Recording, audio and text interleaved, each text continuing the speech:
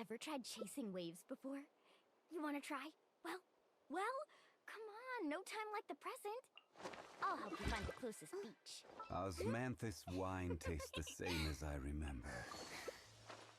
But where are those who share the memory?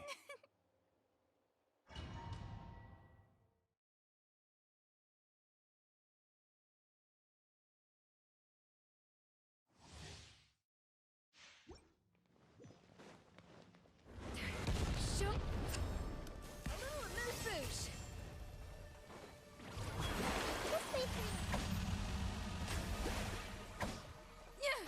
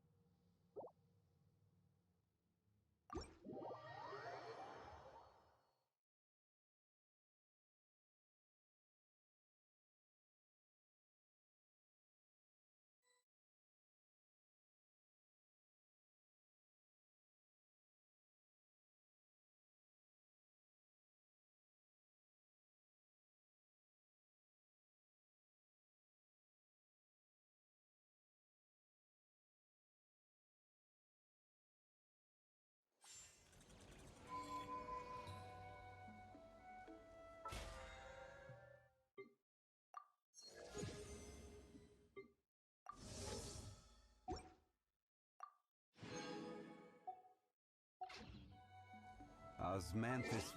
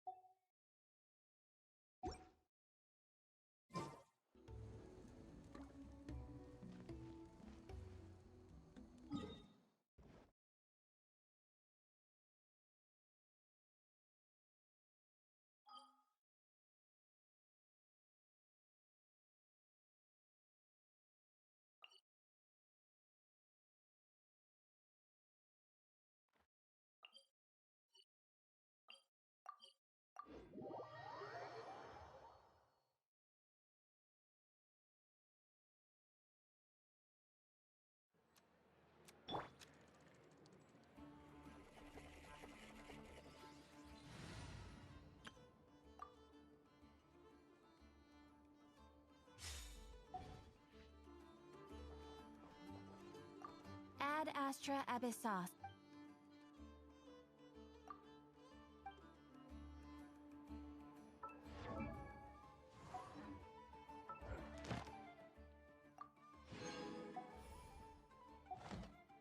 Ad Astra. Thank you for complete. Ad Astra.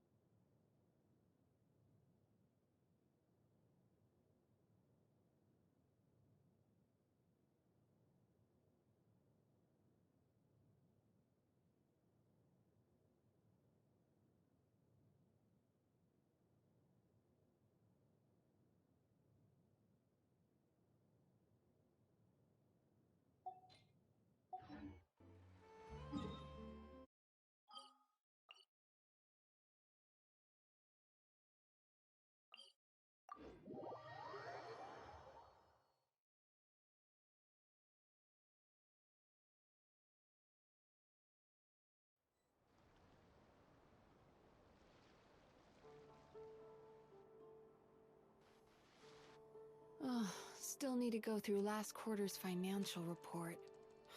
What a headache.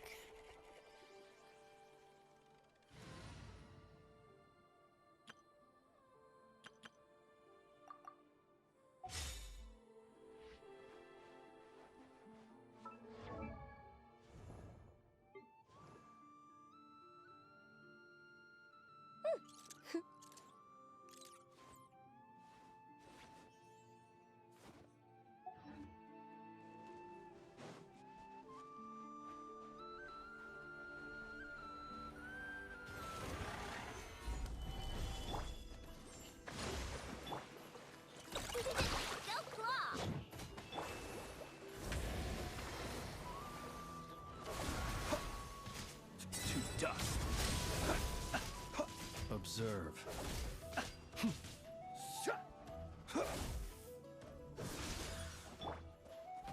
Gather! Rust and rebuild! Look, a rainbow! Chew on this! Close your eyes. Observe. To dust.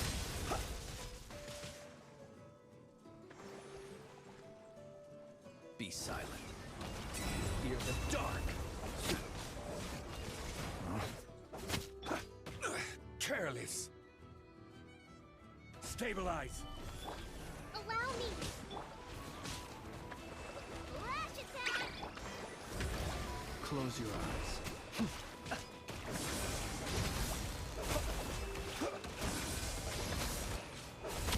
Fear the dark.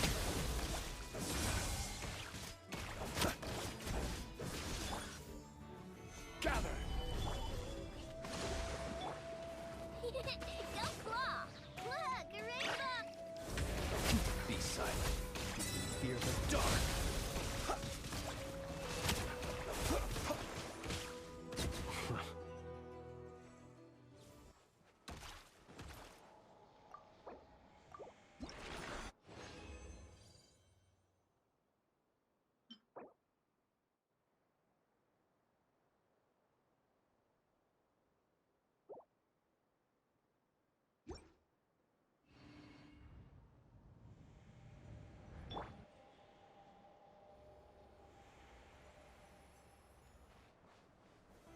Stabilize.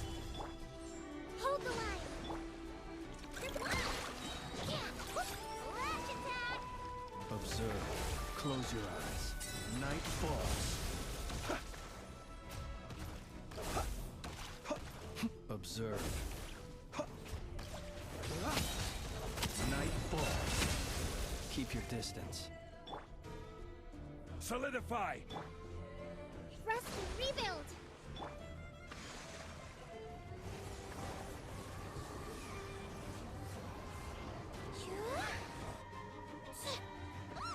Meanie.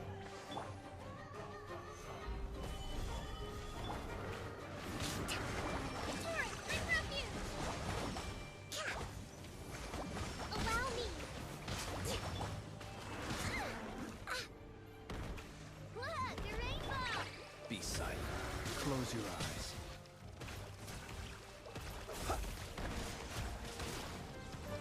To dust. Observe.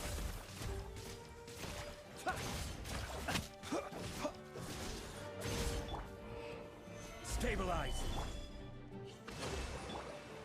Chew on this! Lash attack! Close your eyes. Observe. To dust.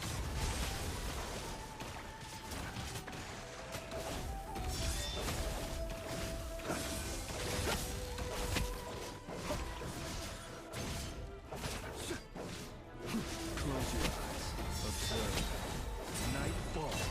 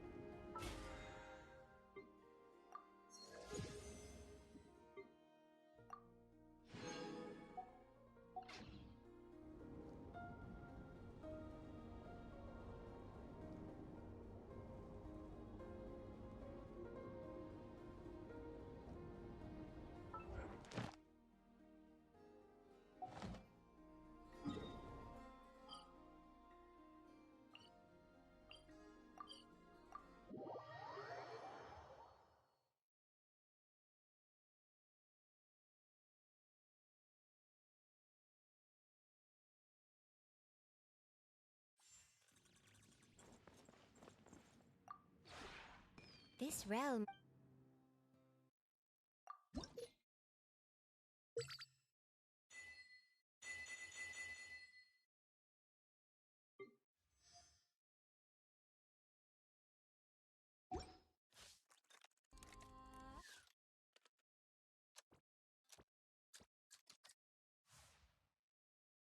If you ever have any questions about...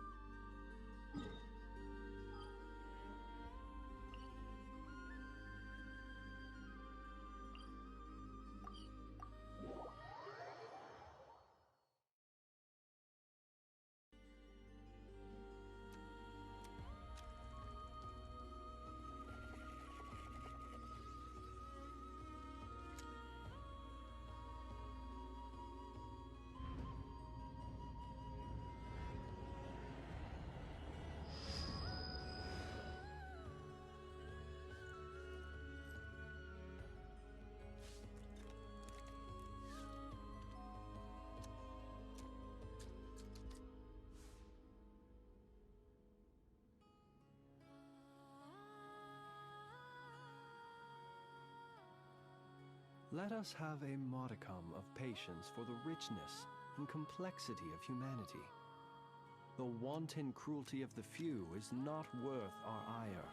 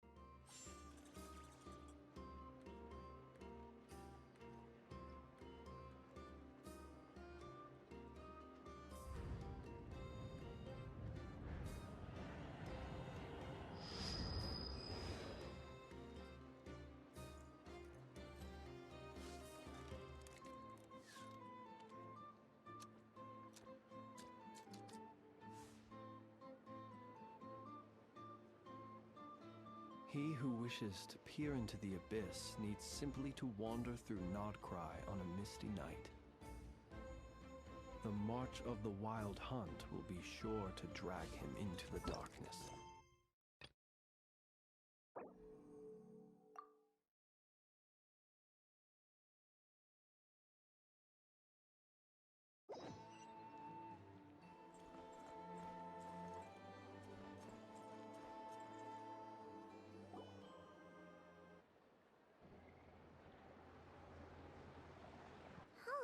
It's been a few days since we said bye to the others in Nasha Town.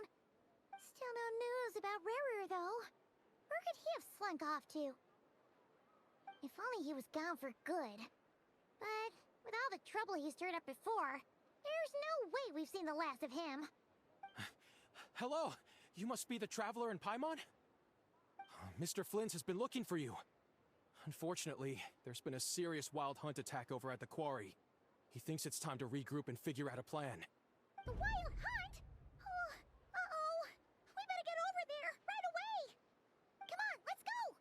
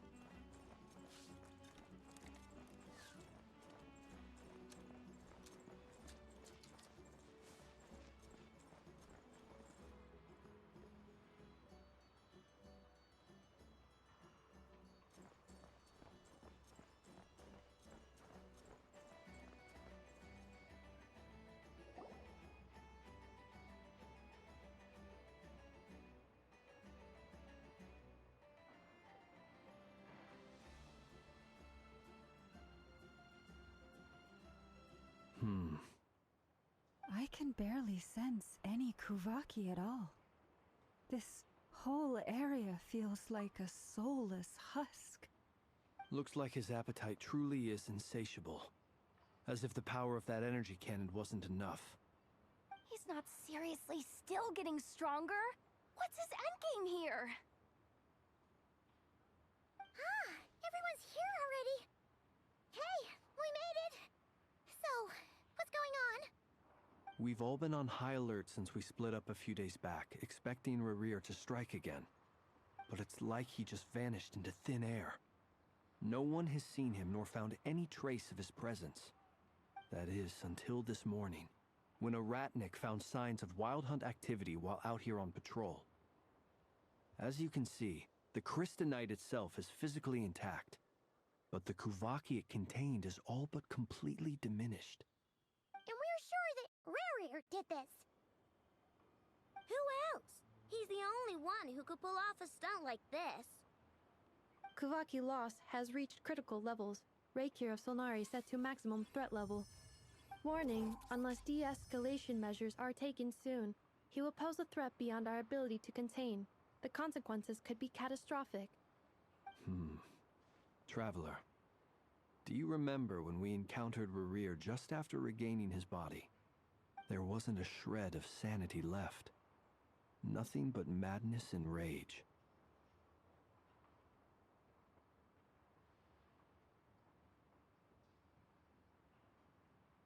Yeah, didn't he shout out a bunch of names? Then, he started raving about how nothing in this world mattered to him. Oh, Paimon gets chills just thinking about it. Oh, but the thought that he's still out there, lurking somewhere in Notcry, waiting for his chance to strike? Oh, even chillier. Last time we fought, we were already at a disadvantage. If he has such overwhelming strength, why would he suddenly go into hiding? Yeah, if I were him and I wanted more Kuvaki, I'd just take it by force. No point staying in the shadows.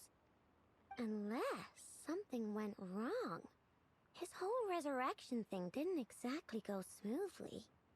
The other thing is, how does someone who's completely lost their mind still have the wherewithal to cover their tracks so perfectly?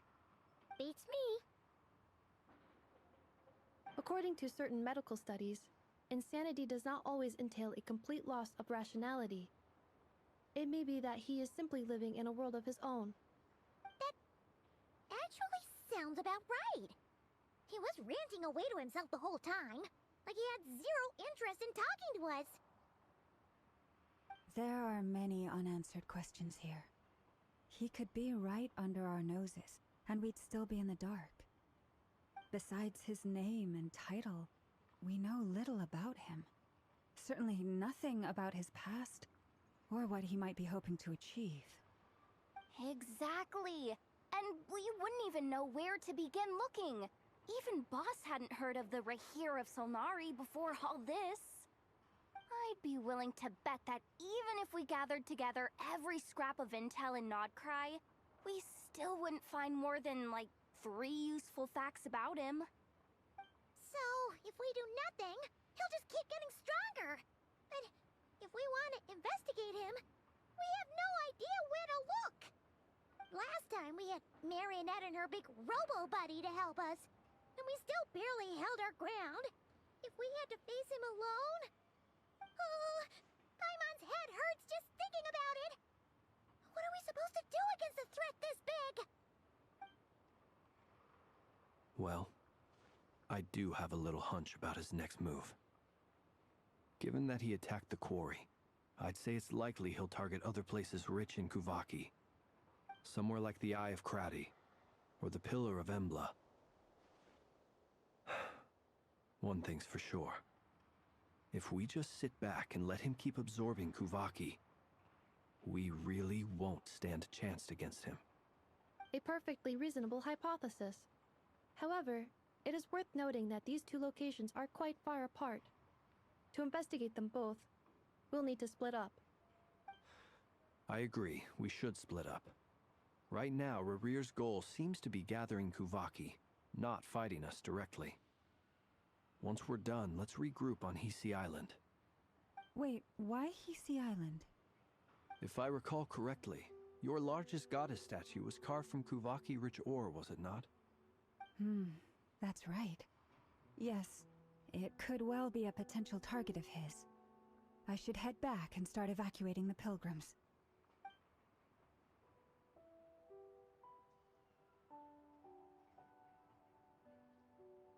Splitting up's always gonna be risky.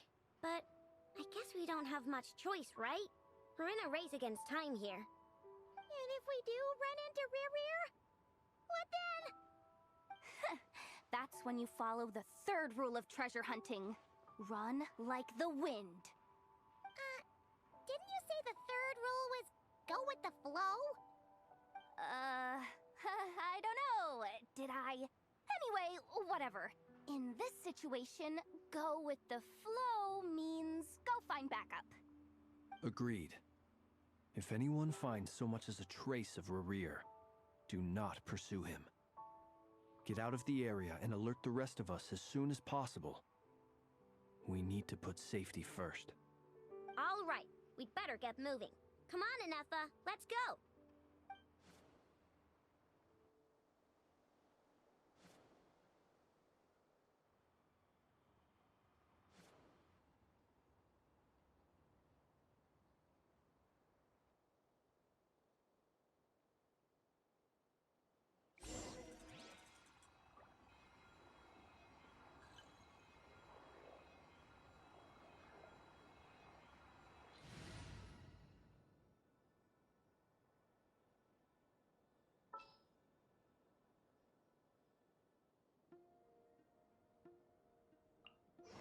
There's still a long road ahead.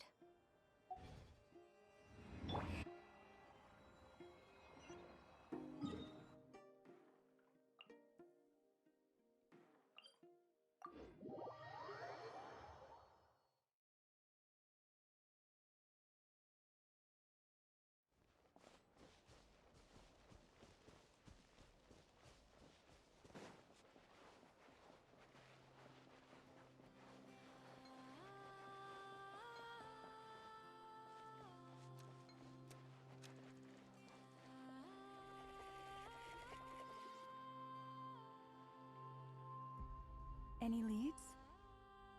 Nope. Diddly squat. No clues to where he might be hiding. It's like he's a ghost. It feels like we're sitting on a powder keg that could go off at any second. Ugh, I hate this feeling. I'd rather face him head on than be left hanging like this. So, you guys didn't find anything either? Not loving the word either. How about you, Flints? I questioned a few Ratniki and eventually narrowed my investigation down to one suspicious individual. But by the time I got to his place, he was already gone. Almost as if he knew someone was on to him. Either that, or he's just extremely cautious, and doesn't stay in one place for long. He's been biding his time for a while now. The question is, where, or what, is his next target? No idea. Since regaining his body, he seems to have lost all interest in the fragment in my possession. If he did still want it, he's had plenty of chances to take it. All we can do now is hope that Aino and Anefa turn up some leads. Darn it, Rerir! If you've got the guts, come face me one-on-one! Wait, he's actually here? I didn't mean it! I swear! No, it's coming from Silvermoon Hall. The Lady Kutar might be in danger. Let's get over there, quick!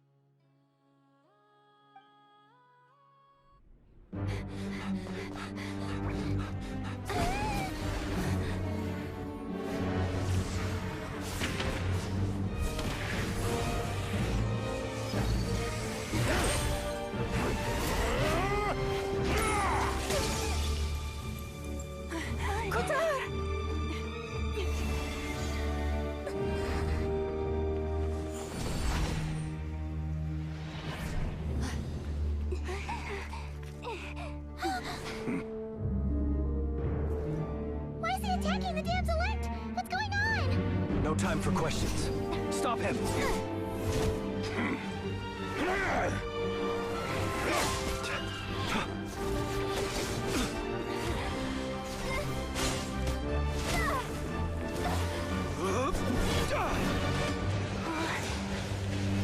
This is insane. Yehuda, get Kutar out of here! On it.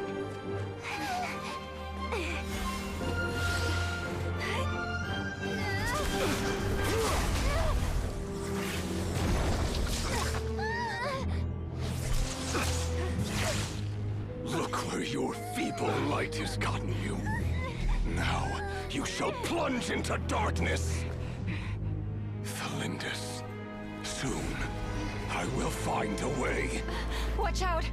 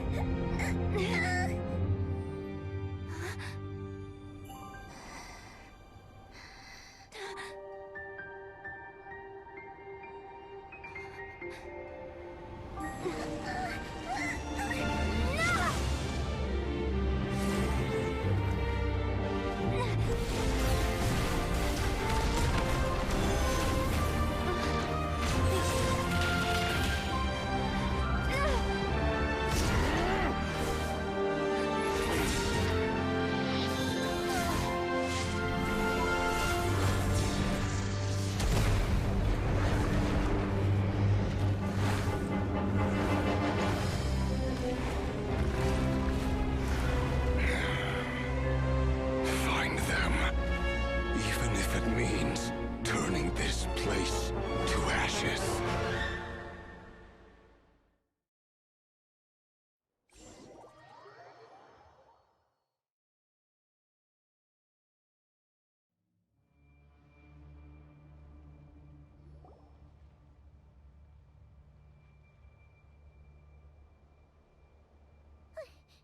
That was too close.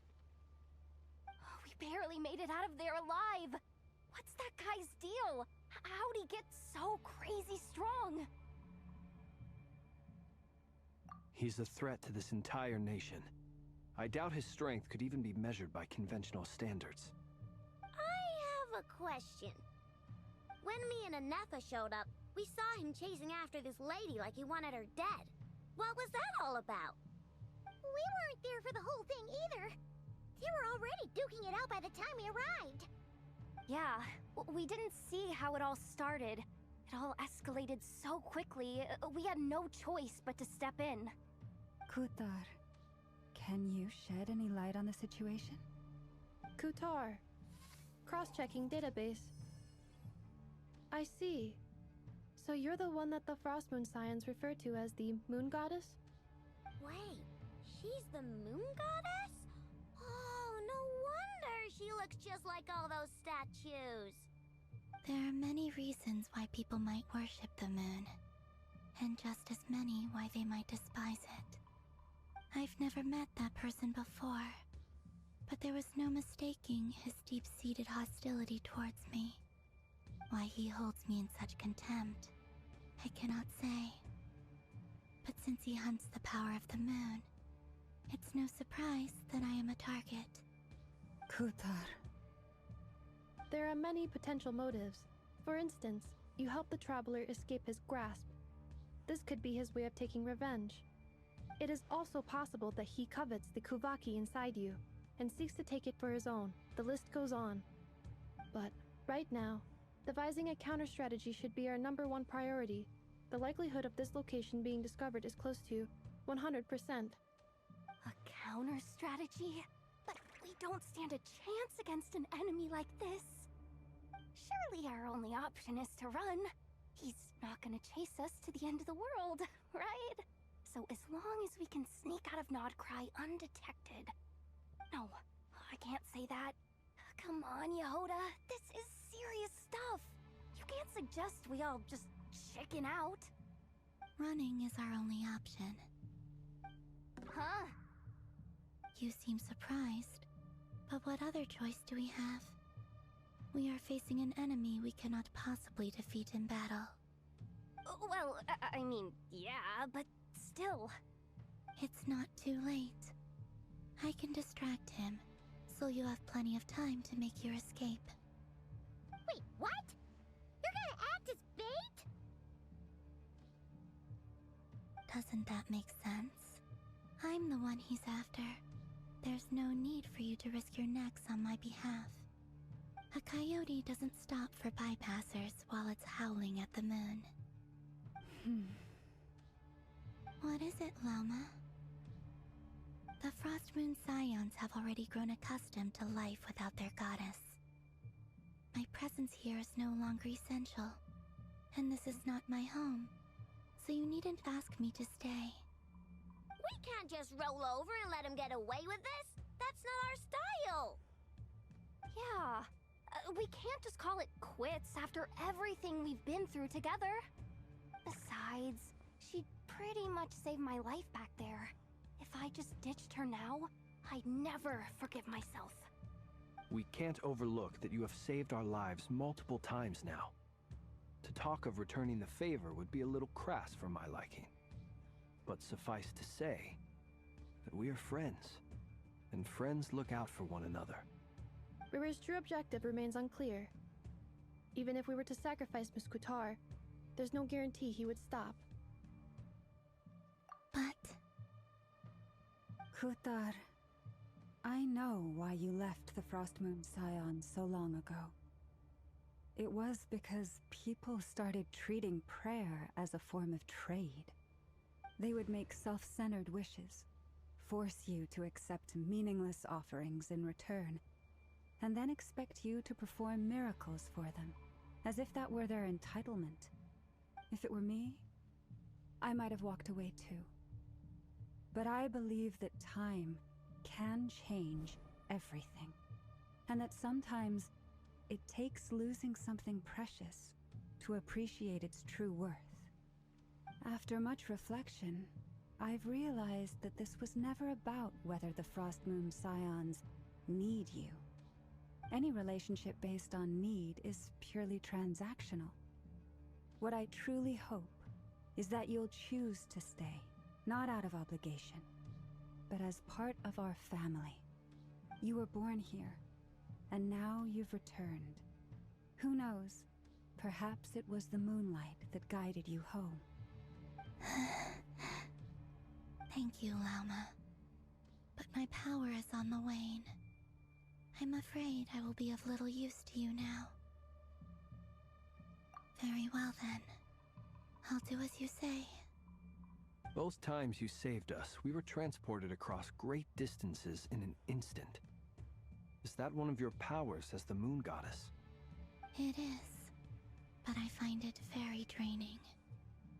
I barely managed to pull it off just now, and it will be some time before I'm strong enough to do so again. Rejected by the world, my power is dwindling. Like a lake cut off from its source, slowly shrinking away. Now, it has almost run dry. What do you mean, rejected by the world? The three moons belonged to the ancient bygone era in which they came into being. From the moment I was born, the world itself has been steadily sapping away at my strength.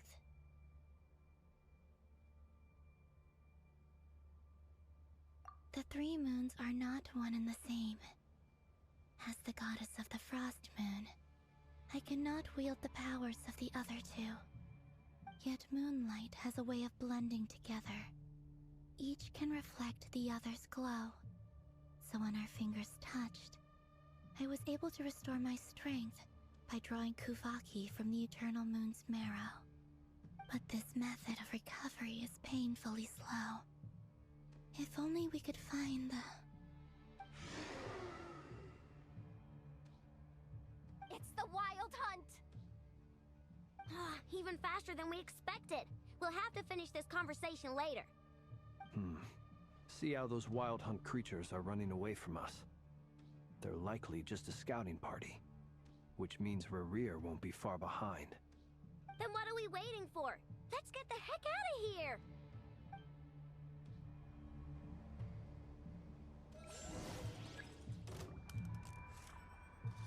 Poor last lamb. Close your eyes. Oh, they just keep coming! This is driving me nuts! Rerir's closing in on us. You need to pick up the pace. There's too many of them! And this time, we can't fall back on Futari's house to escape! This goes on much longer. Being done, water bomb! Ultimatum protocol. For the everlasting curse. Be silent. Close your eyes. Be silent. Night falls.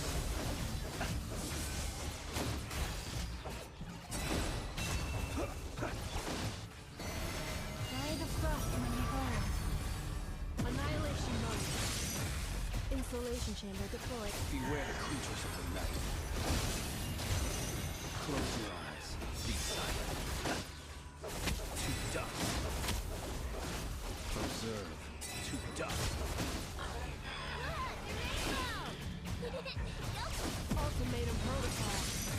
Cleanup sequence initiated. Leave this place. With one heart, we pray. The night comes. Be silent. Observe. To dust.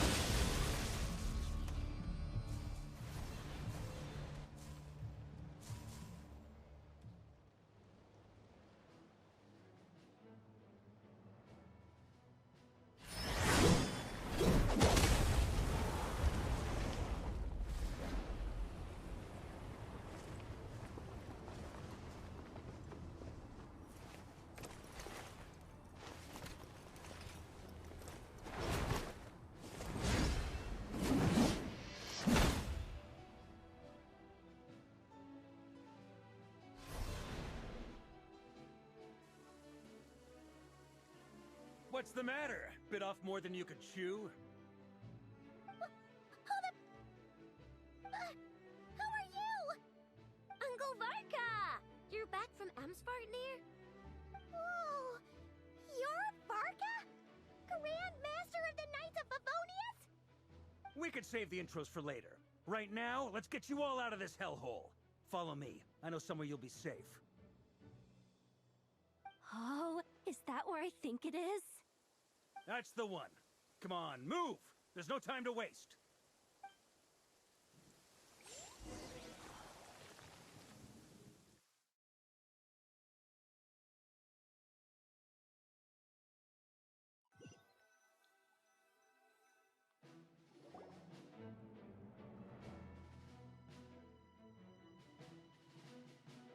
Wow!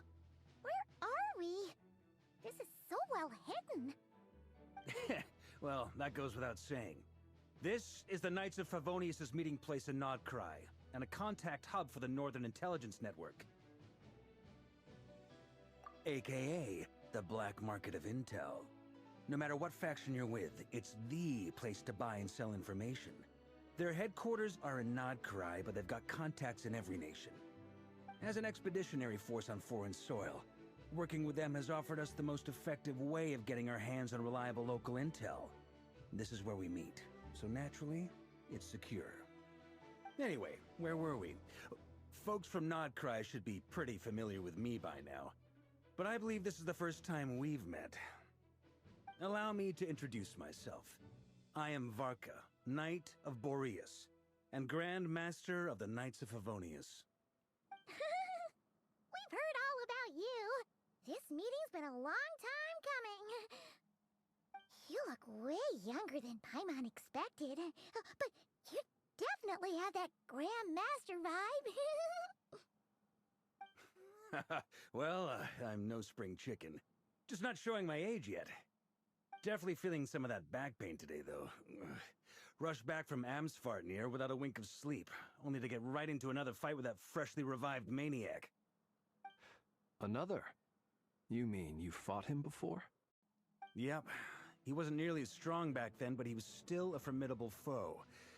I brought some of the knights along to give him a little surprise, but he saw us coming from a mile off. My squad took heavy injuries, and I barely made it out alive myself. We knew it might have been our last chance, so we staked everything on it. But still, it wasn't enough to stop him. I tried tracking him down afterwards, but he didn't leave a trace. Even in his unhinged mental state, he's as cautious as any trained operative. So, I decided to come find you. And as luck would have it, turned up to find you being ambushed by the Wild Hunt. The rest, you already know.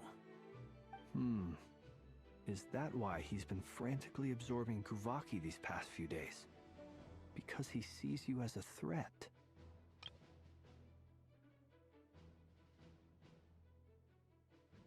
Maybe I'm part of the equation, but even if I weren't, I'm sure he'd still be gathering power.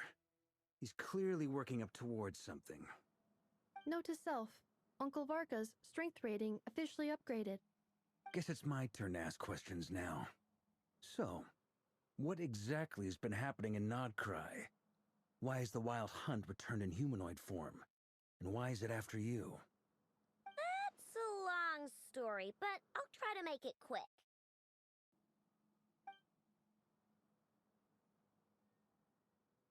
Wow, I had no idea so much had happened. Sounds like you guys have really been through it. So, the Kutar is actually a Fatui Harbinger. And all this Wild Hunt activity in Nodcry is the work of the Raker of Solnari, one of the 5 sinners. That's a lot to take in. Need some time to wrap my head around it all. I'm truly sorry, Mr. Varka.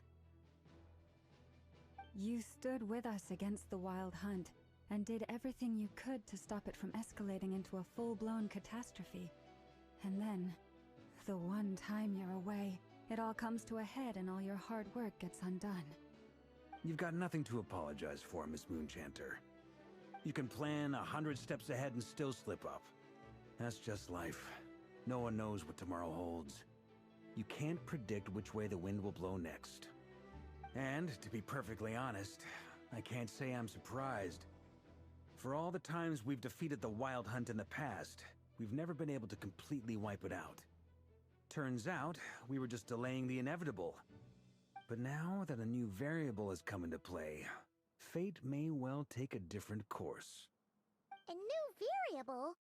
You mean... us? Who else? And in a strange way, I think his resurgence might not be an entirely bad thing. The Wild Hunt is like an unrelenting force of nature, but Rerir is an individual with an agenda. He's gotta have a weak spot somewhere. That said, while I was explaining everything just now, some of the points that Mr. Flint's added caught my attention.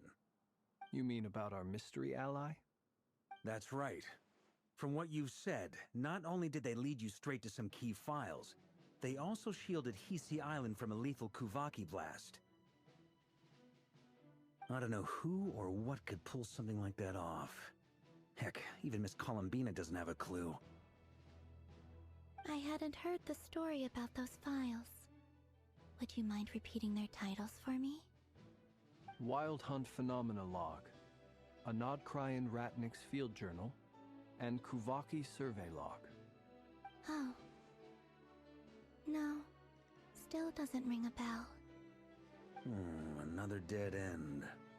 Guess all we can do now is hope that our mystery ally keeps showing up when we most need them. Still, it's safest to assume they won't be intervening again. From here on out, we'll have to resolve this crisis by ourselves. Your intel also explains something else I've been wondering about. The reason I led my team to Amsfartnir was because we'd had reports about a possible source of the Wild Hunt showing up there. But once we looked into it, it turned out to be a red herring. I don't know who was behind it, but clearly, it served its purpose. I doubt it's by chance that he happened to make his comeback while my attention was diverted. And from everything you told me, It sounds like his scheming began well before his return.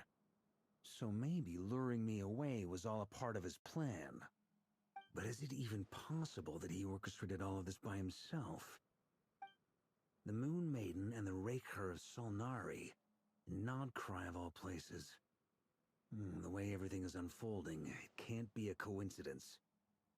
So, what do we do now? Got any ideas? Right now, we've got at least 3 things to consider. Let's go through them one by one. First, we need to figure out how to take down Rerir. If we can't beat him in a straight-up fight, the rest won't even matter. To my knowledge, the bulk of Nodcry's fighting force is already gathered here.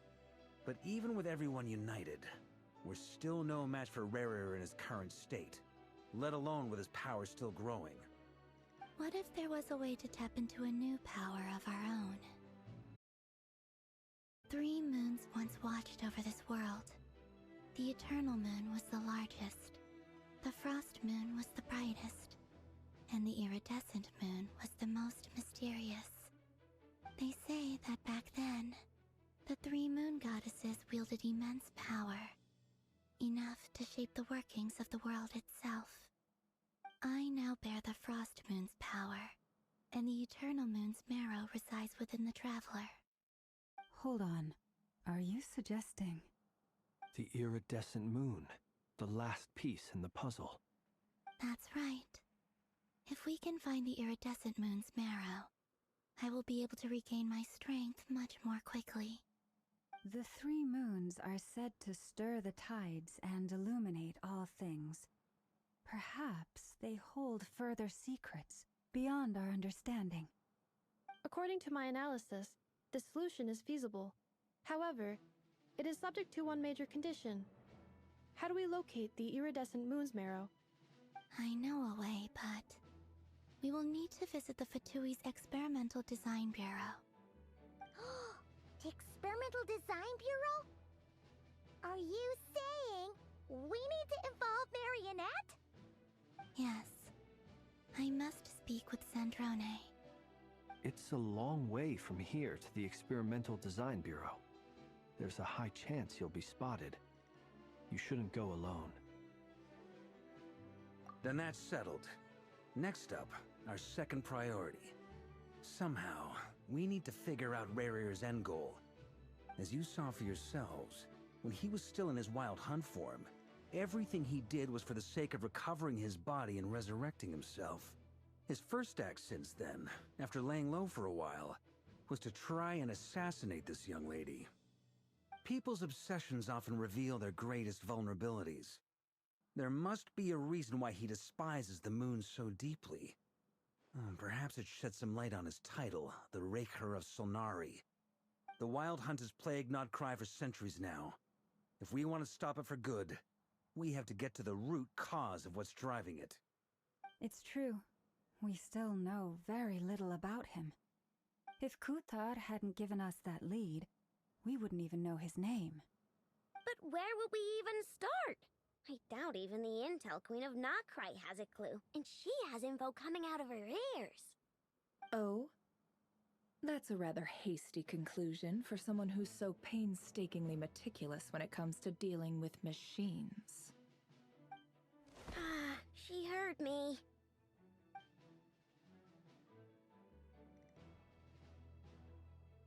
Boss! What are you doing here? I'm now asking myself the same question. I received a letter from a humble knight of Favonius, requesting a meeting to discuss a major business deal. But it looks like this humble knight had something else in mind. Details. Miss Nefer, the important thing is that you've arrived at the perfect time. Since his failed ambush, I've been racking my brains trying to come up with a plan to fight Rerir. Given the severity of the situation, I think it's fair to say that our only chance lies in uniting as one. And I'm talking all the factions in Nodcry. We can't do this without the Curatorium, but I knew it'd be a tough job to win you over. So, I took the liberty of reaching out for a little chat. Wait a sec. How did you even hear about this place, Nefer? Didn't you say this is meant to be the Knights of Favonius' meeting spot? And a contact hub for the Northern Intelligence Network? And isn't it supposed to be super hidden? You really think he could have gotten settled in Nodcry without my help? Besides, I'm the one running this gig. Of course I know where the meeting place is.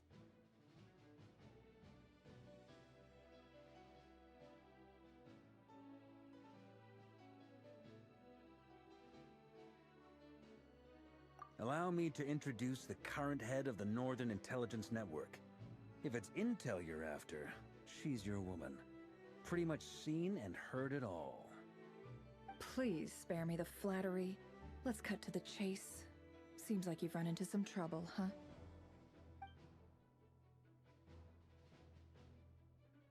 Well, this certainly qualifies as an unforeseen crisis. On behalf of the Curatorium of Secrets, I wish you all the best of luck. So you're just going to sit this one out? Why should I get involved? What could possibly be in it for me? What if we told you we can't do this without you? Oh? Then I'd say, you'd better make it worth my while. I don't work for free.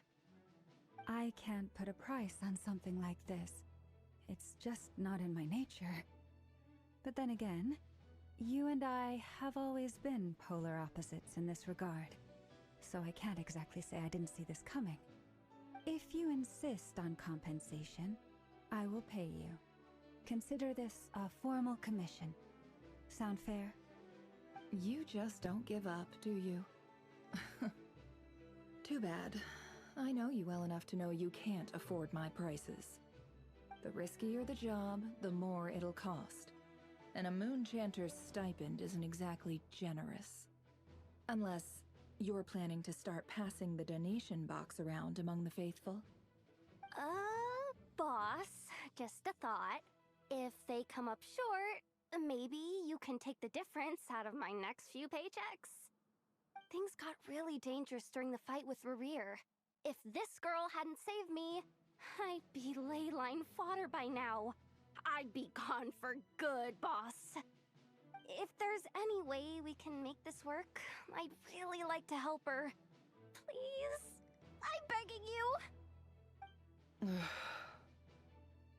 This is why I'm always telling you never accept favors. They are the hardest debts to repay. You have to be careful who you get involved with, or you invite all kinds of misfortune. Very well, Yehoda, I will help. But just this once. Don't count on this happening again. Flynn's, that fragment that Rerir was after, do you still have it on you? Of course. Let me borrow it. I need it to follow up on some leads. Wait, you actually have some leads? Shh. This is top secret information.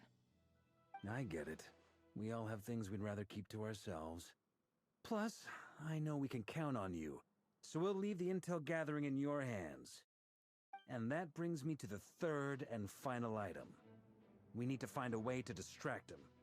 We need time to make our move, so someone will have to stall him. I'm in for this part, no matter what. Anyone coming with? Count me in too. Come off it, you two! Quit playing heroes! I'm way ahead of you here. Nefa did a scan of the Moon Goddess's Kuvaki signature, and we're gonna use it to make some decoys over at the Kramkake craft shop. Anyone who's in, follow me. Once they're ready, we'll deploy the decoys across Nodcry, so as long as the rest of you keep moving, he won't catch on to your scent and won't be able to track you down. I like it. Genius idea. No biggie. All right then, we'll split into 3 teams. Once your team has finished their mission, return here and wait for the others. Dismissed!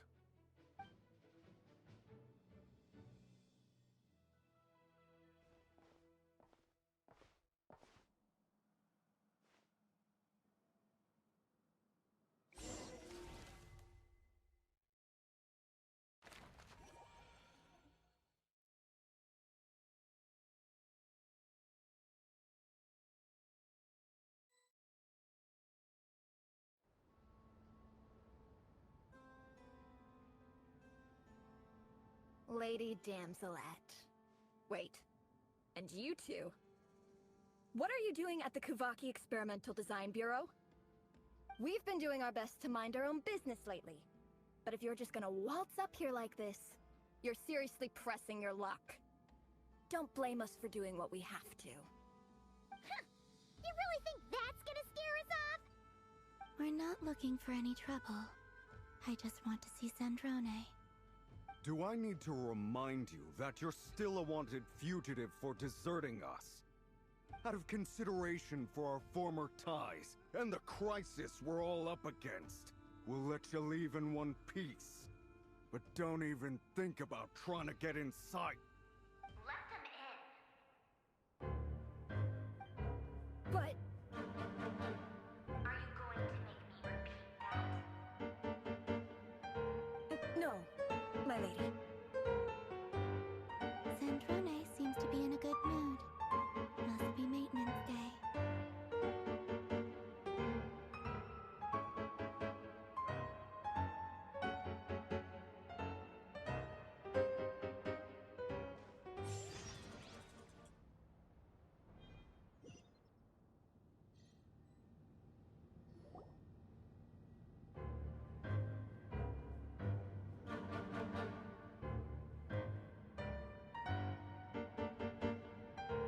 So tell me, to what do I owe the honor this time?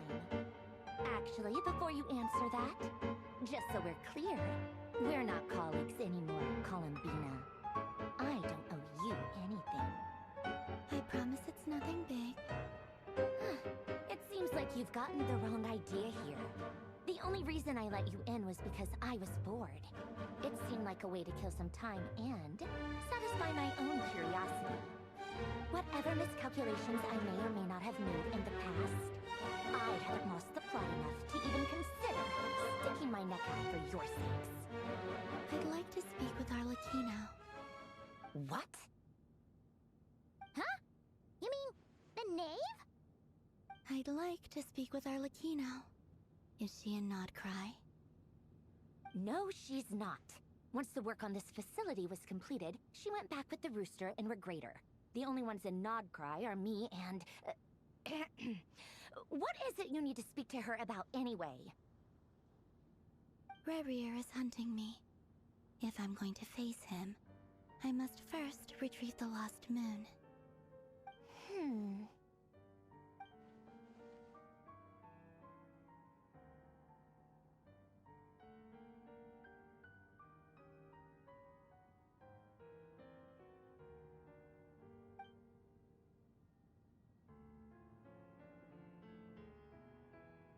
Is that a no, then?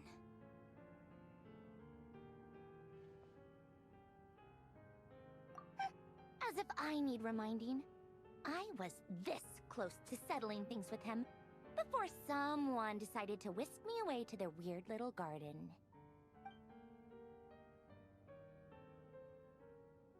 Have you held any tea parties lately? Tea parties? Yeah, obviously. You don't seriously think we'd pack it all in just because you aren't here. If anything, they've been more eventful than ever. Just me, Arlecchino, and a bunch of insolent, insensitive guests who won't stop asking where you've gone. Oh, they've been a real joy. I bet you served them the worst tea you have. Just like you used to do to me when I upset you. Who cares about how good the tea is when there's no one around to drink it? I keep losing people. First Rosaline, now you. I'm running out of people who can make me laugh. Honestly, what could be more ridiculous than a multi-centenarian goddess who's only ever had the plain herbal tea she received as offerings? You'd always brew a different type of tea for me each time. Was it really just to see how I'd react?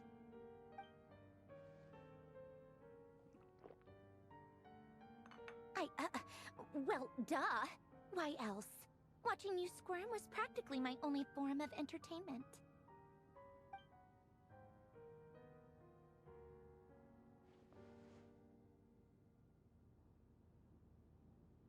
Oh, yeah. And Capitano sometimes used to bring Tartaglia around too. But I guess we won't be seeing him again. Well, I guess we are overdue for a get-together. Polonia! Have Fevronia pass a message to Arlecchino for me. It's time for tea. Will suffice. Pass along a message for me, too, if you would. My body cannot contain the marrow of 2 moons, so I'll be leaving one of them in her care. Excuse me? Who said you were on the guest list? If my tea meant that much to you, maybe quitting the Fatui wasn't your brightest move. Back when you were under the Tsaritsa's protection, no one would have dared come at you so openly. But that protection didn't come for free.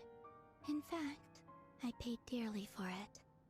At the end of the day, it was just another transaction. I just got tired, that's all.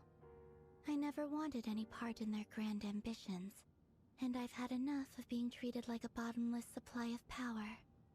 It brings back memories from the old days, when I was still worshipped as the moon goddess. Centuries on, it may be a different group of people, but I see the same greed in their eyes. I figured you'd leave eventually. You didn't have as much of a reason to stay as I do. The Tsaritsa gave you shelter and protection, but that was it. Nothing more, nothing less. Meanwhile, the Fatui demanded everything from you in return, until it was more than you could bear. I get why you left. And frankly, I have no interest in dragging you back just because the higher-ups told me to. But if you keep hanging around with this riffraff, the next time we cross paths, we might be enemies for real.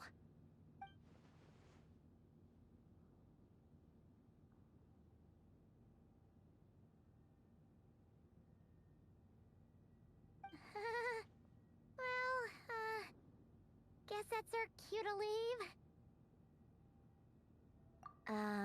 That might be your plan.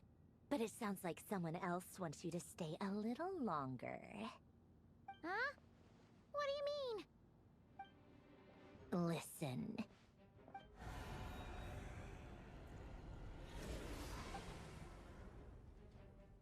My lady, it's the Wild Hunt.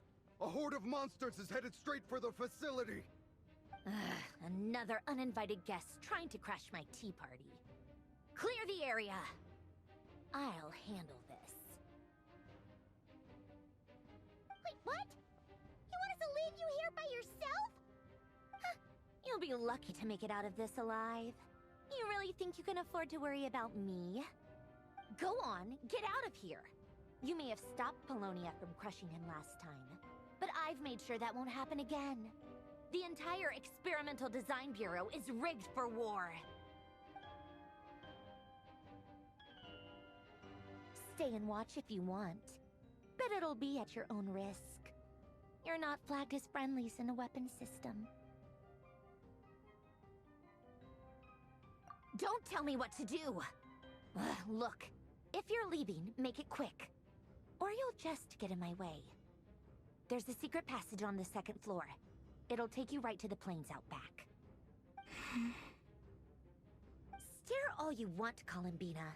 You're not getting another invitation to my tea party. I know. But thank you anyway, Sandrone. This is exactly why you shouldn't hang around with those people. All their melodrama and sentimental nonsense is rubbing off on you.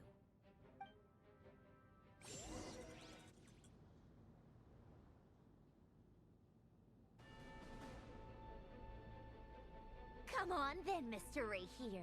Let's pick up where we left off. It's your Wild Hunt monstrosities versus my beautiful creations. Let's see who comes out on top.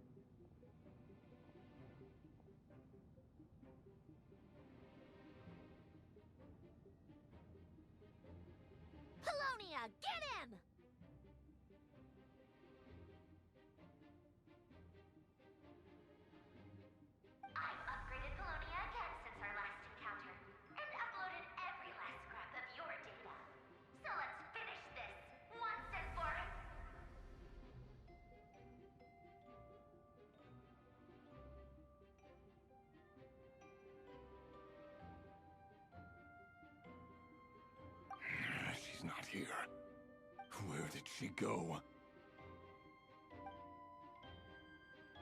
Hey! Over here, you big... Cursed moon. Go. Keep searching. She cannot have gotten far.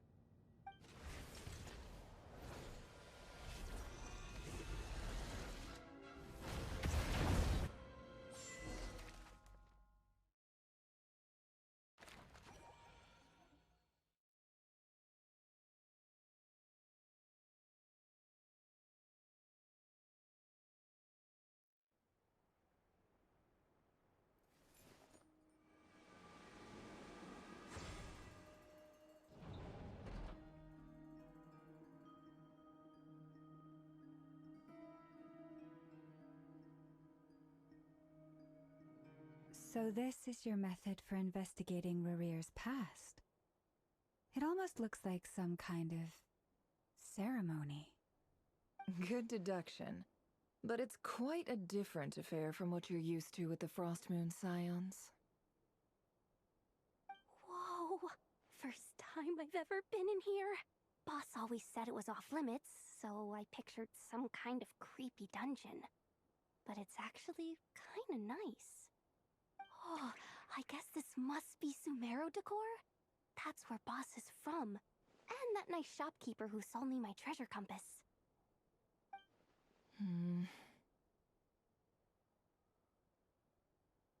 I'm not sure exactly what you've got planned, but it looks like you're all set. When do we begin? Whenever we wish. But for some reason, I've got a feeling this isn't going to end well.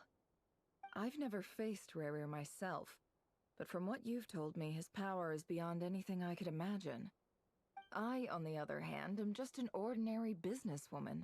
Our paths should never have crossed, yet here I am, forced to make an enemy of him. If you ask me, you're about as far from ordinary as it gets. So what are you saying? You're getting cold feet? Once I take a job, there's no backing out. Still, I have to ask myself if the power I'm relying on will even work on an opponent of this caliber. And also how to make sure I come out of this alive if things spiral out of control. Death is the one thing we can take for granted. It is the great equalizer, however fortunate or unfortunate we may otherwise be. So it's important to consider how to spend what lifespan we have left. Come on, boss. Lighten up. Quit talking about death. It's bad luck. For once, I agree with you. When you're up against a foe like Rarir, there's no such thing as being too prepared. Is there anything I can do to help? That won't be necessary. I've already made up my mind. Time to cash in a precious favor I've been saving for a rainy day. Yehoda, I need you to find someone for me. The sooner the better. Find who? That shady merchant who sold you an overpriced treasure compass the other day. Come on, boss. You're pulling my leg again. In what way is she shady? She showed up when I was completely lost and sold me a neat little gadget that was exactly what I needed. Trust me, she's a good person. Anyway, I know who you're talking about. Don't go anywhere. I'll be right back.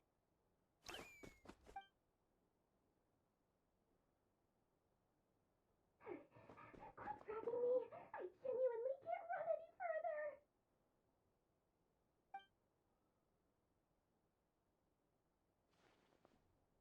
Hey, aren't you... What is it? What's the big rush? You dragged me out of a dream where I was literally swimming in Mora. I'm charging double my usual attendance fee. See, look how easygoing she is. After that rude awakening, she could have completely snapped at us. But instead, she kept it together and just asked for an extra fee. Dori Sangama Bay? I never would have pictured you two doing business together. If you want to make make it big in Nodcry, it's all about connections. Lady Nefer just so happens to have a lot of intel that interests me. And she also did me a big favor in the past. It was back when I first arrived in Nodcry. My trusty assistant, the genie in my lamp, had an adverse reaction to the Kuvaki and fainted. And wouldn't you know it, that's when I suddenly find myself in a life-or-death situation. Good thing my compatriot was there to swoop in and save the day. I've been giving her a 30% discount off all of my goods ever since. Now, so that no one here feels left out, I'm willing to extend a 20% discount to fellow friends of Boss Nefer. Plus, any other friends you send my way will enjoy 10% off. What can I say? The great Lord Sangamabe is nothing if not generous. So, let me guess. You've run into some trouble? I've got everything you could possibly need, and the more you buy, the more you'll save. You guessed correctly. What have you got in the way of survival gear? The one type of gear I've never been short on. What are you looking for? A jetpack fresh from the Academia's labs? An ancient suit of armor dredged up from the bottom of the sea? At the very least, I need to know what kind of opponent you're dealing with here. If even you're worried about staying alive, it must be pretty serious. What if I told you it's someone with the power to bring a nation to its knees? Is that so? Then we really are talking top-shelf treasures. I don't have anything like that in stock right now. I'll have to ask my supplier. Your supplier? A powerful woman, make no mistake. I can't reveal her identity, but luckily for you, I hear she's planning to visit Nodcry in the near future. If you're willing to wait, I can ask her when she's here. Can't say exactly how long that'll be, though. Then, let me put it another way. What would you do if you encountered an enemy like that? Roll over and serve yourself up on a silver platter? Of course not! I have a handy little trinket from one of my generous suppliers, which... Hold on. What exactly are you getting at? No, no! This is for my personal use only! Let's just say I'm borrowing it, all right? Just for insurance purposes. You'll get it back later. Favors are the worst kind of debt to owe, and now you've got a chance to repay one. A win-win situation, don't you think? Fine. You can borrow it for 5 days. No, make that 3. And for every extra hour after that, I'm charging you 1,000,000 mora. Deal? Deal.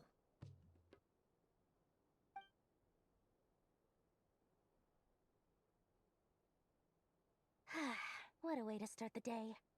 Now, was there anything else you wanted? Or can I go back to bed now?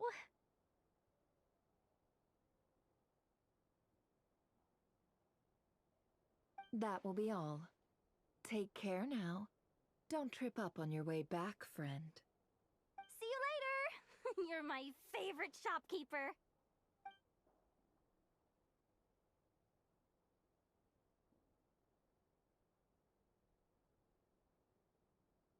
Excellent. Everything is well and truly ready. The ceremony can now begin. After initiating the ceremony, your minds will follow me wherever I go. You will see many strange things in your mind's eye. So remember, don't be frightened, and don't make a sound.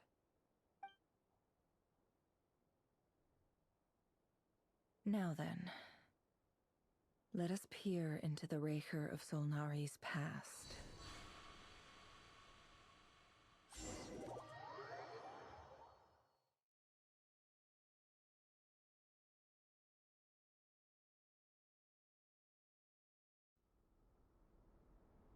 I made it.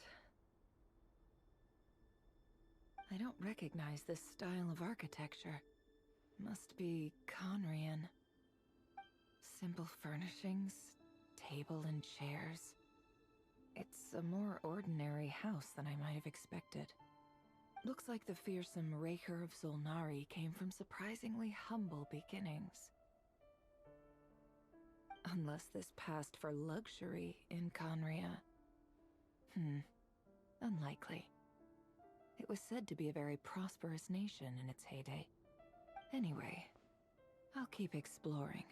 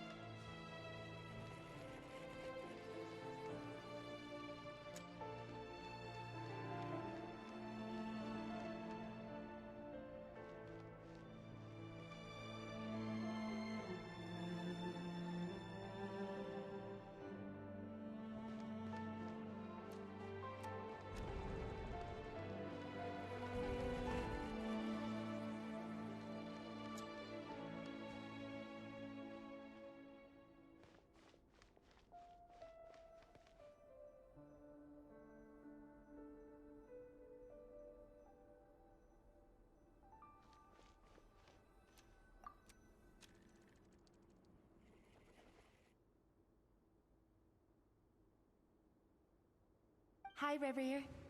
Since you're working extra hours tonight, I thought I'd keep myself busy by checking out that new kebab shop. I've heard good things about their menu. I'll test it out, and if it's as good as everyone's saying, let's go back together sometime. P.S. New stash from the Universitas Magistrorum. I brought some goodies home. A few teacups and a pin rack. Hope you like them. They didn't sign their name, but they must have been close. Sounds like they were living together.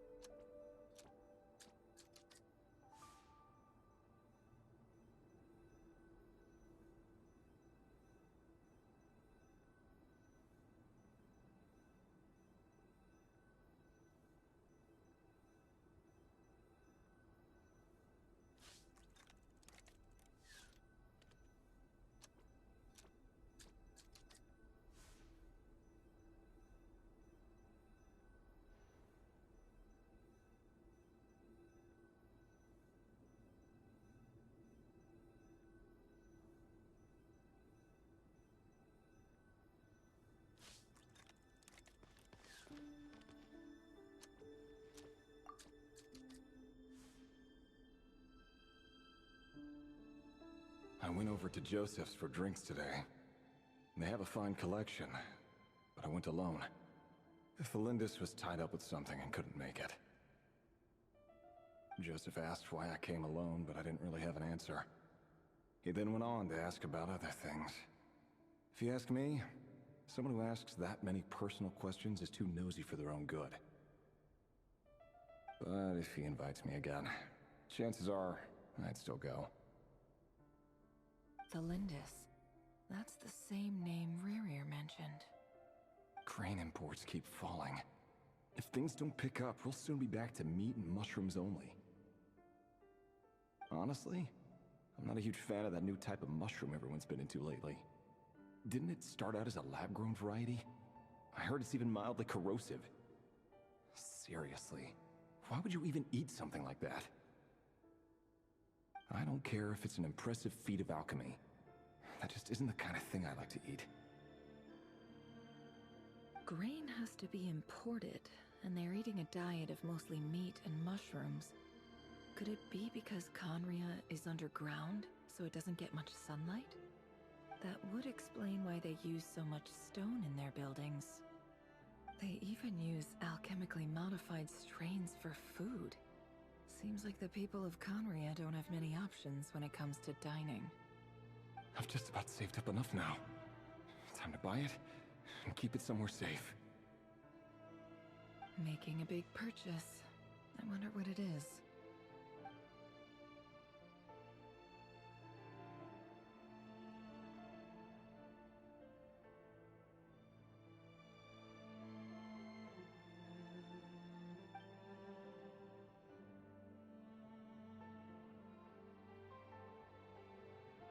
He really is a professional. No wonder he's so good at covering his tracks.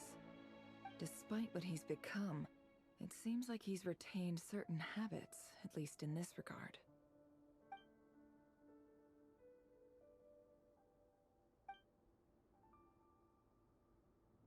Did Rerir rip it out himself?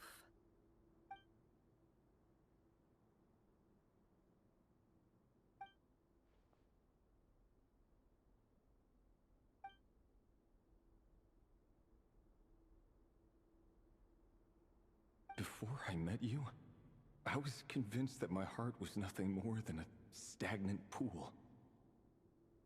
The burial place of a fallen moon. A withered, windless grove where the waters rested forever unrippled. It was you who helped me see that my heart hadn't entirely withered away. That it could still beat to the rhythm of love. This is just trivial sentimentality from the looks of it. Why would he go to the trouble of hiding that? The burial place of a fallen moon.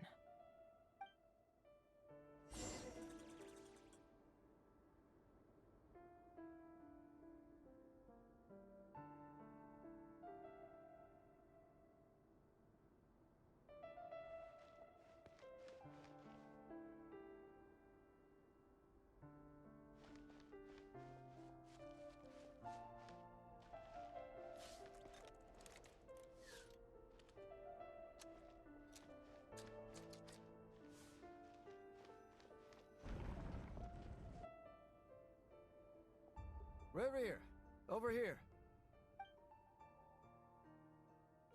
Dane! Oh, and, Vedelfin here? What a surprise to see you here, sir. Hello there, Rerir. You need not address me so formally outside of court. He doesn't get that much free time, so I invited him over for a drink. Even the court prophet deserves a break every now and then, right? Well, I'm flattered. So, what are we discussing today? Hey, don't look at me. As far as I see it, we don't need an excuse to have a few drinks.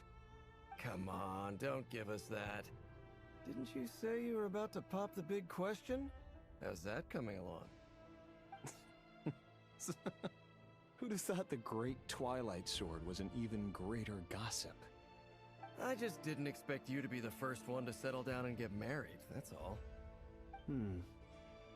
Yeah. If you told me that a few years ago, I wouldn't have believed you either.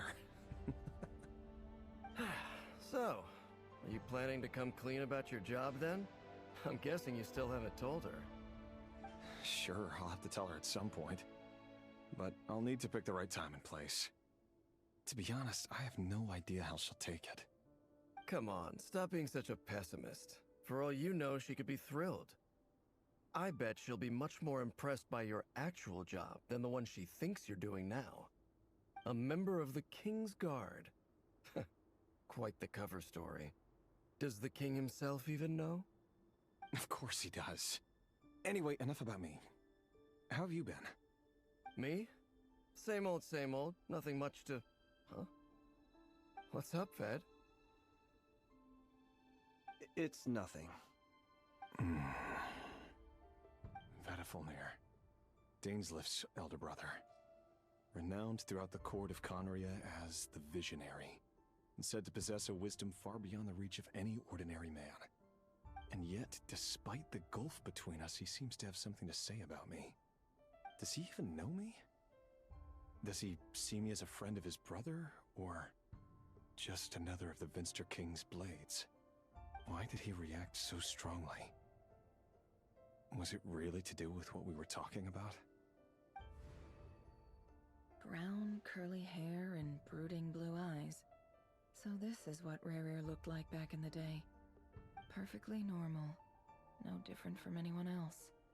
As frightening as this monster is in the present, there's something even more unsettling about seeing the human he used to be.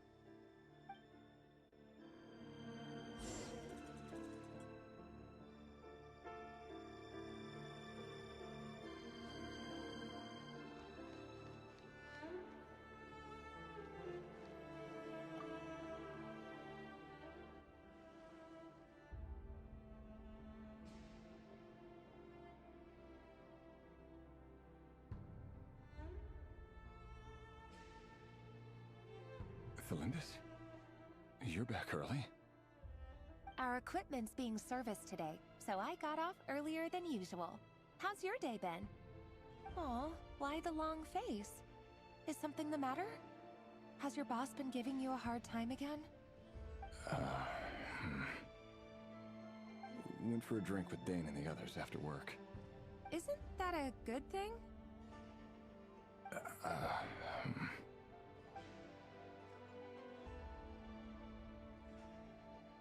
Vedifulnir showed up today, too. You know, Dainsleif's older brother. Ah, Mr. Vedifulnir. Yes, I've heard of him. They say that everything he says ends up coming true. He overheard Dainsleif mention that I'd recently proposed, and seemed to have an issue with it. But when I asked what it was, he kept it to himself. So, you're worried? You can be such a child sometimes, Revier. We're nobodies. Why would the Visionary be concerned about us? I'm sure someone in his position has much bigger fish to fry. Maybe you're right. You worry too much, Revier. We've been together for ages now, and everything's been going so well, has it not? You've even proposed to me.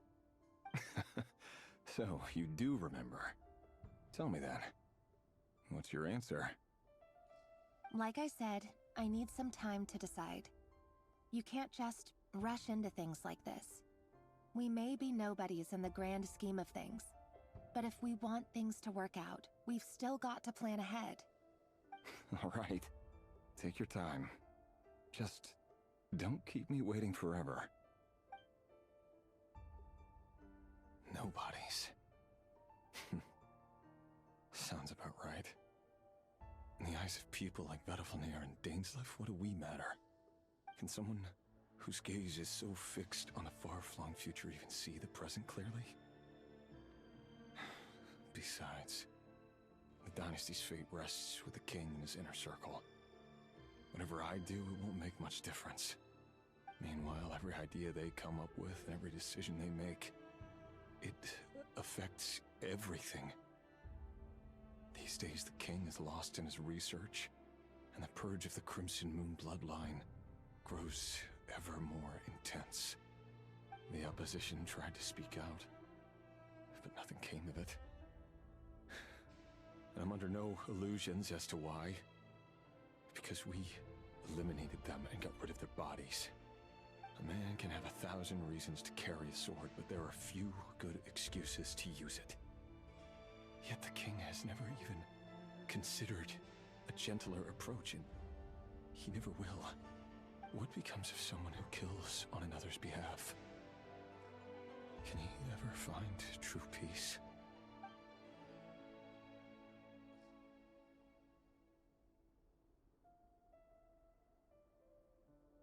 Thelindis?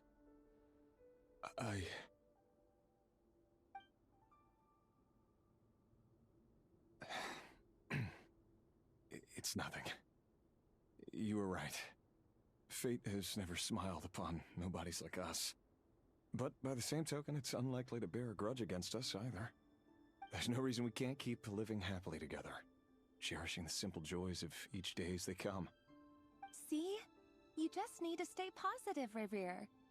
I can feel your warmth, your breath. You're right there, right by my side. Just seeing you makes me happy in a way I can't explain, and that's something that no one could ever take away from me. So smile, my love. Let go of that frown. You're right, Thelindis. I've just been overthinking things. That's better. Getting caught up about things like this will only ruin our evening. Speaking of which, all set for the ball tonight? I need to go get ready. You go ahead. I just have a few things to take care of, then I'll come join you. Even busier than the big shots, huh? Fine, I'll go get started. But don't be late. If you keep me waiting too long, I won't be a happy bunny. Relax. I'll be there. Seriously, though, you drive a hard bargain. You're really gonna leave my proposal hanging and still expect me to take you to the ball? Well, that goes without saying. I already told everyone I'd be coming with a dance partner. Besides, they're two completely different things. Let's take it one thing at a time, all right? All right. White outfit it is. It seems like Rerir was deliberately hiding his ties to the intelligence services by giving the impression that he was just an ordinary member of the Vinster King's Guard. He clearly doesn't want his would-be fiancée to know about his other life. Then again, that's hardly surprising. People in the intelligence trade rarely do. Who'd have thought we were in the same line of work? Let's dig a little deeper.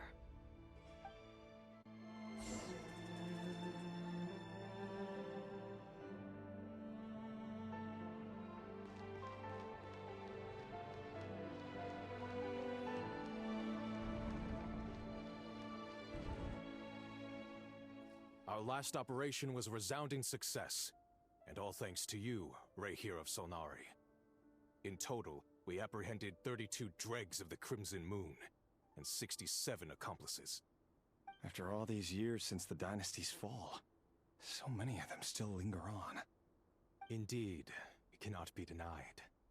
Yet it was destiny that the Crimson Moon should be overcome by the eclipse, and that His Majesty, the all-seeing Vinster King, now guides our nation on the path to prosperity. Conria has no further need for a dead moon. But alas, there will always be those who refuse to see the truth, choosing instead to romanticize the past. That's not entirely true. Much about the Crimson Moon era was worthy of remembrance, and that's exactly why they keep trying to see it restored. Many of its secrets remain unsolved to this day. As it happens, that's precisely the field of study my partner is devoted to. You still haven't told her what you really do for a living. Where would I even start? How do you tell someone that you're one of the king's hand-picked executioners? That your hands are steeped in blood? You didn't choose this life, any more than I did. Orphans like us don't get a say. But I'll sure as heck be the one to pay for it. Speaking of which, we need to be more rigorous in the way we identify direct descendants of the Crimson Moon. Someone, it seems, has strong opinions about my future plans. Most likely my marriage in particular. I have a feeling that we may soon become targets of the Crimson Moon's retribution. Your concerns are not unfounded. They've taken out many of our colleagues these past few years, and for that very reason. These are no helpless lambs we're leading to the slaughter. They're wolves in sheep's clothing. Take care, Rehir of Solnari. I look forward to toasting you at your wedding. Thanks, Torkel. You look after yourself, too.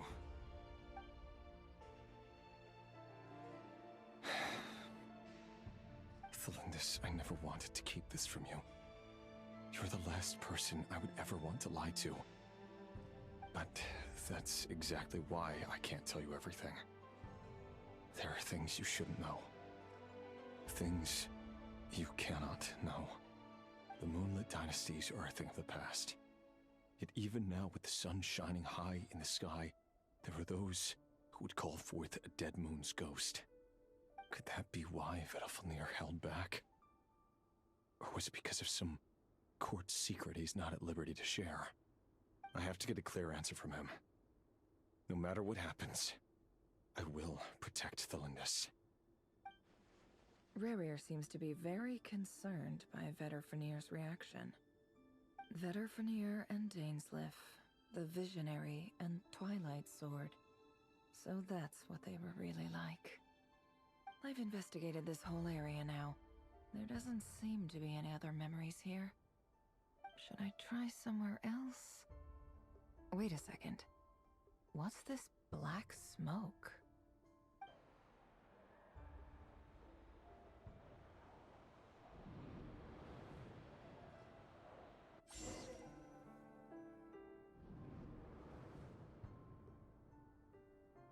So, he's late after all.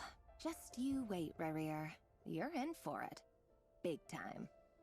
Are you waiting for someone, ma'am? Could I tempt you into buying some flowers? Oh, sure. Pick me out a pretty bunch if you would. Thank you. But I'm afraid none of them are as pretty as you. For someone so young, you sure have a way with words, don't you? I'm only telling the truth. Look me in the eyes. You'll see I'm not lying. May we have a word in private? Who are you? And what do you want? It doesn't matter who I am. Too many of our kind have fallen lately, so I decided to take the risk of reaching out. Not long ago, the Rehir of Solnari led an assault on one of our strongholds. We suffered many casualties, and many who came to our aid lost their lives as well. Sorry, I don't know why you're telling me this. And I don't want to get involved. Wait, hear me out. This time we finally got a clear look at his face and learned his true identity. His name is Rerir, and he claims to be one of the King's Guards. What did you say? A cruel irony, isn't it? The man you're set to marry leads a double life as a brutal executioner. But surely, you must have caught a whiff of the blood on his hands. Why are you telling me all of this now? Simple. It's because... How strange. Rerir was nowhere to be seen in that memory. It clearly belonged to Thelindis. Rerir couldn't possibly know what happened if he wasn't even there. Why would her memories appear in his fragment? The ceremony won't last much longer. I think it's time to call it a day.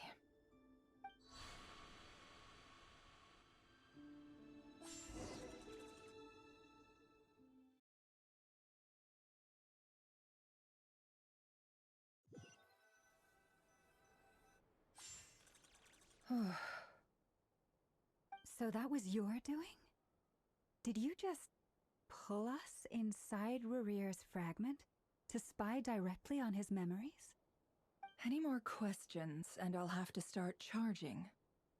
I had no idea you could do that, boss! Seriously, that was amazing! We're not worthy. We're not worthy! I gotta admit, though, I'm itching to see what happens next. Feels like we barely scratched the surface. I'm just as curious as you are. But the ceremony only allows for limited time inside. That's all we can see for now. Luckily, we managed to learn quite a lot. So far, so good. I just hope the others are doing okay too. Especially the group with the Traveler. Their mission is a risky one. Let's hope it's all going smoothly. If you're worried about them, go see how they're doing.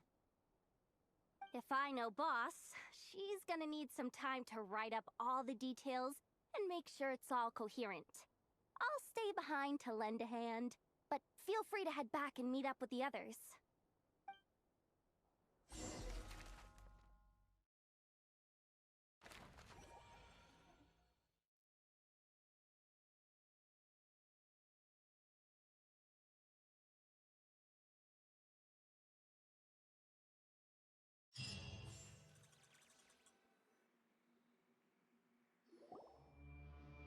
Oh, they've been prowling around for nearly 2 days now.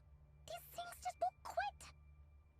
Oh, they might not have seen us yet, but them constantly sweeping the area, our way out is completely blocked. Oh, that's never gonna work. One little slip up and it's game over. If they spot us, they'll run straight back to Rare. And once he knows we're here, it won't be long before he's breathing down our necks again.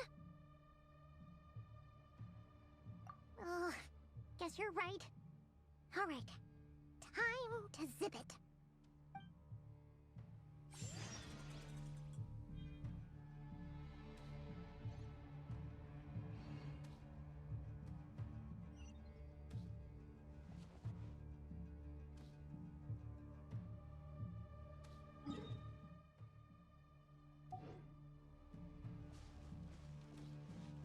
Quick, hide! We almost got spotted! Phew, that was a close call.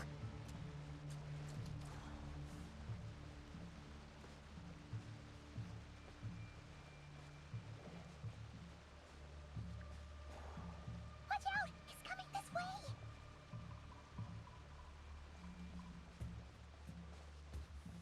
Keep going. We're nearly there. This is the final hurdle.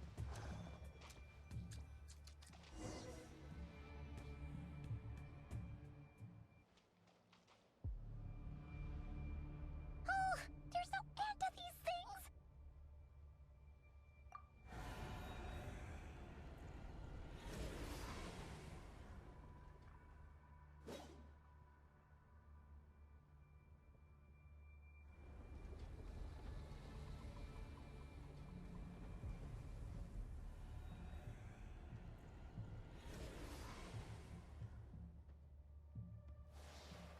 Fire. Fire? Wait, what's that smell? Oh no, there's a fire!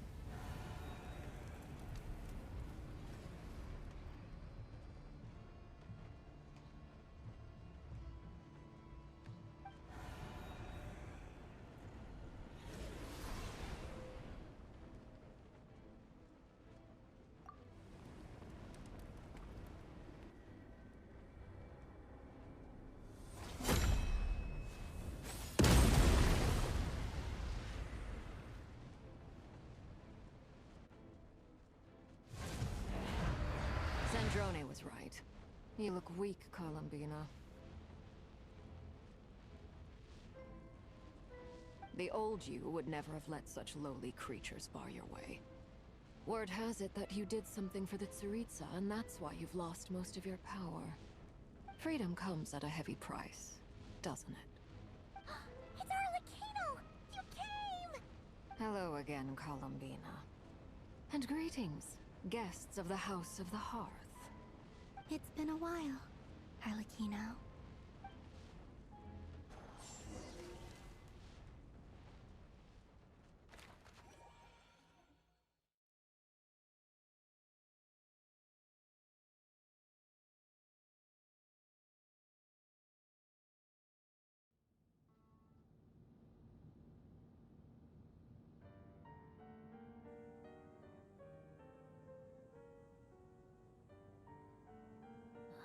stupid right here of stupid Solnari. Ugh, whatever. I've got all the data I need. Next time we meet, you're finished.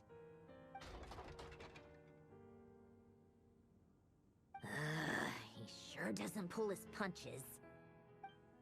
Excuse me, do you need a hand?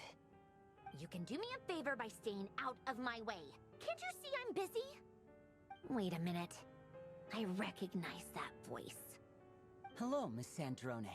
Father sent us over to help. Huh. How considerate of her. Hey, Fremine, get over here and help me fix this. Lenny, you do your thing. Just keep your sister away from my machines. Nearly every machine that Catgirl touches ends up going haywire. Go put her on cleaning duty or something.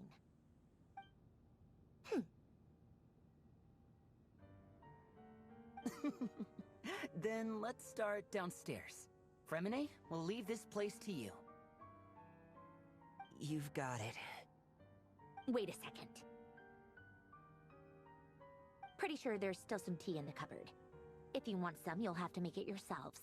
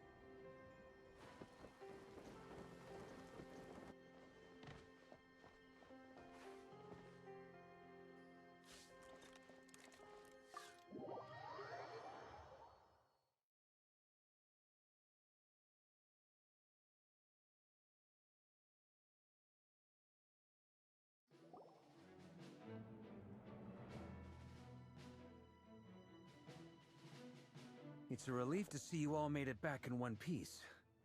Huh? Feels like there's quite a few people missing. Where's Flint's and the others? And what about Niffer? I returned ahead of them. Flint is helping Aino and Anefa to set up the decoys and buy us some time. As for Miss Neffer... Boss is still wrapping things up on her end. She sent us back to fill you all in on the top secret intel we've been gathering. I see. Then let's get right into it. But first, who do we have here? You brought someone else in to help? Greetings. I was invited here to help as a longtime Tea Party companion of Columbina's. You may call me Arlecchino. Surely it can't be. Those eyes. Oh, where have I seen them before? Wait, of course. In those memories we just saw. The only Arlecchino I know is the fourth of the Fatui Harbingers. So either you share a pretty uncommon name, or you're more than just a Tea Party buddy. You're well informed, Grandmaster. A man from Mondstadt living all the way out here in Nodcry, and yet the people and affairs of Snezhnaya seem to hold a special place in your heart. Oh, the feeling's mutual. Sounds like you know all about who I am, too. A Fatui Harbinger. The atmosphere in here just got really tense. Guess we can't just start trusting Fatui Harbingers, even at a time like this. I must admit, though, I'm a little curious. Seeing as the moon goddess no longer belongs to the Fatui, what makes you so willing to put your neck on the line here? Nor does Nodcry belong to Mondstadt, Mr. Varka. Yet still, you're fighting for it all the same. Things don't always have to have a tangible payoff. Sometimes, stopping things from spiraling out of control is a higher priority than chasing the spoils of victory. Of course, I can't say there's nothing in it for me at all. But that's between Columbina and myself.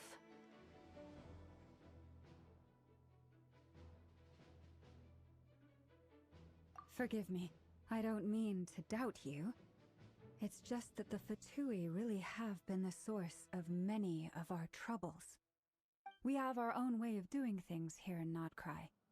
But ever since they arrived, the Fatui have treated us with nothing but hostility. I know there's been a lot of bad blood between us in the past. I've done my utmost to avoid friction whenever I could. But sometimes fundamental conflicts of interest simply can't be settled amicably. That's why I'm here solely in a personal capacity. This has nothing to do with the Fatui. As a gesture of good faith, I'll be frank. I can help Columbina track down the iridescent moon's marrow, which will help her restore more of her power. Anyway, what else is on the agenda? Let's begin. She says she'll be frank, then completely skips over the details. Looks like she doesn't want to give away too many secrets after all. But she clearly wants to change the subject. It'd be awkward if I tried to bring it up again now. Guess we'll just have to go along with it. She's the fourth of the Fatui Harbingers after all. One look and you can tell she's not someone you'd want to mess with.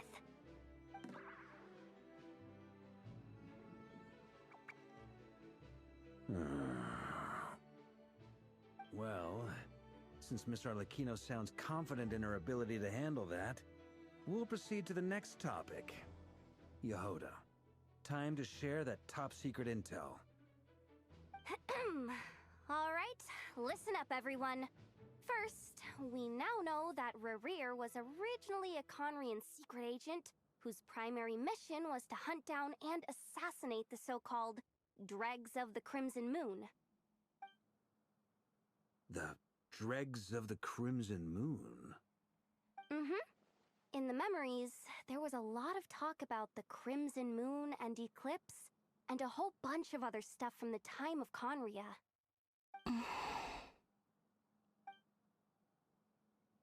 To my knowledge, those were the names of two different Conrian dynasties.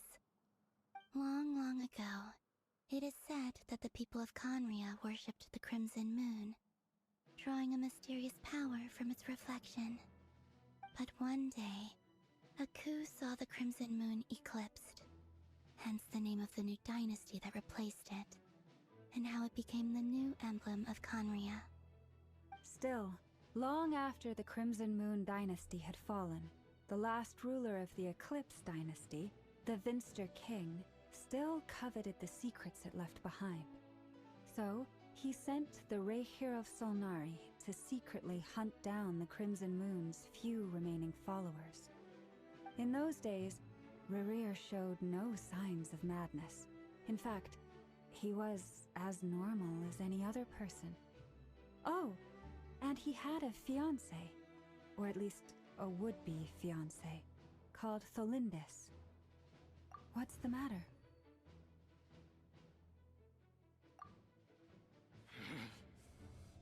Verfnir, Vrindada, Flinders.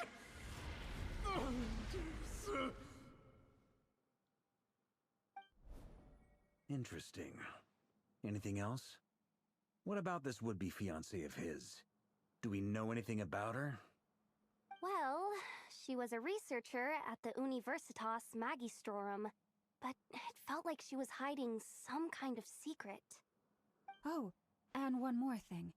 For some reason, Rerir's fragment also contains some of Tholindis' memories, though only a very small portion. Well, no shortage of potential leads, I'll give you that. In any case, it sounds like we can conclude that while Tholindis was still around, Rarrier appeared to be lucid and quite normal. The Lindis, it seems, must have been the one thing in this world that he couldn't let go of. Tell me, though, were these pure-blood Conorians we're talking about here? Why do you need to know that? Hold on. If she was a pure-blood Conrian... Oh yeah! Just like how it was with the captain! If we could somehow find her, do you think there's any chance Rerir might regain some of his sanity? It's possible, but it would take a miracle. We can't pin all our hopes on that. That merchant who Nefer knows, Dori Sangama Bay. Maybe we could hire her to look into it. All right, then. Let's keep working in our separate teams. Traveler, Paimon, Kutar, and Miss Arlecchino will go look for the iridescent moon's marrow. As for the others... On the way over here, I noticed that the wild hunt monsters had grown even more frenzied in their search for Kutar. At this rate, the people living here will be in grave danger too. So I'm thinking of gathering together some of our followers to go wipe them out. I'll head back to the curatorium and meet up with the boss. Feels good knowing we've all got something to be getting on with. Given that the Wild Hunt has been a lot more active lately, the Lightkeepers have likely begun their own operations too. If that is the case, someone will need to pass the news on to Flint's. I'll hold the fort for now, then discuss our next move with Flint's, Aino, and Anefa when they get back. Alright then. Well, the clock's ticking. If that's everything, we'll be on our way. We'd better get moving too. We'll try to buy you as much time as we can. Relax. Just do your thing. I decided to call in some backup since things are getting so hairy. Our reinforcements should be here any minute now. Stay safe, everyone. Dismissed.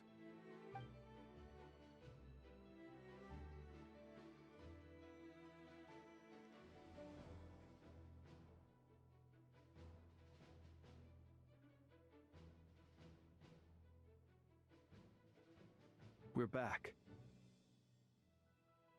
Did we get here a little early? Or a little late?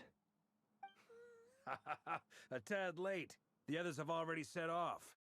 To summarize, our resident moon goddess has found us a new ally, and Boss Nefer has uncovered some promising info.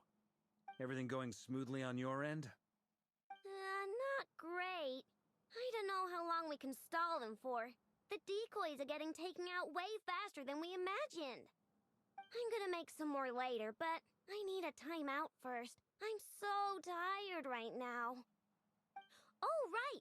Inefa, could you fill in Uncle Varka on what we just discussed with Flint's? Sure. Uncle Varka, you previously told us about how when you went to investigate a source of the Wild Hunt in Amsvartnir, you discovered that it was just a diversion. But according to Flint's intel, several outbreaks of the Wild Hunt had already occurred in Nodcry in the period leading up to that. That was before Rerir had regained his body, when he was far from regaining his full strength. In other words, in theory at least, he still lacked the means to act in two places at once. Flint's, with everything that's been happening, the Lightkeepers across Nodcry are rallying to fight back against the Wild Hunt. They're gonna need your help. I know, I'm sure you're capable of coming up with something far more effective than decoys. But for now, you should stay here and get some rest. Anefa and I will head back over to Amsvartnir to see if there's anything I missed. I told you Uncle Varka would say that, didn't I? A deal's a deal. Not a word about my snack intake for the next week. Database updated. Reliability of Aino's predictions increased. What does that mean? They were betting on how you'd respond after hearing their intel. It's the obvious choice, isn't it? That's hardly worth betting on. We already decided that Anefa should go investigate the situation over at Amsvartnir on her own. You might as well stay here and keep watch. Someone needs to hang back and oversee our strategy meetings. And besides, you still haven't fully recovered from ambushing Rerir. So I've ended up with the easiest assignment. Well, I appreciate it, everyone. See you when you get back.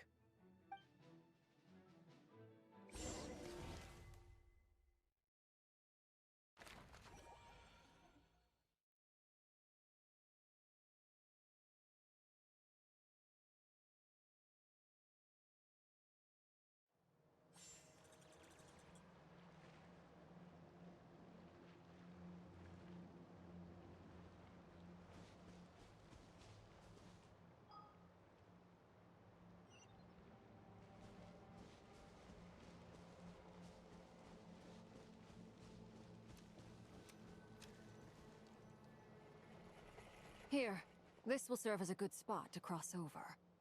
Arlecchino, hold up a second. Since you brought us all this way, would you mind telling us what you got planned? We still haven't got the slightest idea what's going on here. And if even Columbina doesn't know where the iridescent moon's marrow is, how do you? Simple. Because I am an inheritor of the royal bloodline of the Crimson Moon. And one of the last surviving embers of the Two Worlds' flames. Huh? Are you serious? As in, you're a descendant of that Crimson Moon dynasty we were just talking about? The one from ancient Conria? Your surprise is understandable. I was also taken aback when I first learned of it. But the more I thought about it, the more I realized the signs had been there all along. When I was young, I discovered I could wield a very special kind of fire. It coursed like blood through my veins and smoldered away inside my nerves. What's more, whenever I experienced strong bursts of emotion or drew too deeply on this power, it was like some kind of presence within the fire would begin to gnaw away at me, consuming me from the inside out. Exactly. That is why my hands are like this, too. At first, I saw it only as a curse, but once I became a harbinger, the jester apprised me of the truth. Together with my own investigations, over the past few years, there are several things that I have gradually come to understand.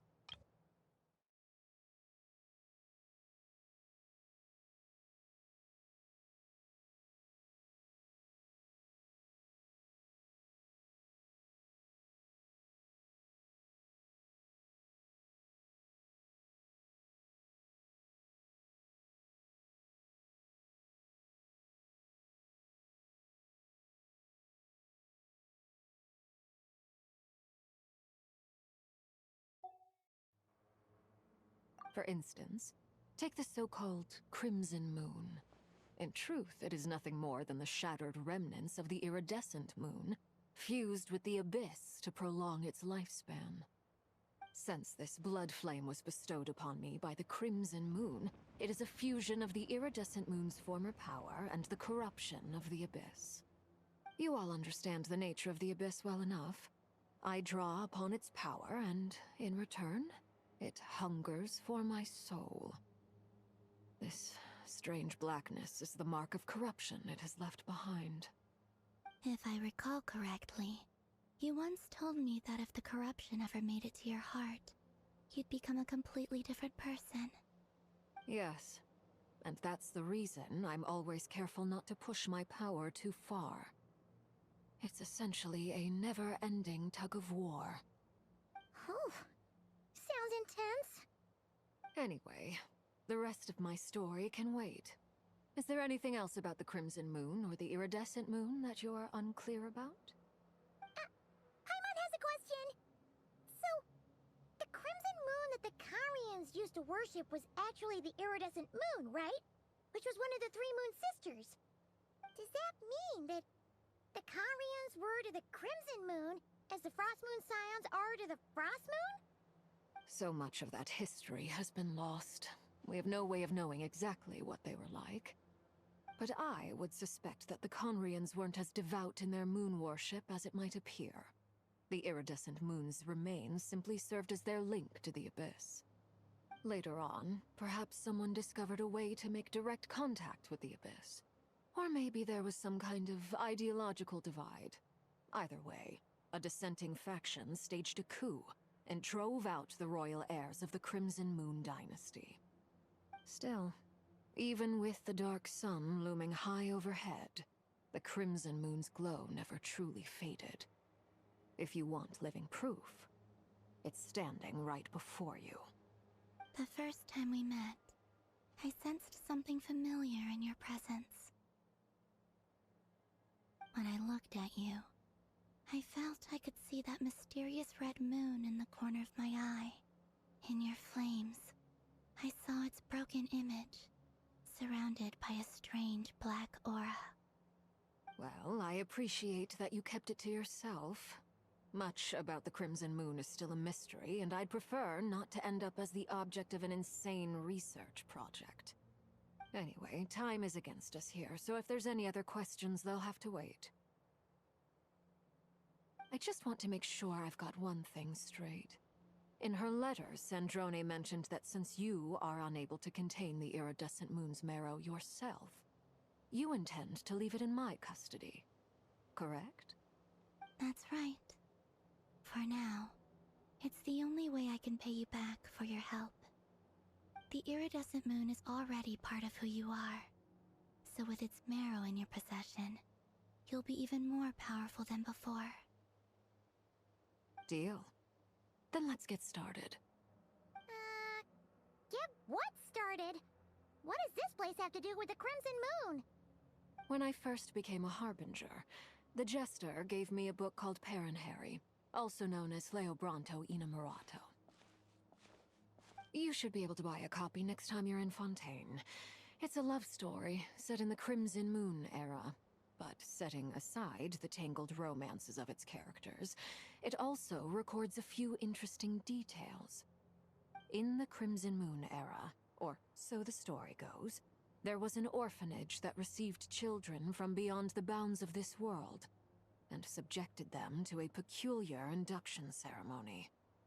Beyond the bounds of this world? For real? And what kind of induction ceremony? The Crimson Moon sages looked beyond this world for beings with powers that surpassed the gods. But fearing they might lose control, they subjected these children to a process of refinement. They made these children crawl up a fireplace and kept asking them, "Have you died? Did you see it?" Until they finally admitted to having died and seen a crimson moon. The adults embraced the children who passed the ritual, telling them, "Within the fireplace, you have traversed the flames between two worlds. Here and now, you are born anew." The book leaves much unsaid, but I suspect that this was their way of branding the children they had enrolled, leaving an indelible mark upon them so that they would forever live in the Crimson Moon's light.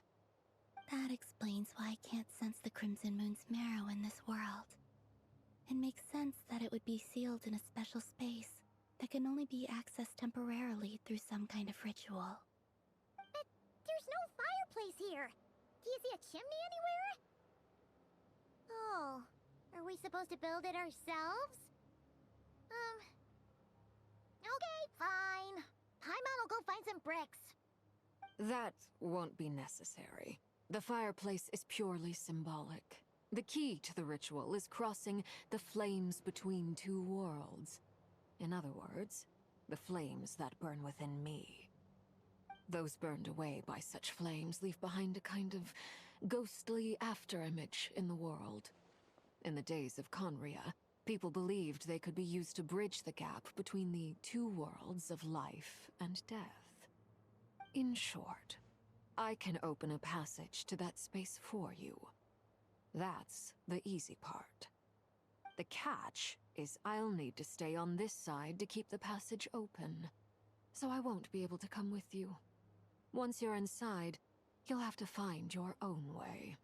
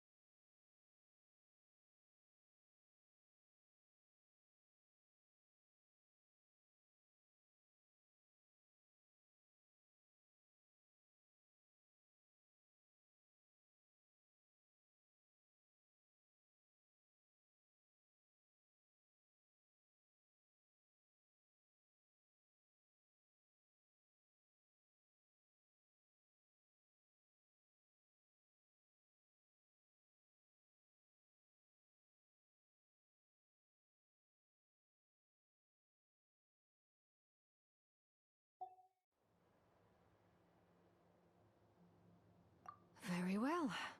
Then I'll open it up. Traveler, spare me a little more moonlight if you would. I may need it.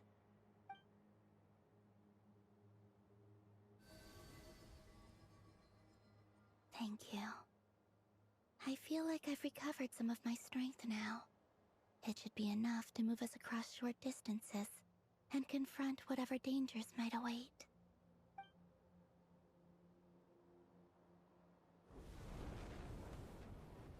Mistress of the 7 hues of ages past, Great Mother of the present, crimson-clad sovereign of the 2 realms. By fire severed, by fire renewed. I offer myself now, and beseech your descent.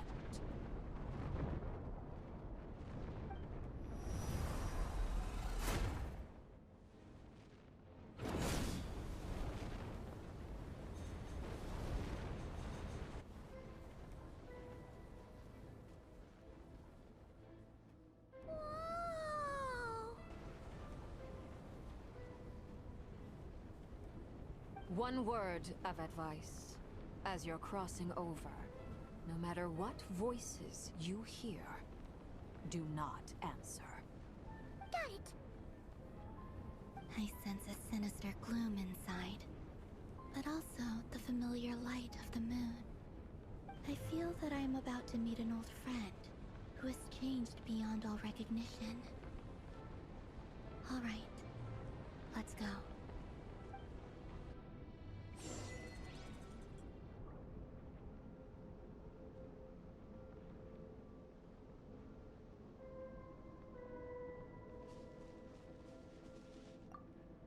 Seismic changes often begin with small windows of opportunity.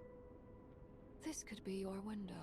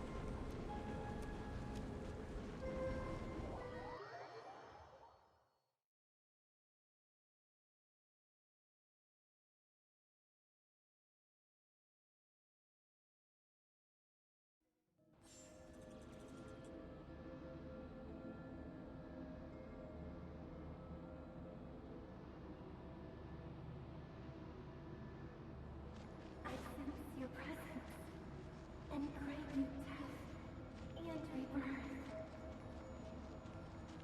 Wait, why are you? You have crossed over from another world, transcended fate itself. I have no right to.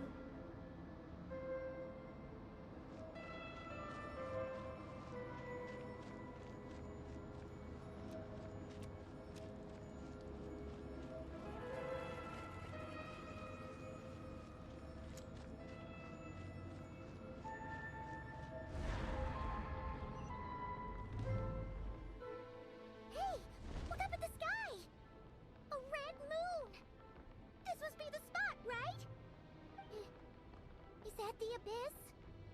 It's practically filled the entire place. What now? What a tragic sight. Fragments of your broken body, seized by the abyss, and hung up aloft like mummified remains.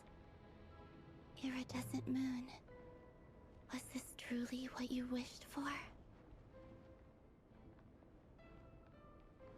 Careful! There's something spooky about this place. Feels like something is lurking in the fog. Paimon's right behind you. Whatever you do, don't run off without her.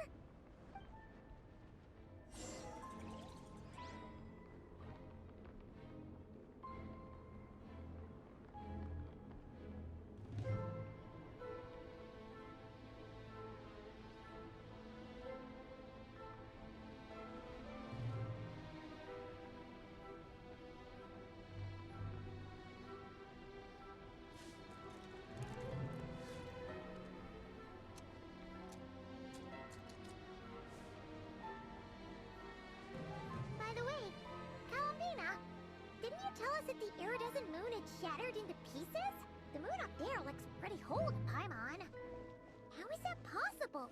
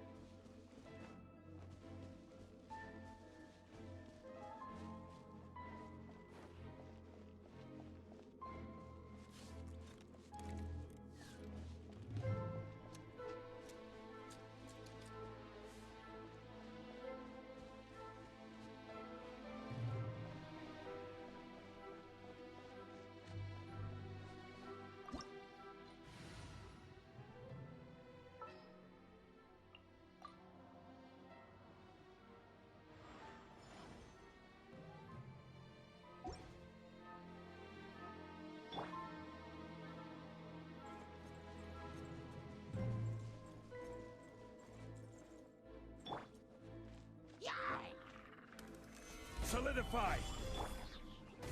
Rest and rebuild! Close your eyes. Fear the dark! Observe. Do you fear the dark?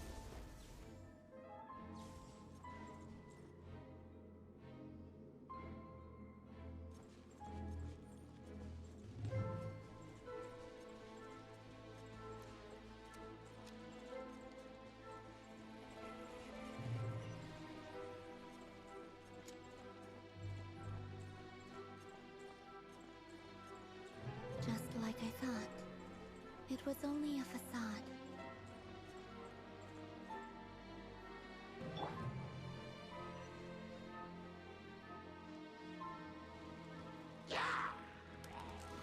Gather!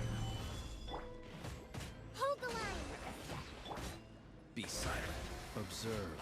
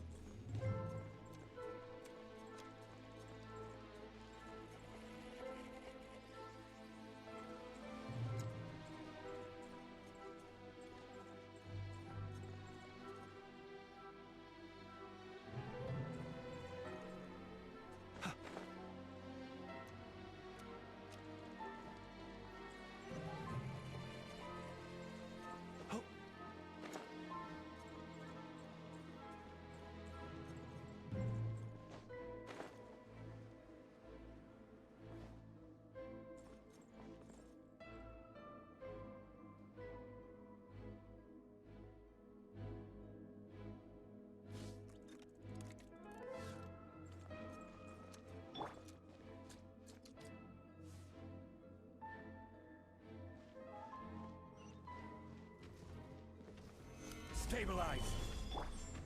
Rest and rebuild! Close your eyes. Night falls. Observe. Fear the dark.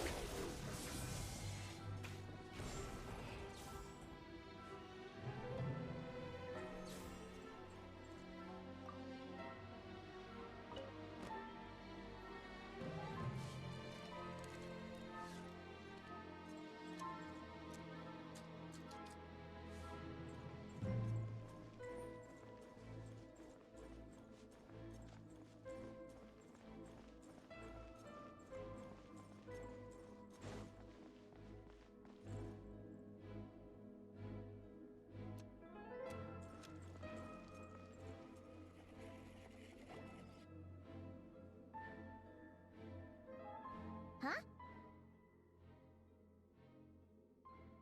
Huh? For real? That's way too high! There's no way we'll be able to reach it! No. I'm not sensing anything up there. It's coming from under the mountain. Let's see... Ah! There's some kind of weird shadow over the water! Wait, see that? Looks like a mechanism of some sort. Let's check it out.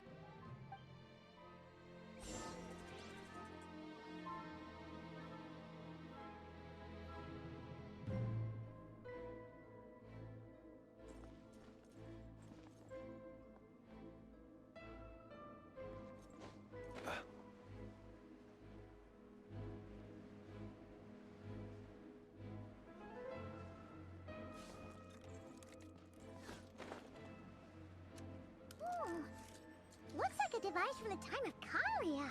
Maybe people once came here to study the Crimson Moon's domain, and they left it behind. Oh, if we can activate it, we might find some clues.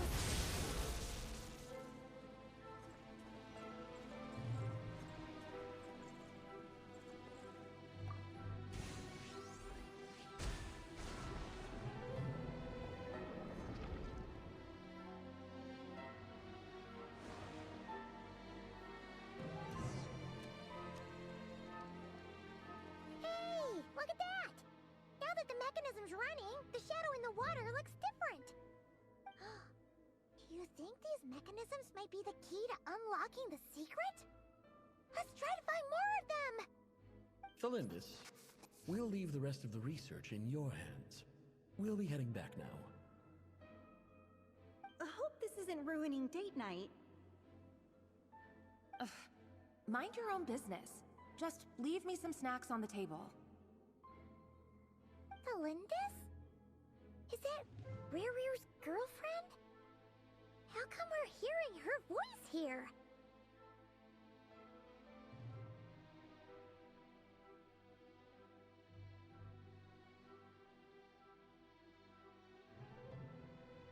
Oh yeah! So, do you think she was studying this strange space all along? The Abyss has made this space extremely unstable. Maybe that's why some of the things she said and did were preserved here. Like echoes. Or after images. Whenever I see this view, it takes me back to a poem from my childhood. Waning moon, oh lifeless damsel, weeping on the mountain crest. Mourning still in wistful tone, her fragile soul now laid to rest. For me, of all people, to be here investigating the mysteries of the Crimson Moon space. Is it a coincidence? Or something more?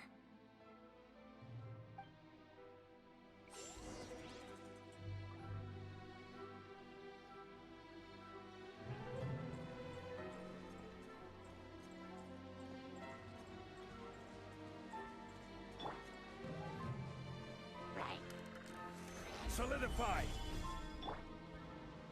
Hold the line! Be silent. Close your eyes. Do you fear the dark?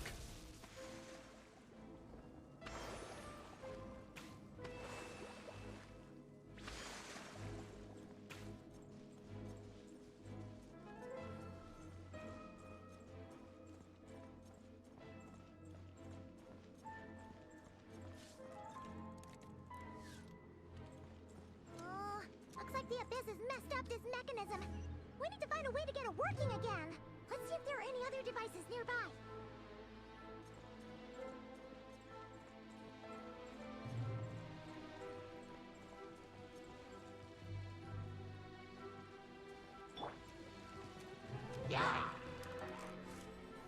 Stabilize! Observe. Close your eyes. Do you fear the dark? Solidify!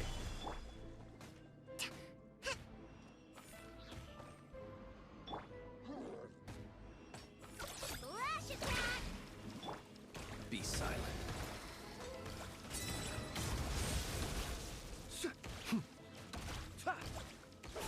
Observe. To dust.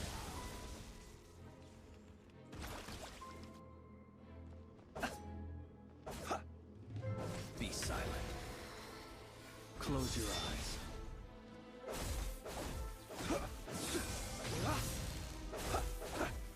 Observe.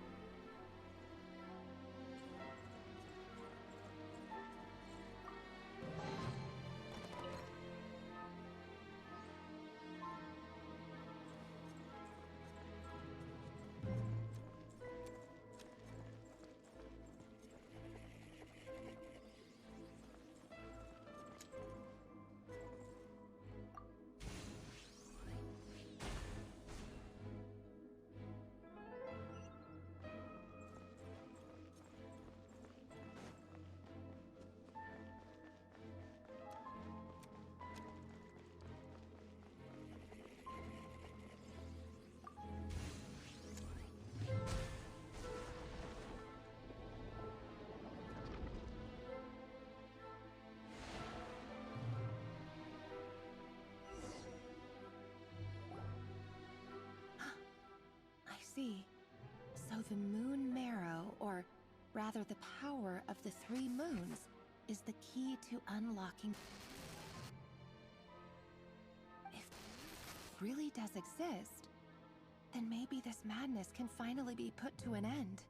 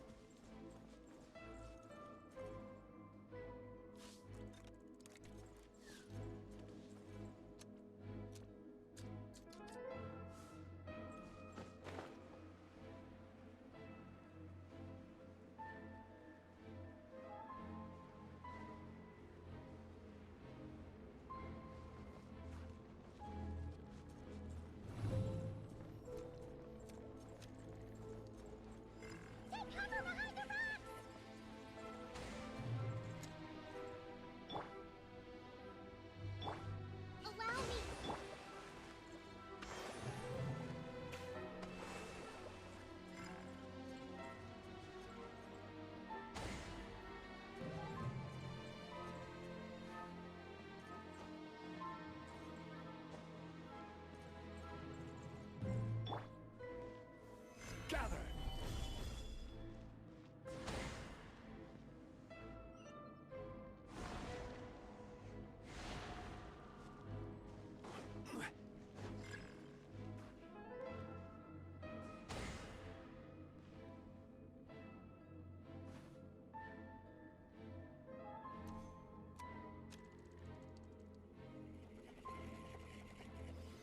Solidify!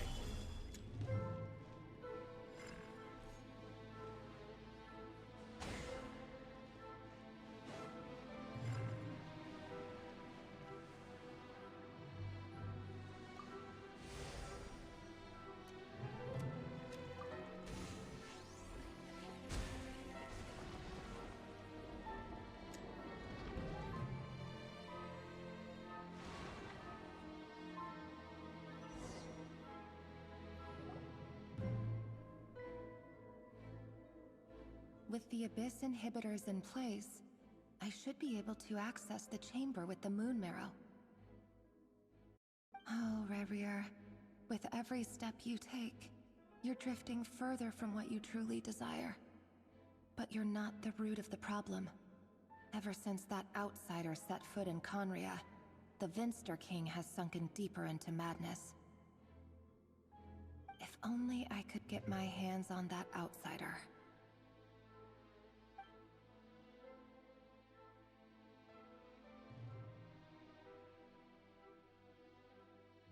Hey look! The moon's reflection is back to normal! Elindis' voice mentioned a chamber with the moon marrow. Do you think maybe it's hidden in the moon's reflection? It must be. For within it, I sense the fragile aura of a dying soul. Then there's no time to lose! Let's go!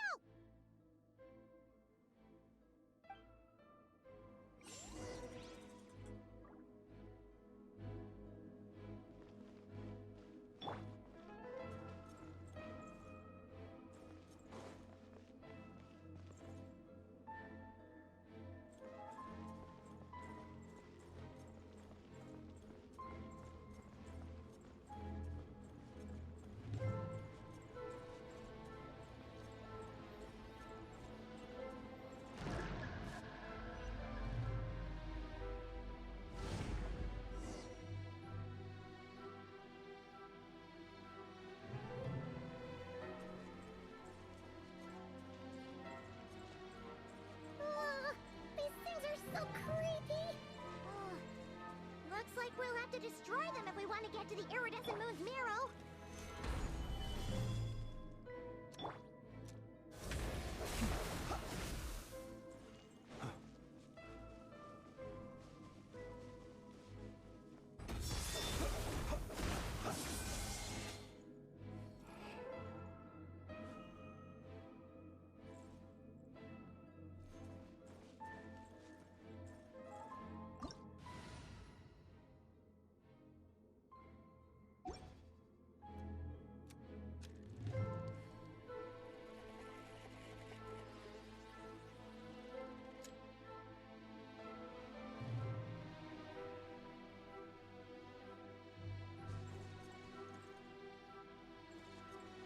That must be the iridescent moon's marrow! Oh, we'll need to destroy these things before we can reach it!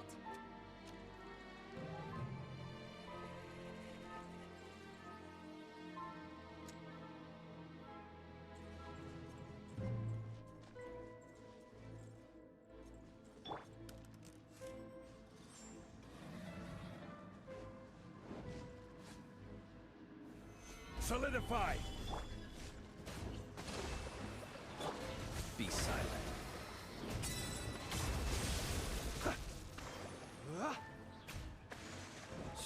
Close your eyes.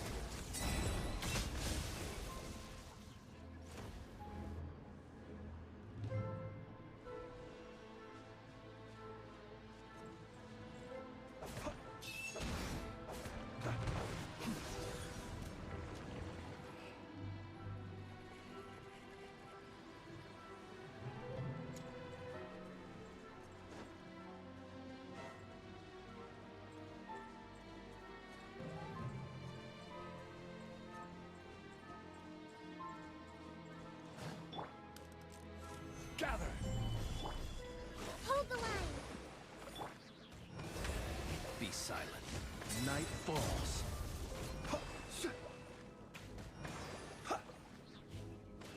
Observe. Night falls.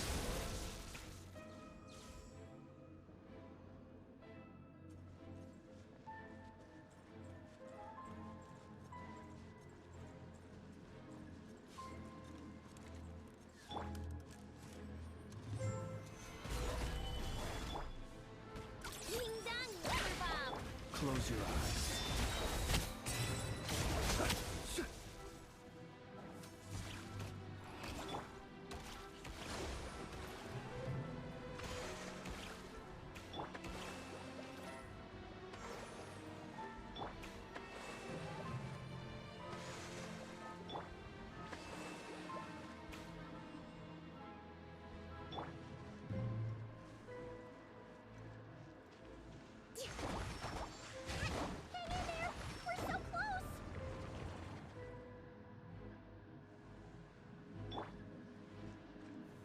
Solidify!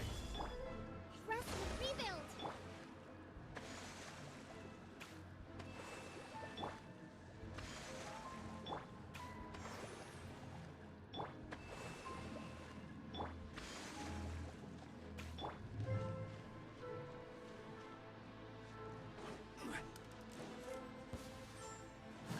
Gather! Hold the line! Be silent. Close your eyes.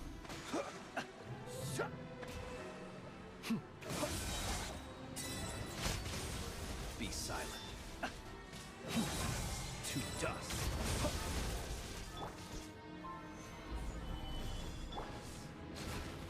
Allow me! Close your eyes. Be silent.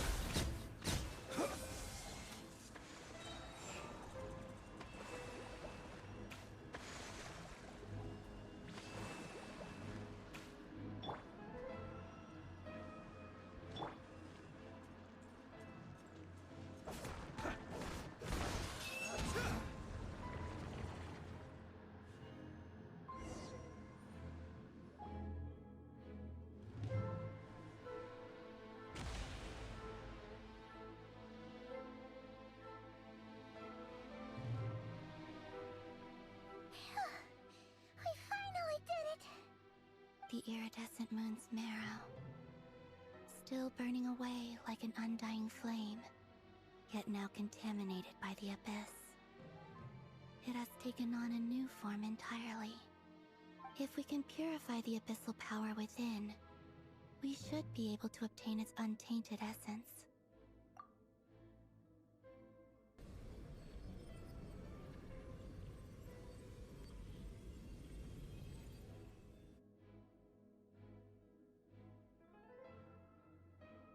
It's so cold.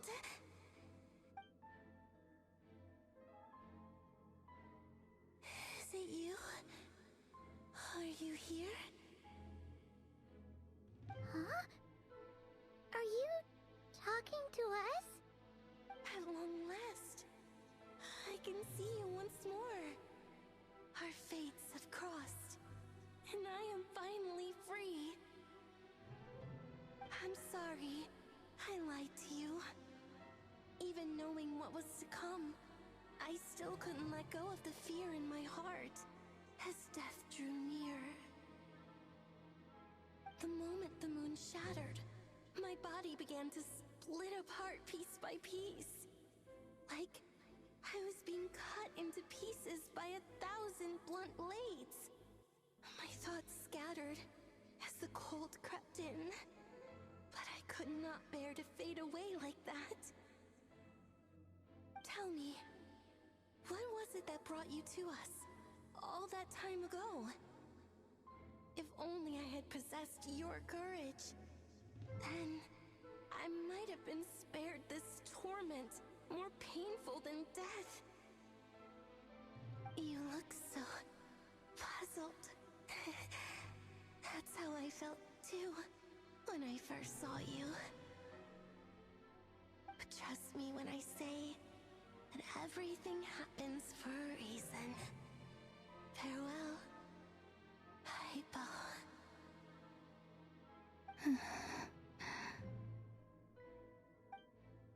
What was that all about? Was that the goddess of the iridescent moon? Oh, it sounded like she was speaking to a long-lost friend. But none of us have ever met her before, right? Perhaps.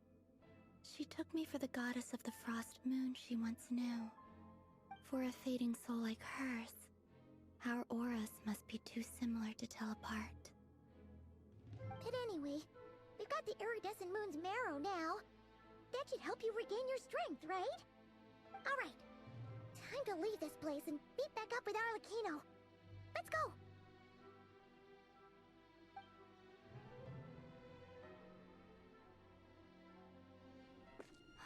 That's odd. This place looks different than when we came in.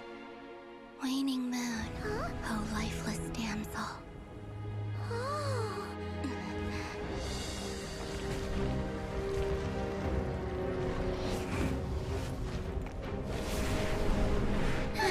Hurry! The place is collapsing! It wants to trap us here. Who's it? The abyss? Now we've taken the moon marrow.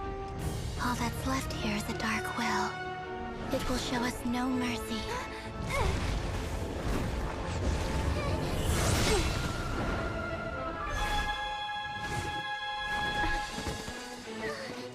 Give it back! The crimson moons! My marrow! My heart!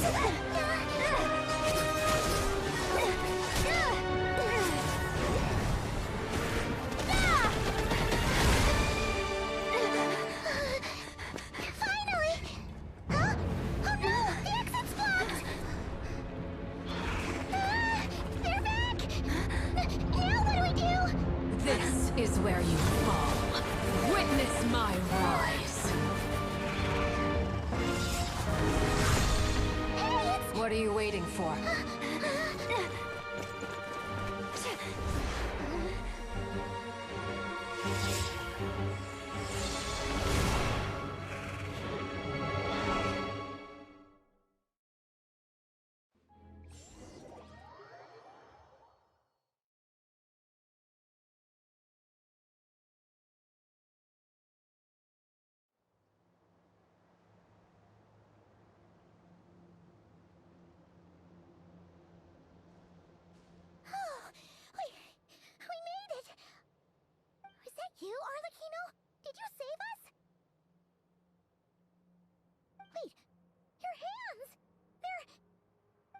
this? Don't worry, it's a small price to pay. The Abyss wanted to trap you inside, and I defied its will by bringing you out. No wonder it's a little angry. No. I have paid the price, albeit a small one, and it cannot be undone. My hands have already fused with the Abyss. Purification would simply destroy whatever's left of them. But surely... Oh... We're so sorry, Arlecchino. Paimon can't believe you'd make a sacrifice like this for us.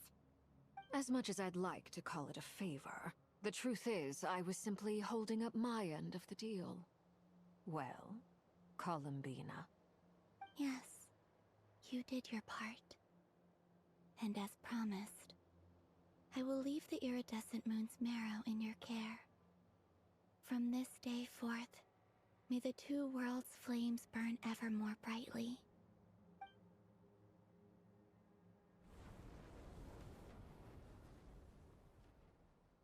I'll take that as a blessing. Now, Columbina, give me your hand. Accept this moonlight I offer in return.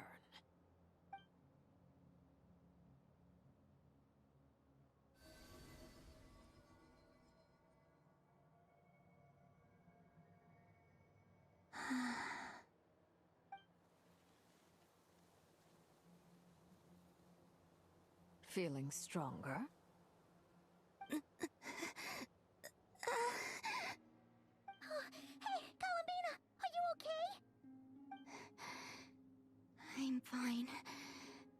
Our powers are a little at odds, that's all.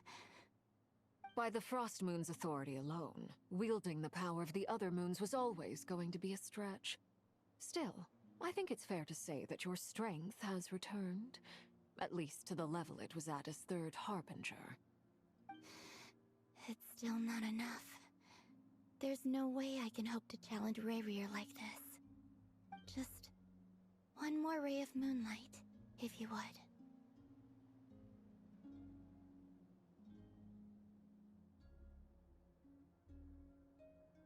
It's okay. I can take it.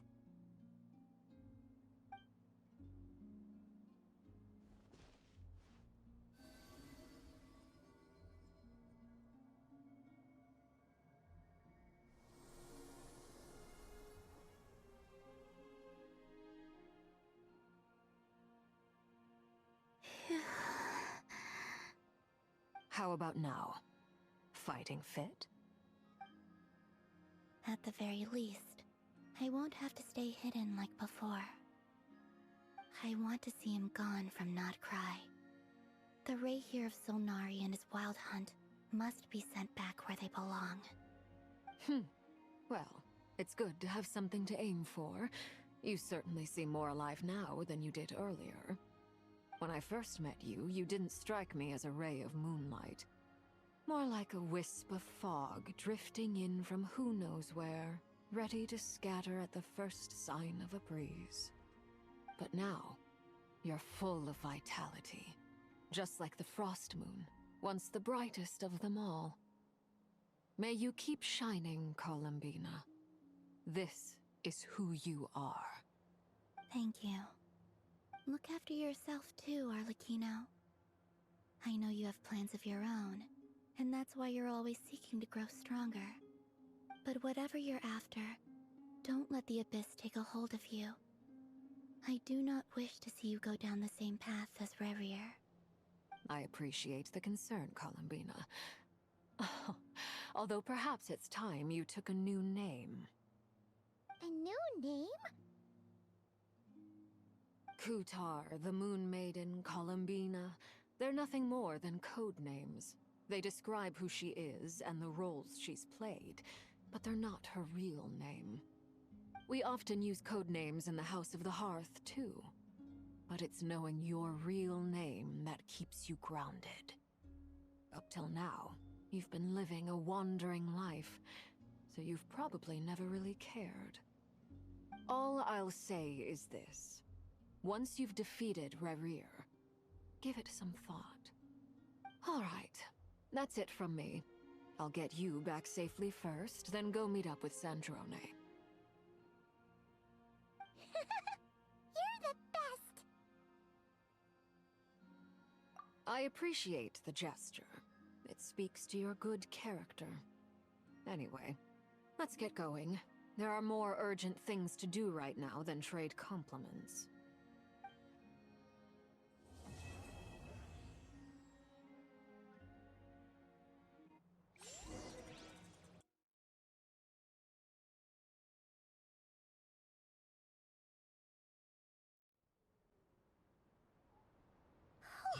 It was a close call, but we got the iridescent moon's marrow and restored Columbina's strength, and that's all that matters.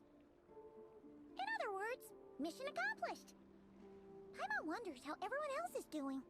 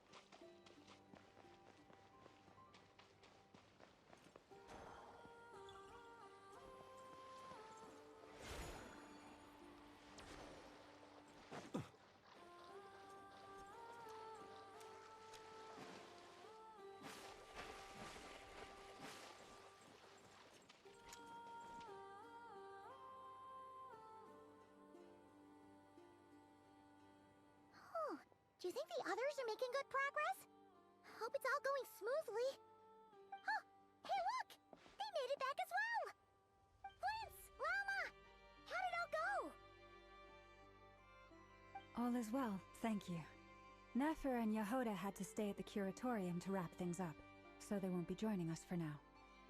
I ran into Miss Anefa and Miss Aino on the way back. Their work is still in progress, so I suspect they won't be back for a while either. You seem rather cheerful today, Mr. Flintz. I certainly am. I achieved what I set out to do and came away with more than I bargained for. Fighting alone can get quite tedious, but I had the good fortune to run into a pair of brave young warriors. We meet again. How have you been? Albedo! What are you doing here? Thankfully, tracking you down turned out to be a lot simpler than we envisaged. These two courageously lent me a hand while I was fighting the Wild Hunt. When they told me they were Servarka's colleagues, it all made sense. And given how people of outstanding talent tend to cross paths, it's no wonder you're already acquainted. So, who's your travel buddy, Albedo? Why don't you come and introduce yourself?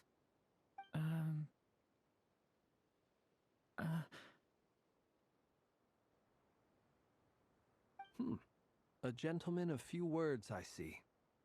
And a rather stern countenance. I presumed you were acquainted with him. Is that not the case? It's nice to meet you. again. We've technically met before. Wait a sec! You're Minnie Durin! That's right. It's me. I'm glad to see you again. By the way, he says it's okay if you drop the mini. Yeah, I'm not as mini as I used to be. Interesting, isn't it?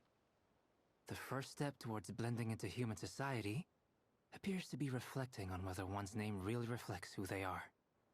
Wow! You look so different! In a good way, of course. It's great to see you looking so healthy. Thank you, Paimon. And although you're as mini as ever, I understand that diminutives don't always convey endearment. I'll be sure to simply call you Paimon as a sign of my great respect for you. Wow! You're such a smooth talker now. Paimon could get used to this. From now on, you may refer to her as your esteemed guide, Paimon. Personally, I think our little Paimon is the perfect size. When people call her Little Paimon, it's just because she's so adorable that they can't help themselves. If that's not a sign of endearment, what is? You're absolutely right, Miss Lauma. My brother still has a long road ahead of him when it comes to understanding human relationships. Anyway, speaking of long journeys, didn't Columbina, leave with you? How come she isn't back yet? She's been catching up with old friends. Wouldn't be surprised if she stopped for a cup of tea or 10 on the way back. Uh-oh. People are talking about me. Hope it's nothing negative.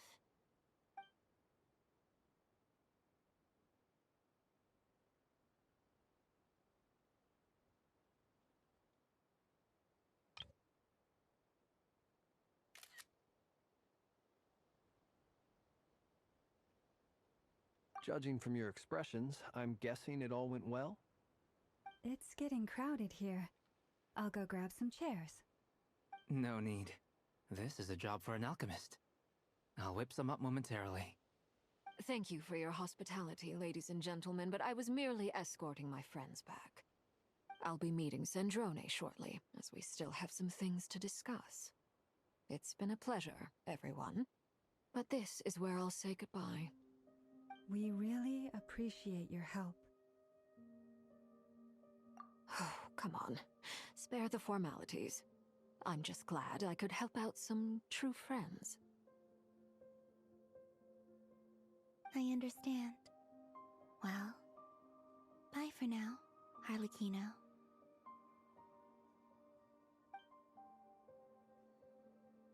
Oh, this place is hopping. It's probably a good thing one of us left.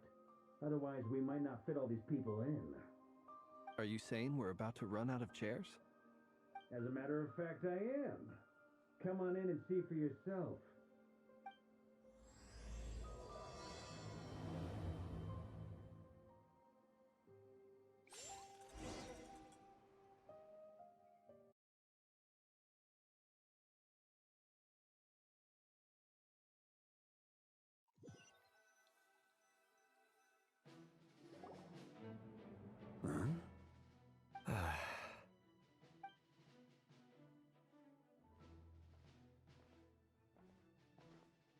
I overheard your little chit-chat outside, by the way. With Miss Columbina's colleague gone, we should be back to the original crew plus the other colleagues I brought in. Though, it looks like we have another new face. Someone else managed to rope in a colleague too?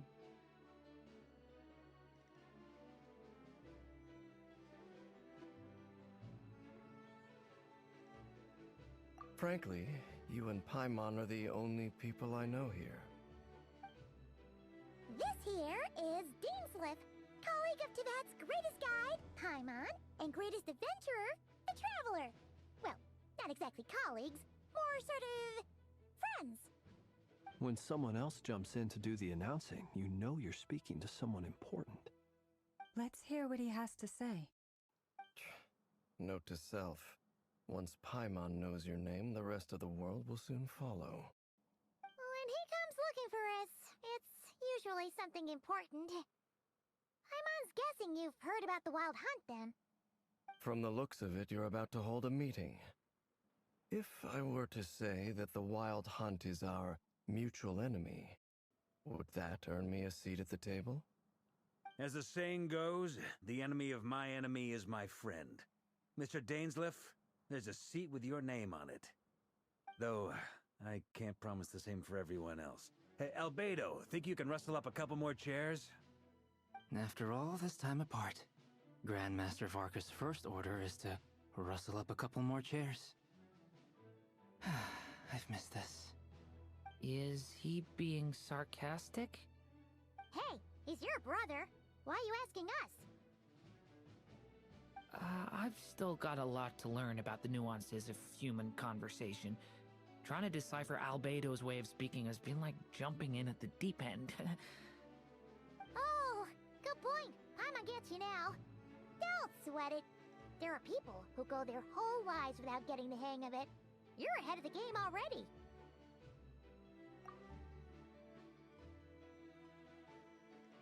I wonder what's taking Nefer so long. Perhaps you should go and check in with her. If anyone can hurry her along, it's you. I just got back from the curatorium. Besides, aren't you curious to see what's taking her so long? Miss Nefer doesn't strike me as the type to share secrets. And since gathering intel is her specialty, I'm guessing she'd prefer to keep her methods confidential. Under such circumstances, would it not be tactless for me to impose? Oh, but it's fine for me to impose. What can I say? You have an unrivaled ability to garner people's affection, Miss Moonchanter. Besides, you have far more in common with her than I do. All right, then.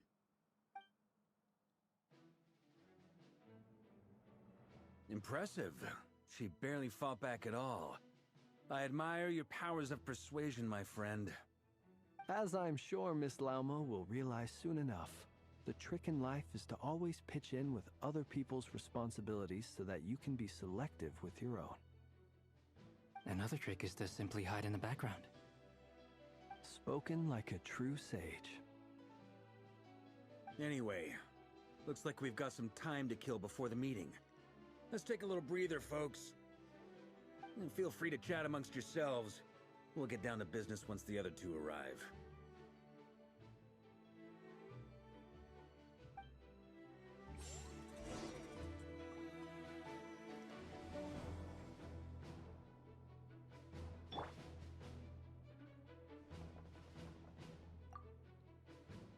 You're both awfully quiet.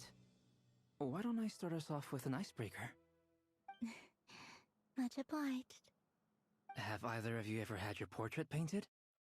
If not, I'd be glad to help. That sounds like a lovely idea. You know how to paint, then? I dabble occasionally. He's an excellent painter. Tables, chairs, people, dragons, you name it. He'll paint it for you. I'm flattered. If I ever get the chance, I'd like to give it a try myself. I'll bear that in mind. Anyway, how about you, Durin? What sort of portrait would you prefer?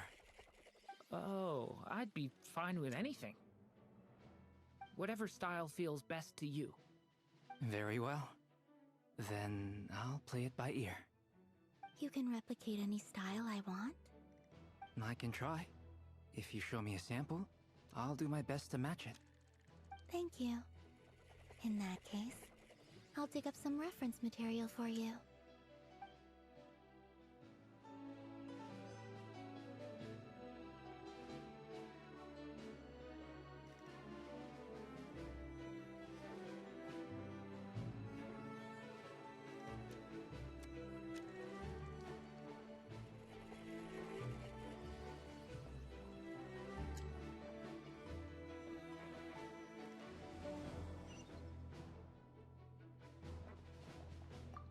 Is there something you'd like to say to me? Yeah! For starters, why'd you just show up here without even giving us a heads up? If you think back to our previous interactions, you may recall that that's hardly out of character for me. You do have a point there. Oh yeah, you'll need to find somewhere to stay the night too, right? Want to tag along with us? You never know. We might get a group discount. Sure, let's do that. Great! Paimon will handle it.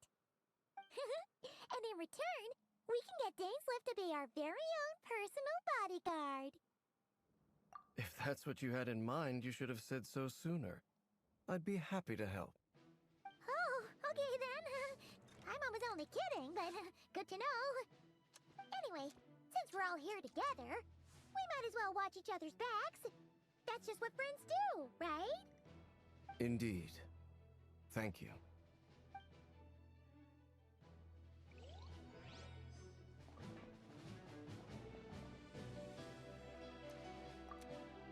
Truth be told, I can't remember the last time I was in a meeting with so many people. You're not alone there, my friend. The Lightkeepers also struggle to bring everyone together for a serious discussion. I don't doubt that.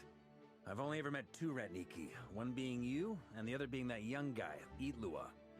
Itlua is a good apple. I'll give him that. He's kind, honest, and regularly delivers supplies to my lighthouse. A true Ratnik to the core. In that sense, he puts me to shame. So you're what? A fake Ratnik? That's what it sounds like you're saying. But I get the feeling that's not quite what you meant.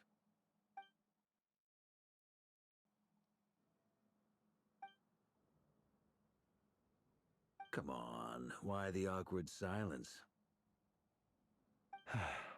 Sorry. I'm not even gonna bother trying to hide it. You've known all along, haven't you, my friend?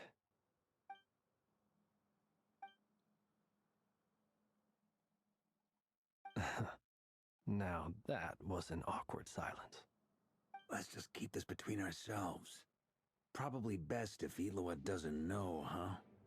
That goes without saying. Gotta be careful what you share with youngsters, after all. Anyone else in the know? Let me guess. The Traveler and Paimon? It's dangerous being too sharp for one's own good, you know. Then, in the name of the Animo Archon Barbados himself, I swear, your secret's safe with me. When we went for drinks, you said that you and Barbados were practically best buds. In the light of that claim, do you really expect me to take your oath seriously? Of course.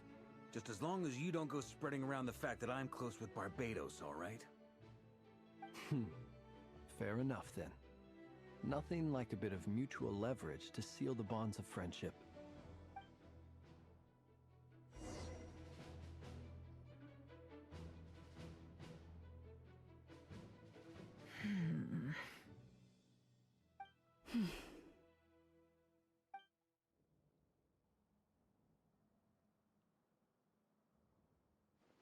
Ah, Miss Nefer.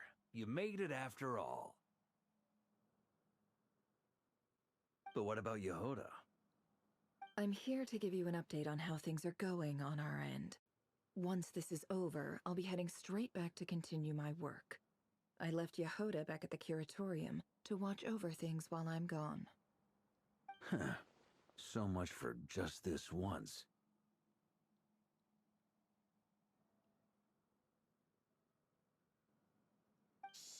Not so loud!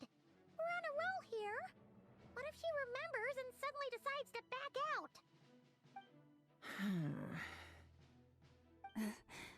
Did you say something, Mr. Varka? Huh? I didn't say anything.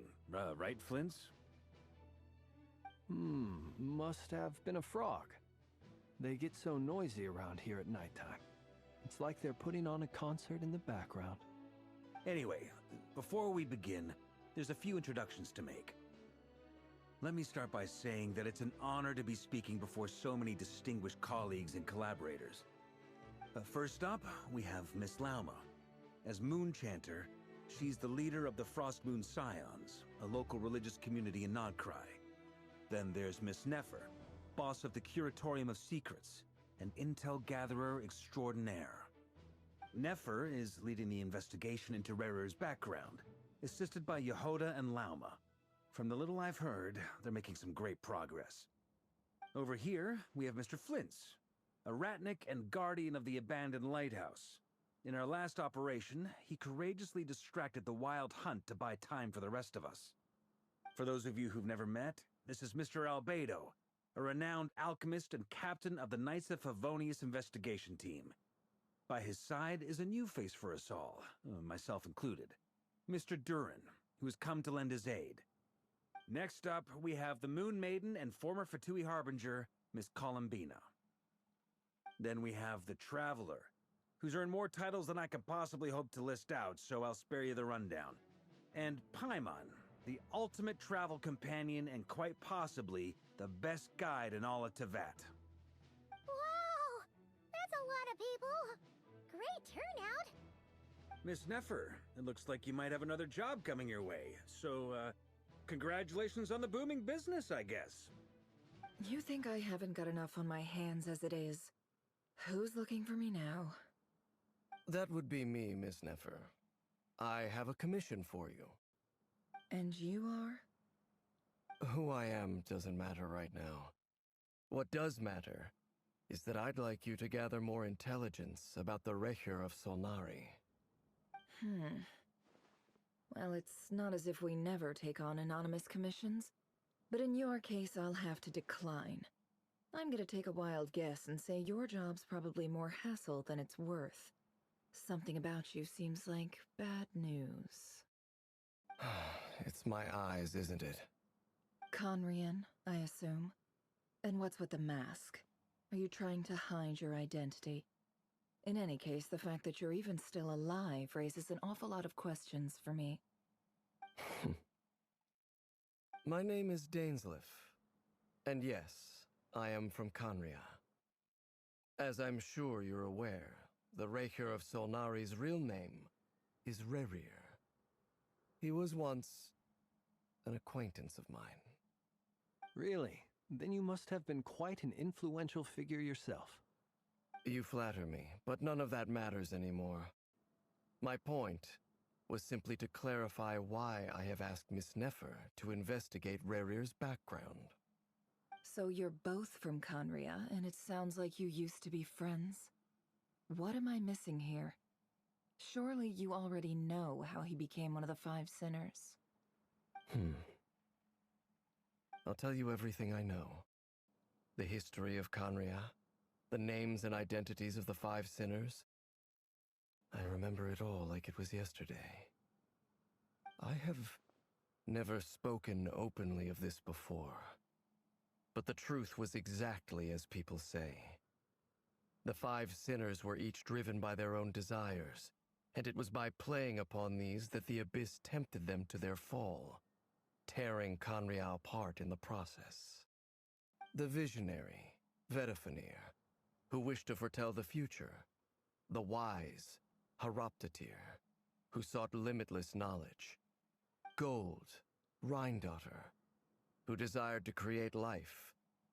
The foul, Sertologi, who pursued supreme strength. And last, but not least, Recher of Solnari, Rerir, Ravager of the Moon. Of the five, Rerir is the only one who remains a mystery to me. He never harbored grand ambitions, so what changed in the space of a single night?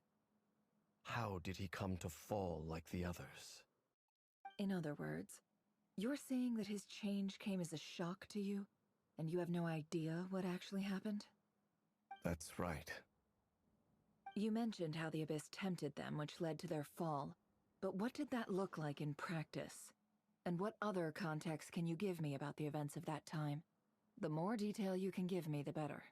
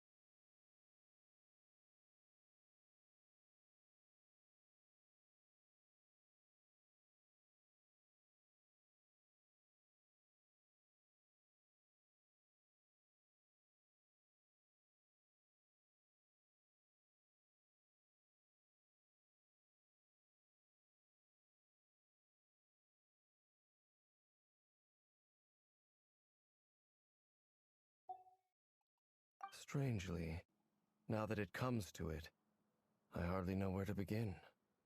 The fateful night took place during the era of the Eclipse Dynasty.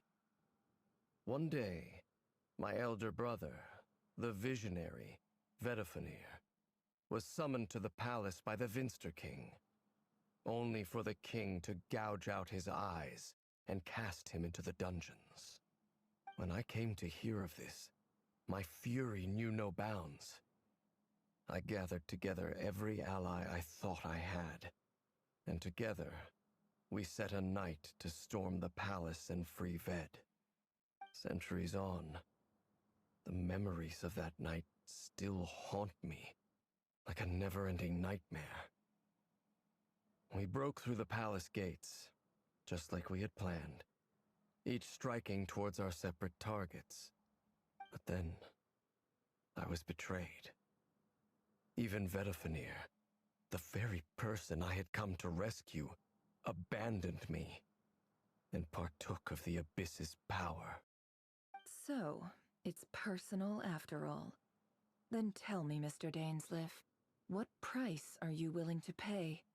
You, of all people, must know that nothing comes for free. I cannot say what price would be worthy of such a commission. But know this. Rerir was not always a madman. Believe it or not, there was a time when he was just an ordinary man, working for the Conrian Intelligence Service. Uncovering the truth of Rerir's past is the only way to unravel this mystery. But before you decide if you will accept my commission, I will tell you more about him. Enough, I hope, to help you plan your next move. Sounds pretty good to me. Feels like we just flagged down a random passerby, only to discover he's actually a master strategist who has a score to settle with our enemy. Can I borrow your halo? It could be useful in the lighthouse. Hey, enough with the wisecracks! Besides, isn't that lamp of yours bright enough already? Relax. It was meant to be a compliment. If that was a little over the top for your liking, I'll make sure to tone it down next time. I'll give your proposal some serious thought, Mr. Dainsleif. Let's speak in private once the meeting is over. Before that, there's a few things I'd like to share.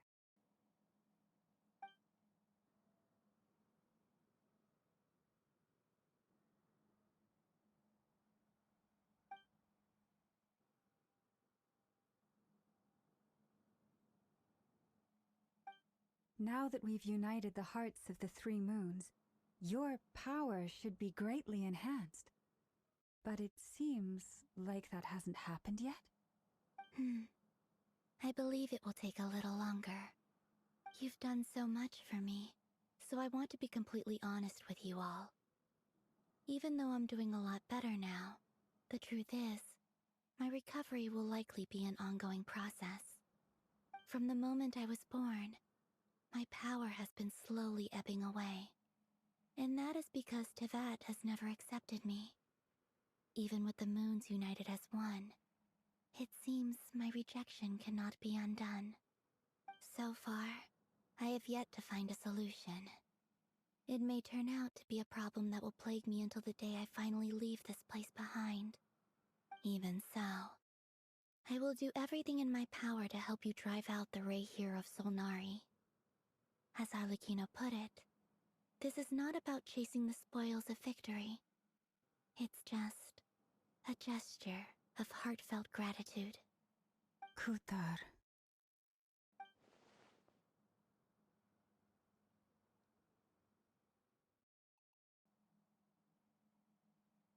Defeating the Rehir of Solnari will be no easy task. While my strength slowly recovers, we'll also need to gather more intel. Naturally. We should take all the help we can get if we hope to defeat him.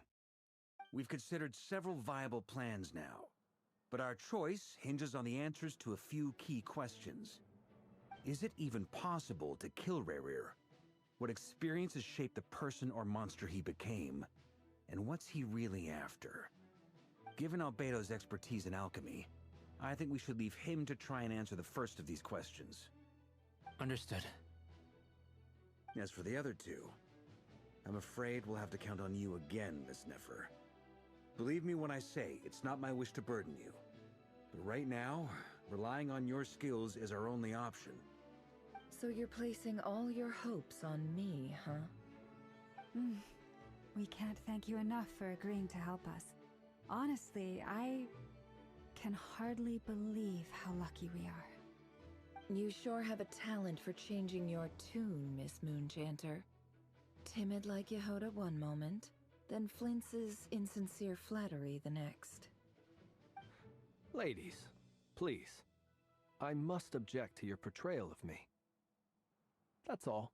Feel free to keep bickering. Just pretend I'm not here. I almost don't want to leave this room. I'm curious to see how this plays out. I have faith in you, Miss Nefer.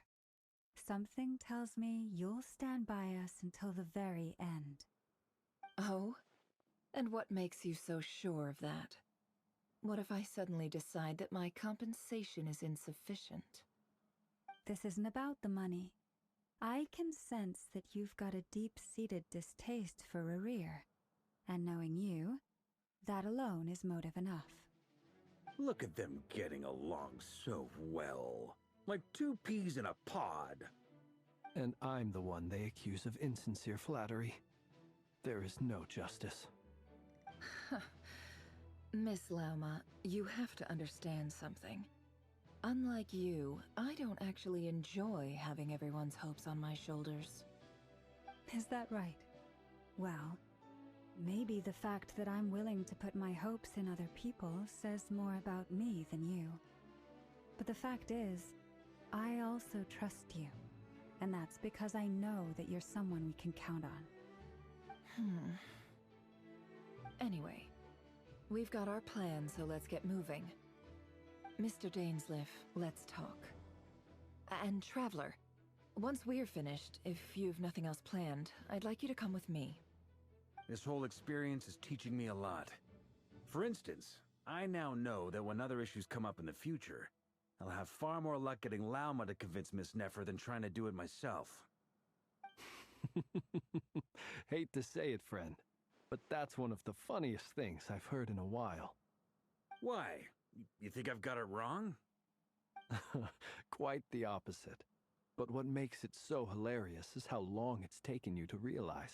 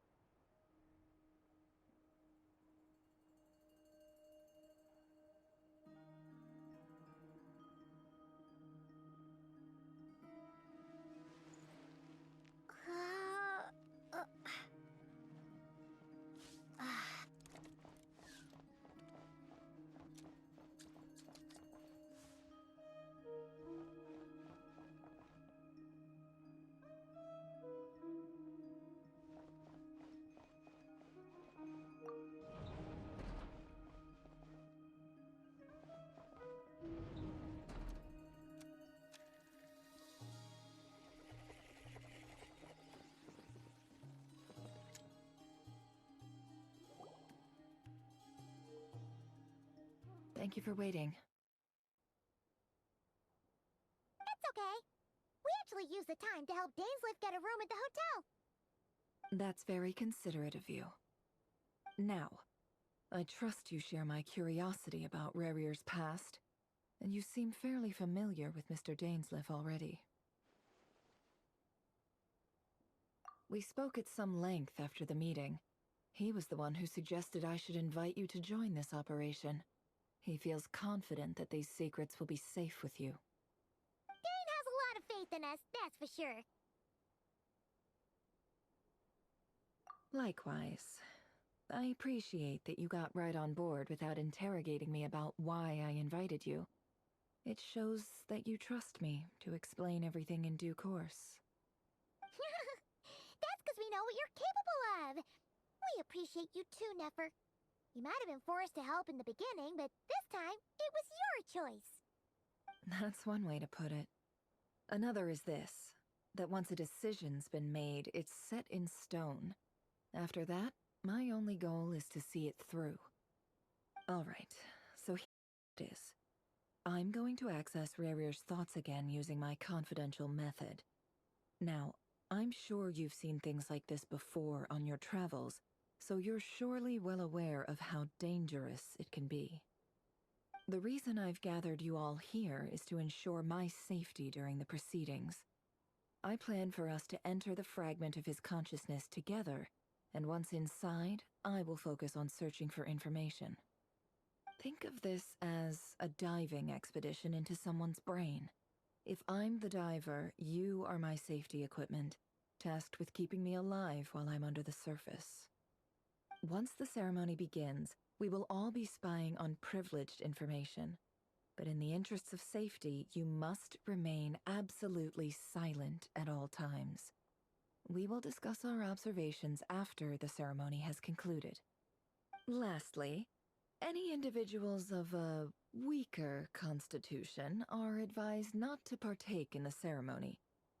In any case, Paimon has her own job to do, which requires staying in the room, but not joining the ceremony.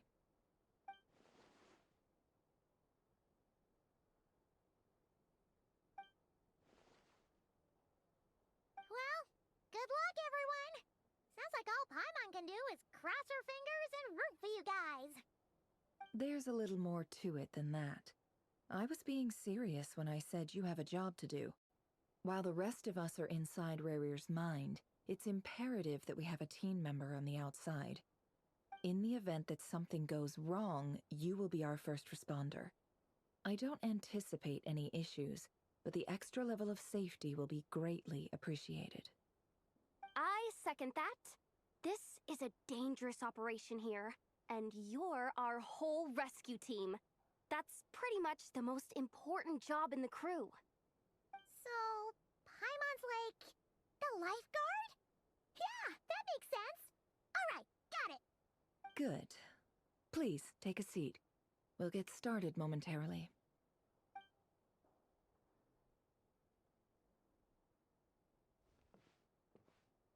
So, did Mr. Dainsleif tell you anything else? He told me that he believes Rerir kept some big secrets in his life. He's not sure that they were the cause of his eventual downfall, but he's asked me to uncover what those secrets were all the same. But surely you're not planning to go through with this, no matter the cost. If you think that, you'd be overestimating me. I'm a businesswoman, not a mercenary. But I do have my own professional reasons for taking this job. You think I'd turn down the opportunity to get a first-hand glimpse into Conrian history? No chance. Well, as long as you don't let morbid curiosity get in the way of safety concerns, we're good. We'll do whatever we can to help you. You're such a killjoy.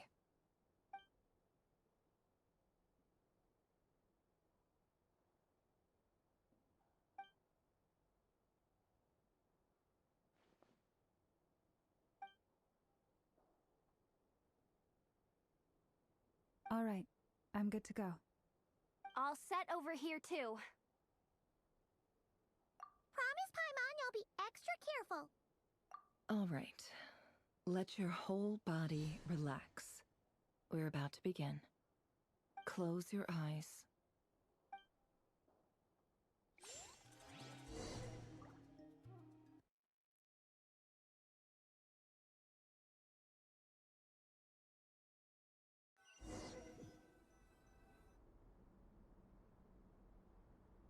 Phew.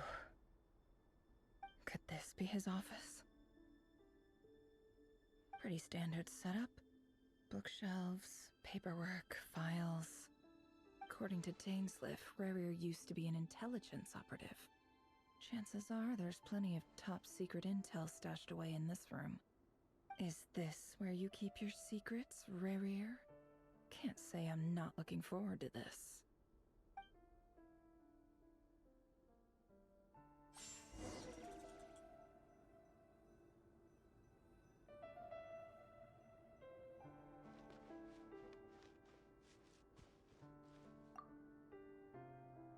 Wonder what kind of encryption technique this is. Seems like it has to be inserted into that camouflage device nearby. Aha! It's an audio recording. Please, hear me out. I can't shake this feeling that someone's been spying on our house. No, I'm not being paranoid. It's true. I saw someone dressed in all black. It was a couple of days back, but that was on another street, not near my house. I swear, I know what I saw! There's a note in the margin. Surveillance of the Runforther residence has concluded.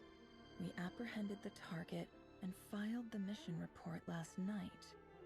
Could the voice in the recording belong to one of Rarier's targets?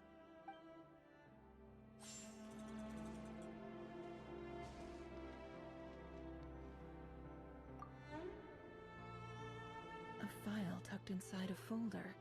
The title reads, Dear Breakfast Shop Owner. It's a list of names. But at this stage, I have no idea who any of them even are.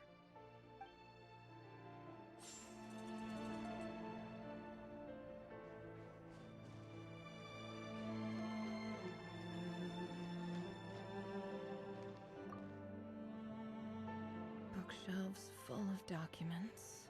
Looks like these are all files, packed with the personal details of individual Conrians. The Crimson Moon dynasty preceded the eclipse. Since Rarier worked as a secret agent during the latter, it stands to reason that he was tasked with purging remnants of the old dynasty. Yep, lines up exactly with what Dainsliff told me.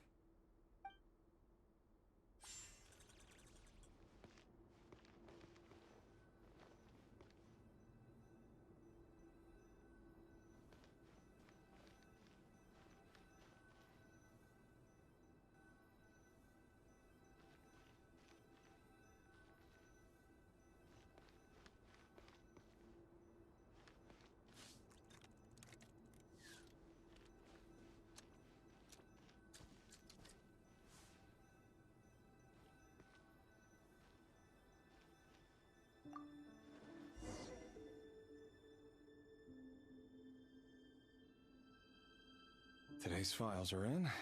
Time to wade through them, just like usual.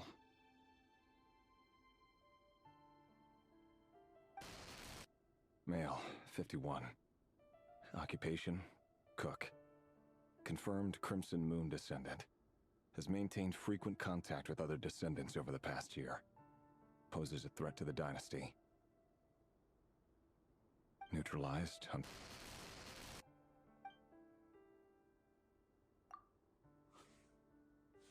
This one should be archived under purged targets.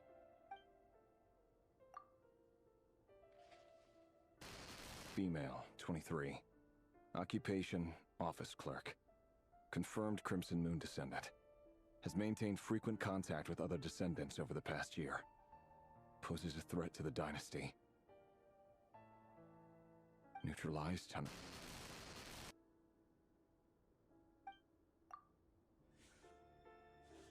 Another one for purged targets. Sounds like she was that other man's daughter. Never mind. What's it got to do with me?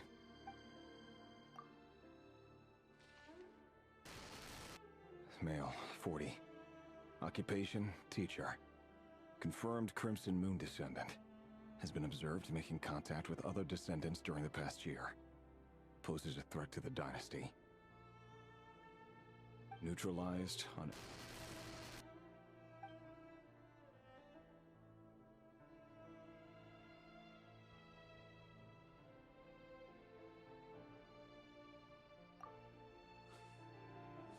Just another nobody for the archive. Come to think of it, I remember surveilling this man. A case like his never would have been considered a priority in the past. Huh. He barely even interacted with other Crimson Moon descendants.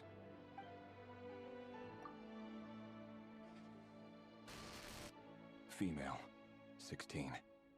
Occupation, none. Orphan and confirmed Crimson Moon descendant.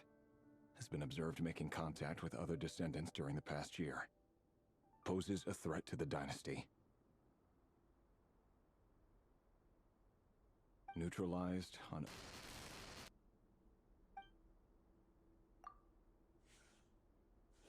Filed. I have no recollection of this girl. None whatsoever. She doesn't seem to be anyone important, but then again, how many of them really are?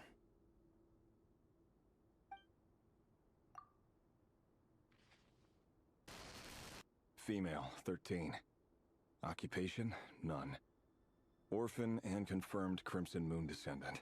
Has been observed making contact with other descendants during the past year. Poses a threat to the dynasty. Neutralized and...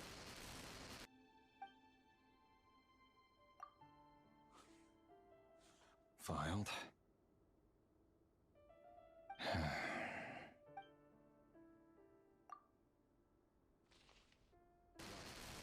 Male, 11.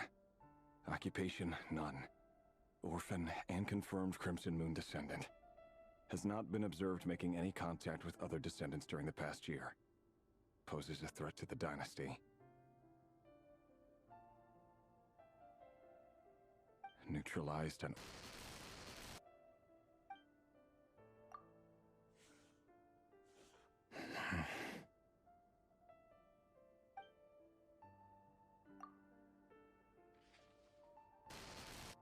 Male.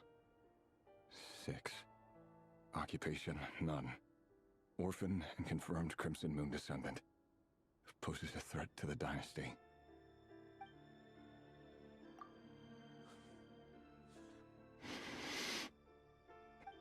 It's funny, isn't it? Your job is becoming both harder and easier at the same time, depending on how you look at it. Sooner or later, the Crimson Moon descendants will be completely wiped out. But as their numbers dwindle, they become harder and harder to track down. That's not how it is. Fortunately, however, most of the able-bodied adults have already been taken care of. The remaining weaklings will be increasingly easy to deal with. No! No. My job is to ensure the survival of the Eclipse Dynasty. And the only way to do that is by eliminating any and all potential threats. It's a perfectly legitimate line of work. Every single one of my colleagues can attest to my fairness. And if my friends were aware of the facts, I know they'd back me up too. Assuming, of course, that they were aware of all the facts.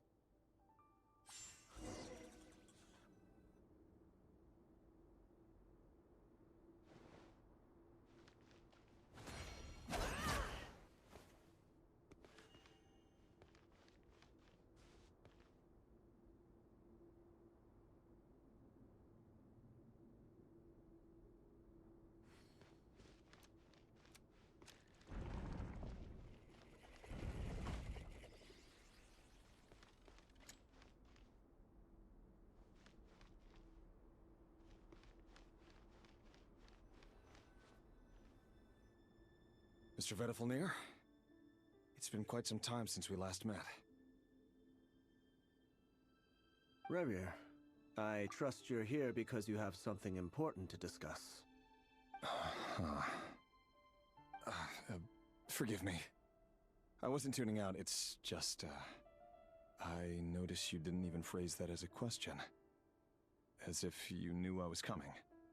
Tell me.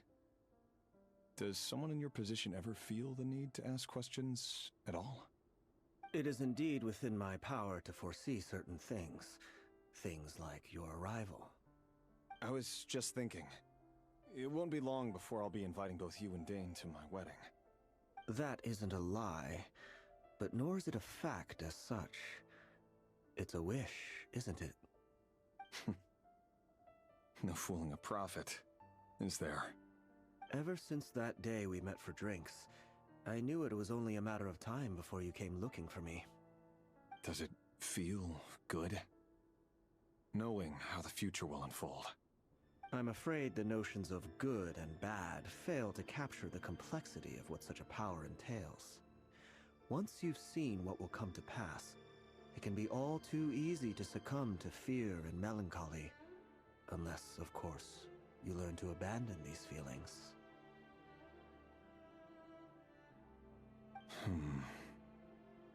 You fear my silence, and long to hear the words I left unspoken that day. That's right.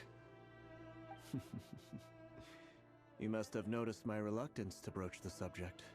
And the reason is simple. Because the truth could never have lived up to your hopes. For both our sakes, such words are better left unsaid. The burden of prophecy was never meant for your shoulders. So who exactly do you deem worthy to hear your prophecies? None but our exalted king? Or rather, our king as he once was. You're closer to his majesty than I am. You must know better than anyone how much he's changed.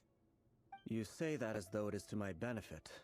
Yet precisely because of that, I dare not speak rashly. A king can turn out to be the most virtuous of rulers, or a tyrant more terrible than the most vicious of dragons. You are so wise and far-sighted, yet still you would have me live in fear of the unknown? You make a fair point. Especially given my silence alone was all it took to send you spiraling downwards. Very well then. Let me offer you some advice. And I say this not as a prophet or a visionary, but simply as the brother of your friend.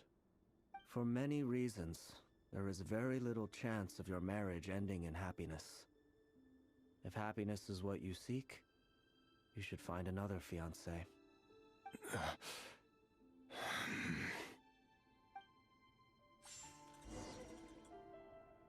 Hold on. There's that same black fog again. Could this memory belong to Thelindis? Guess I'd better tread carefully.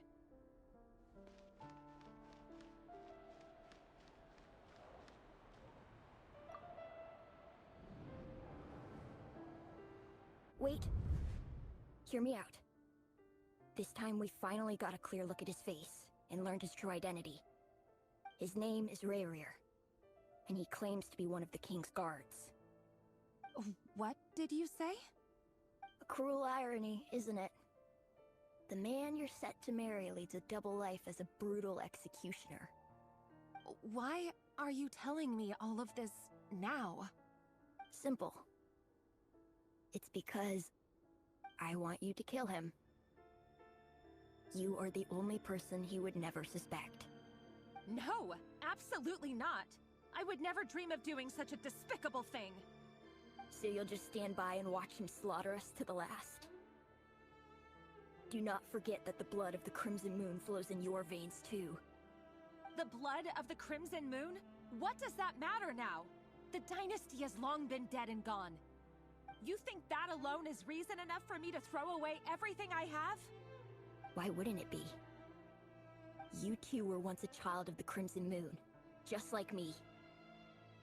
Don't tell me you've never felt so much as a flicker of fury for the way we were trampled into the dust.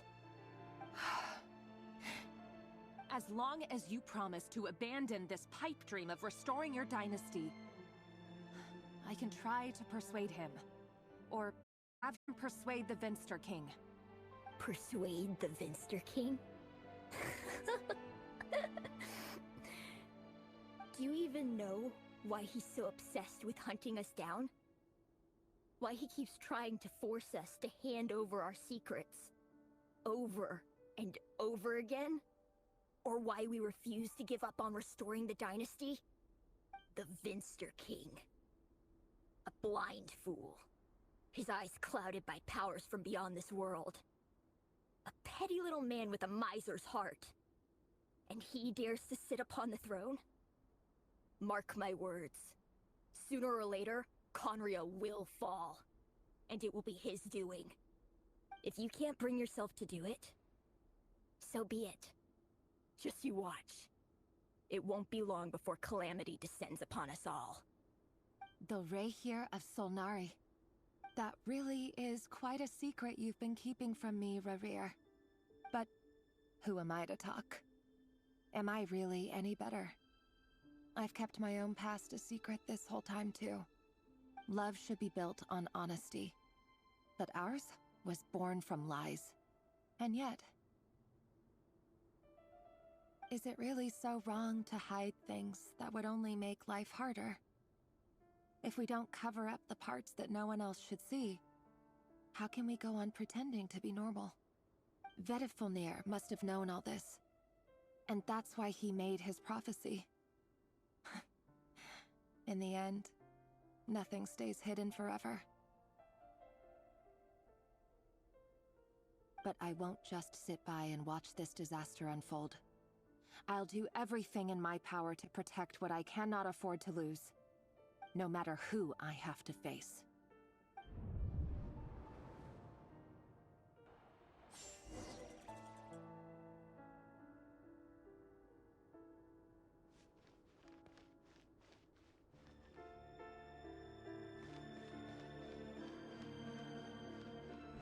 Huh?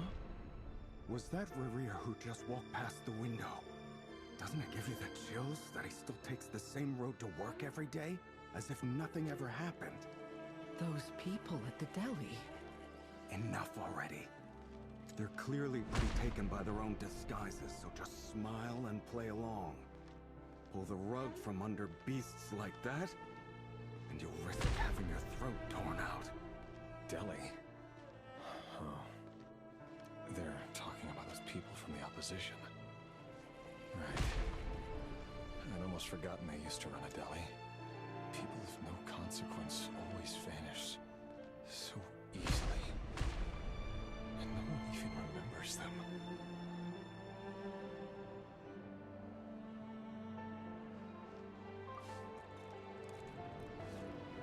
But surely you can see he's not the man he pretends to be!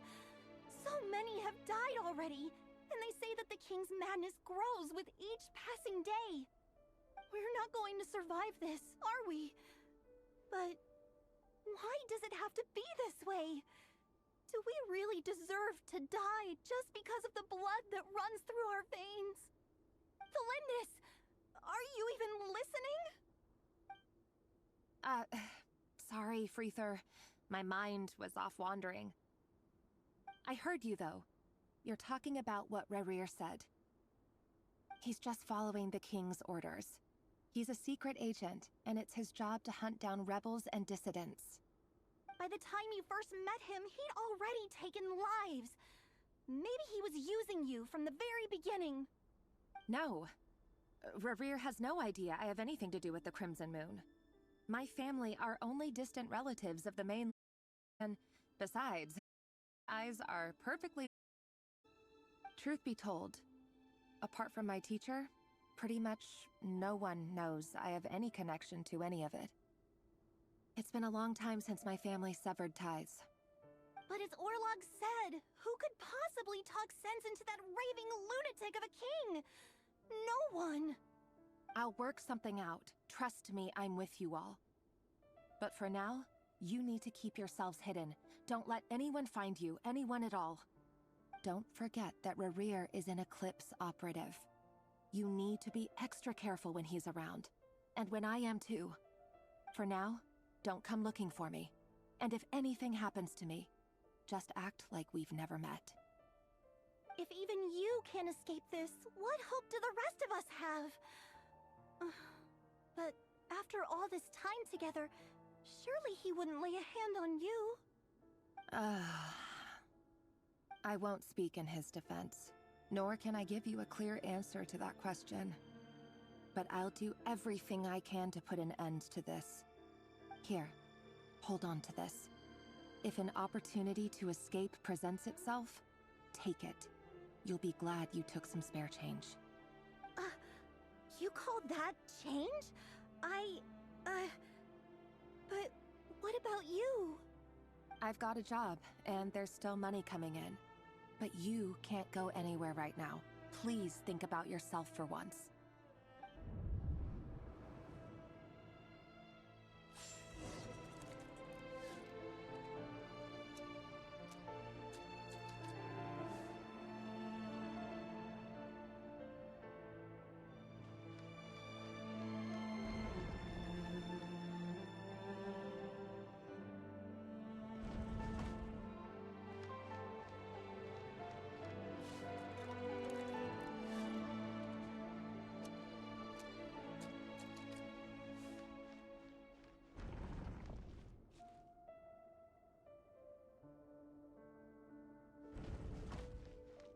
Another day, another round of assassination training.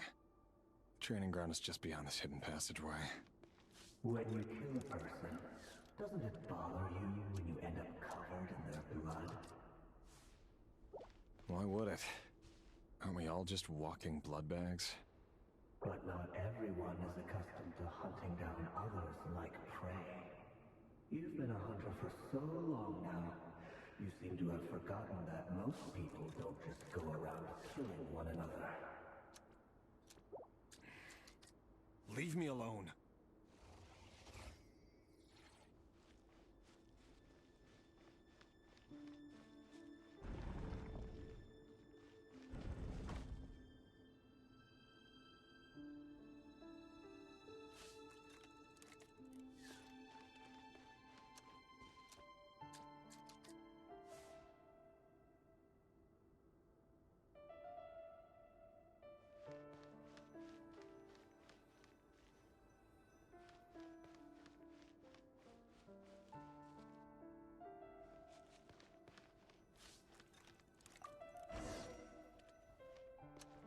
Make sure you have a firm grip on the handle. Then choose your angle well. Keep your movements light and brisk. Pretty much that's a thing. I doubt that. I'll bet no one's ever died a quiet death at your hands. I work clean. No traces.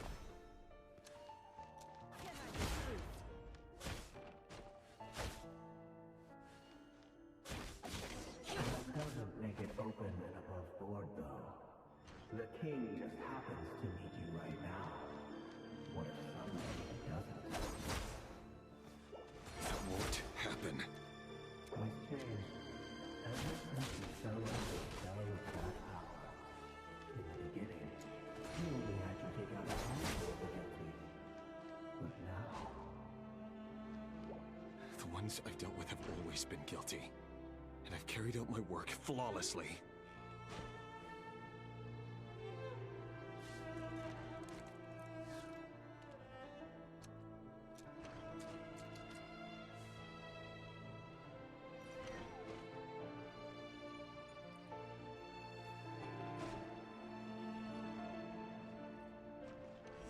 You know why someone just accept your proposal.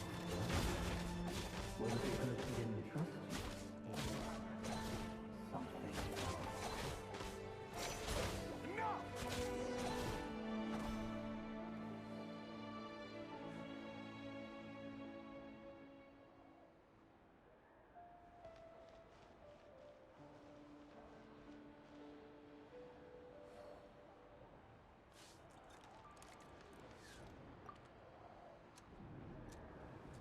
Delindis, do you still remember Orlog? Orlog. The boy who was pretending to sell flowers. You spoke for quite a while, didn't you? Yes, we did. What about him? He was arrested 2 days ago. Chances are he's already dead. He... I just don't get it! After everything he's done, why do you still stand by him? Or does it mean nothing to you that people keep dying? No, that's not... Just hear me out. I need to go now, Thelindis. They're looking for us. You take care too. If you ever need a place to hide, come find us.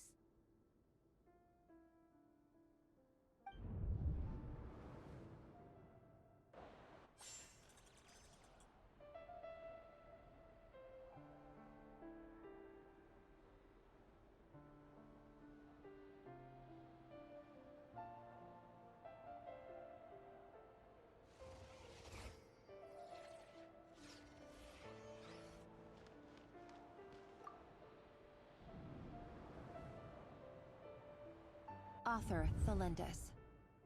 Over the course of this week, the research object was subjected to interference for a total of 47 hours for experimental purposes. The results are as follows. All subjects of observation that were sent inside have now... The situation within is proving more problematic than anticipated. No progress whatsoever. What now? Won't you give me even a glimmer of hope? Things are getting worse by the day. I have to find a way or we'll all be in danger.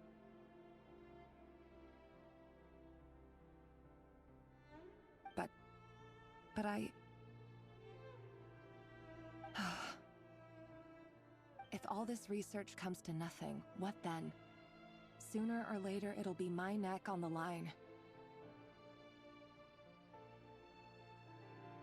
But could he really bring himself to kill me? No. Surely he wouldn't have the heart.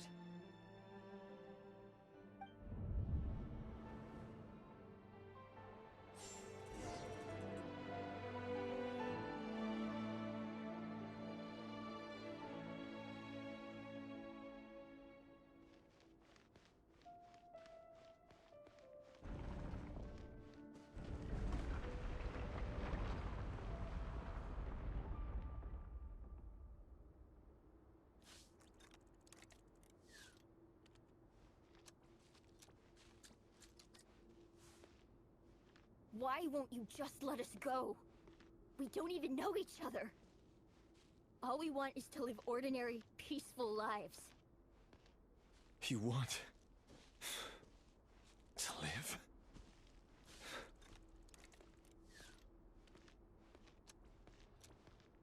Yes. I just want to go on living.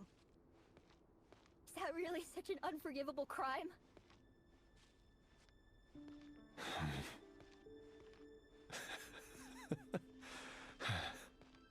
You want to go on living.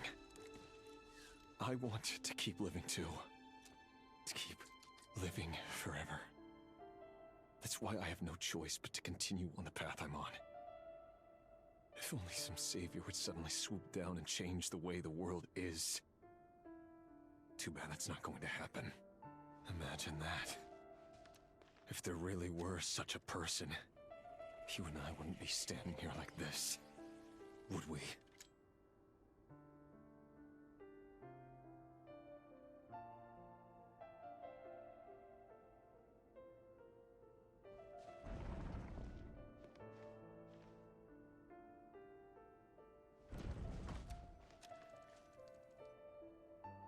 So these files are in. Time to wade through them just like usual. No, I don't get tired of it. It's my job.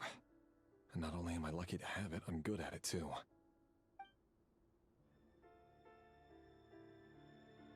Huh.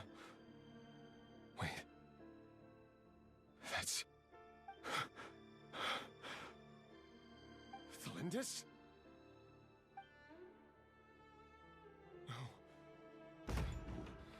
No.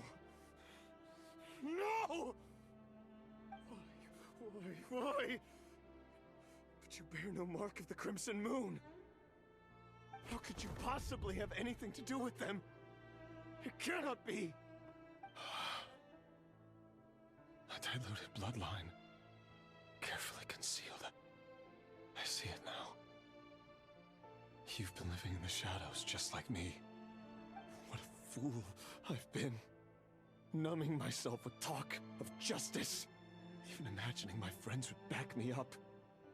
But in the end,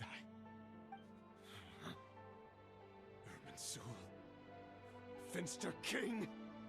How far are you going to take this? From the direct bloodline to secondary offshoots? And then what? Today it's the descendants of the Crimson Moon. Who will it be tomorrow? Will you not rest until everyone down here is dead? No. This cannot go on. This is where it ends.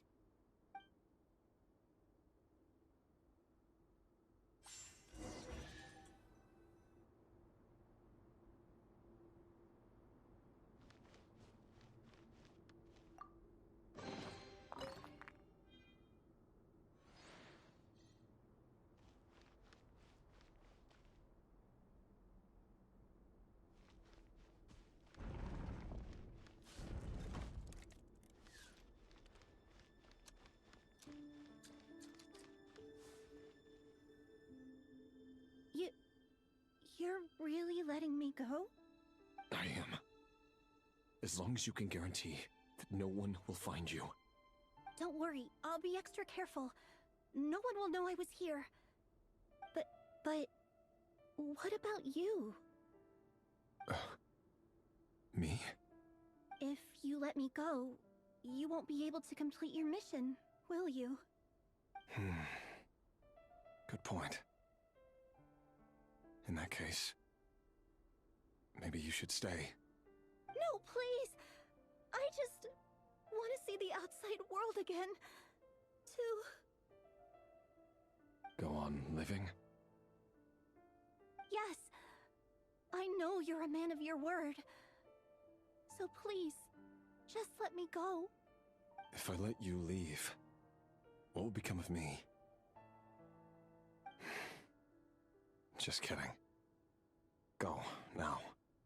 But remember, don't let anyone know you were caught.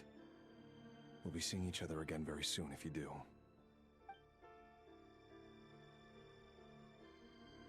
Even shadows in the dark must live by a code. But you can't save everyone. You've been whispering in my ear for days now, Vedifalnir. What are you trying to do? Break me down? I only say this because you long for an answer to your problems. Let her go, Rerir, or you risk losing everything. I will not abandon Thalindis. Then you'll need a little more vigilance and a lot more power. The world is changing, Rerir. Keep your eyes peeled for your moment of opportunity. That voice used to be so unclear. But now I know exactly whose it is. It's Vedifalnir. He won't tell me how to actually resolve any of this, but he keeps trying to manipulate me like a puppet. What's his game here? Tell me then. What will this moment of opportunity look like? And no answer. He's like a ghost. Always disturbing me when I'm on edge, but never answering when I need him most. So, the Eclipse Dynasty was purging, well, massacring the descendants of the Crimson Moon. And it seems like it was all connected to the Vinster King's research. The King's obsession with abyssal power left the future of Conria hanging in the balance. No wonder every aspect of Rerir's life was so unstable. And it looks like this Thalindis, Rerir's would-be fiancée, herself belonged to a sub-branch of the Crimson Moon Dynasty's descendants. It almost defies belief that a couple like them could hide the truth from each other for so long. If the Vinster King hadn't intervened in such a drastic way, they might have gone on deceiving each other for the rest of their lives. And why does Vedifalnir, Daneslif's older brother, keep talking in Rerir's head?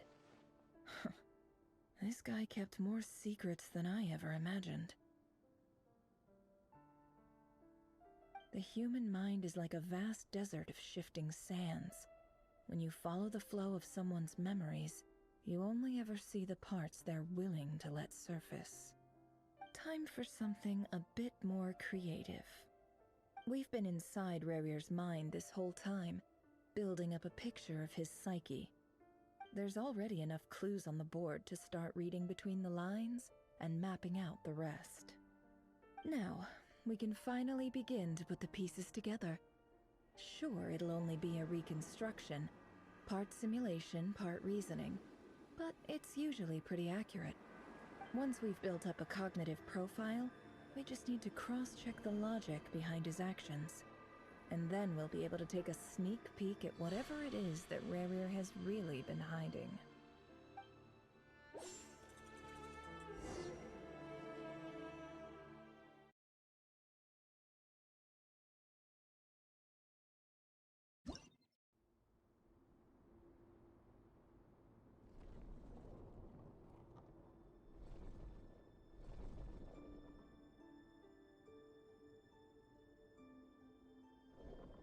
Rerir, are you there?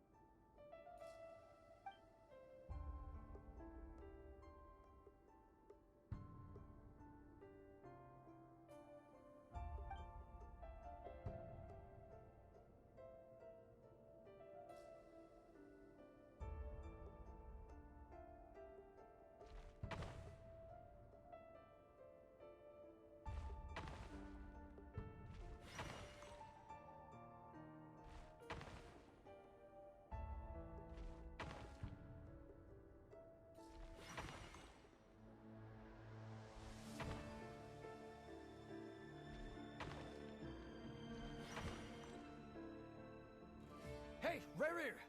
Come out, it's urgent! Dane? What's wrong? Quick, come with me. I'll explain everything once we've met up with the others. Okay. I'll come. But the Lindis is still over at the Universitas. I'll need to leave her a note. All right then, but make it quick. I've never seen Dane so worked up before. Whatever this is, it must be big trouble.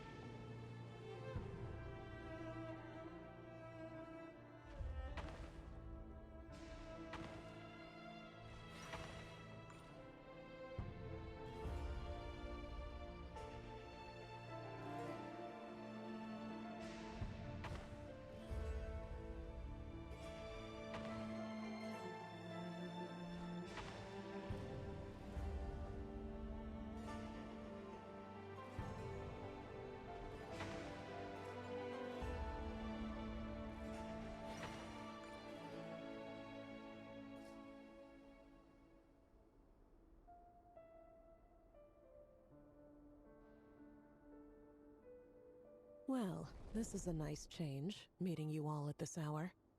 When men and women of ambition can speak face to face in broad daylight, I say that's a big step forward for our dear Conria. Don't be ridiculous. We do not fear the day. Why would we seek refuge in the night? You might ask your blade that same question. I'm told it prefers the cover of darkness. The word on the street is that Sir Delogi only strikes when he has an unfair advantage. That is patently false. I see you're missing an arm and a leg. Surely only a fair fight could explain that. If this is your way of offering me replacement limbs, believe me, I'll take them. Oh, we can certainly discuss that. With bioalchemy, anything is possible. Assuming I have your full support in my research. Lunatic. Robtatir, what brings you here? Why, Dainsleif, of course. He invited me. Please, cast aside your apprehensions, Miss Rhindaughter. Whatever the rumors may say, I am but a humble servant of the king, and I can assure you he affords me no greater convenience than he does you.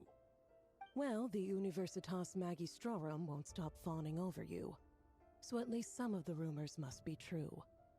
You're clearly doing well for yourself, so drop the humble servant act. It endears you to no one. You're president of the Universitas Magistrorum, the chief royal mage known as the Wise by royal appointment, and by far the most favored among the 4 pillars of Conria. Vice President Veit doesn't even try to hide his envy when he sees you. My success is the product of hard work and good luck. It's as simple as that. Were the king not such an extremist, I hardly think I would have received a senior post at my age. Of course, no job is without its gripes. Serving a king like ours can be a challenging task, as I'm sure you can imagine. And as for Efterveit, in missing out on the presidency, he's dodged a mountain of stress. Like everything else in life, it comes with pros and cons. You're all here. I apologize for the short notice, but it was an emergency.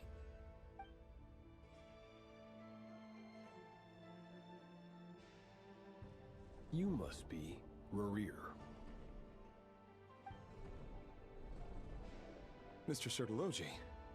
Yes, I handled your case file during your sentencing. Nothing personal, of course.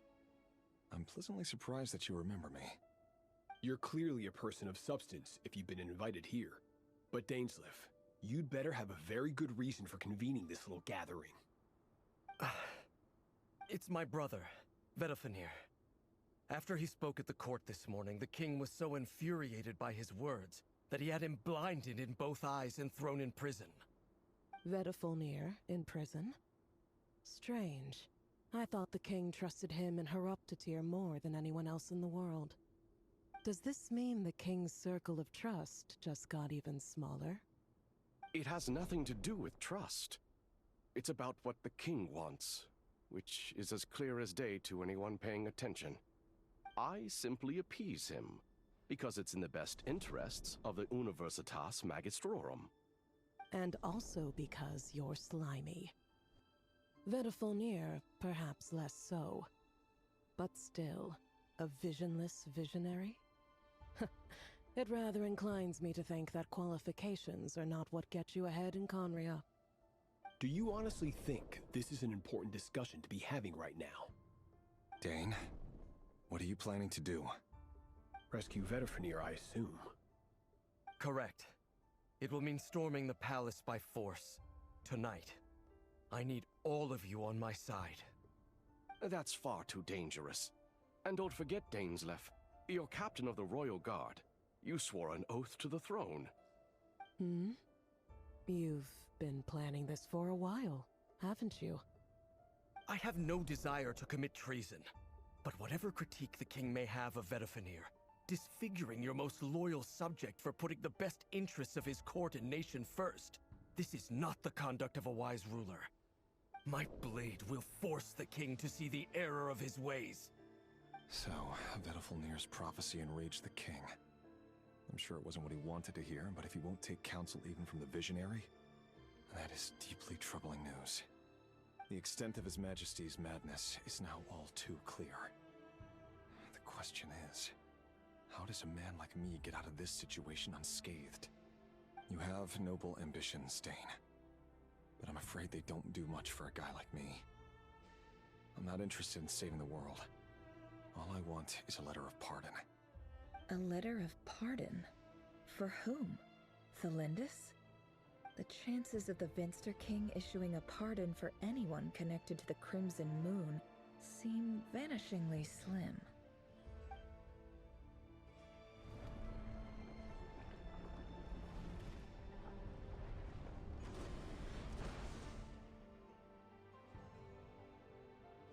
This black fog over the board must have some connection to Thelindis. But why is it taking this form? Does it have something to do with Revir's past? Another mystery I'll need to unravel.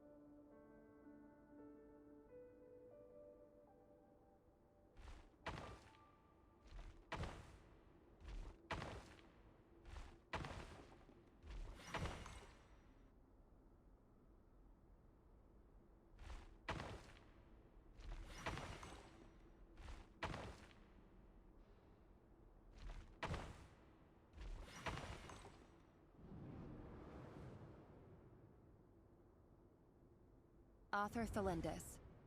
Over the course of this week, the research object was subjected to interference for a total of 60 hours for experimental purposes.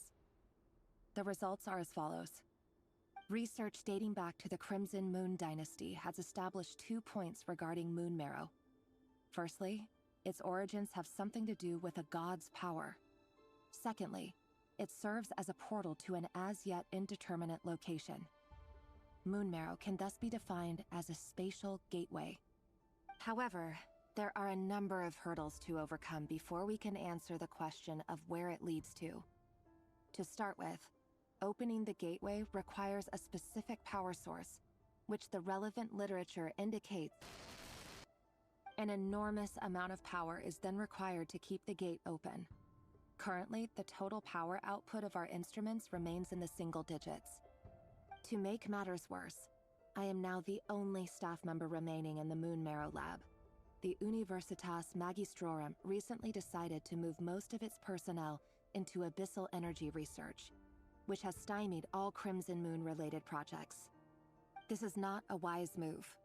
I have always maintained that placing all our hopes in a single source of power is risky, especially one as poorly understood as this. As well as making ourselves overly reliant on a single resource, we are neglecting other promising technologies. I apologize if this comes across as disrespectful, but as a Moon Marrow researcher, I desperately want to see the world beyond the gateway. If we really made it there one day, what would we find? And how would we go about taming the unknown?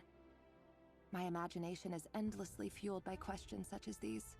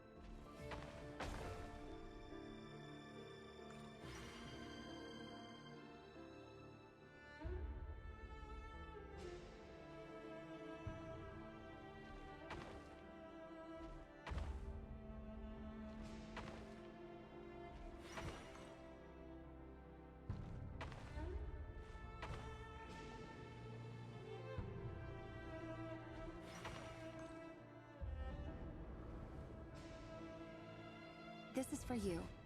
I heard you're gonna leave the city with your parents. The Lindis. Did you hear about what happened? I've heard nothing. Rerir got back very late last Friday, and he was acting a little unusual, but he slept pretty well, so I'm guessing whatever he did was a good deed.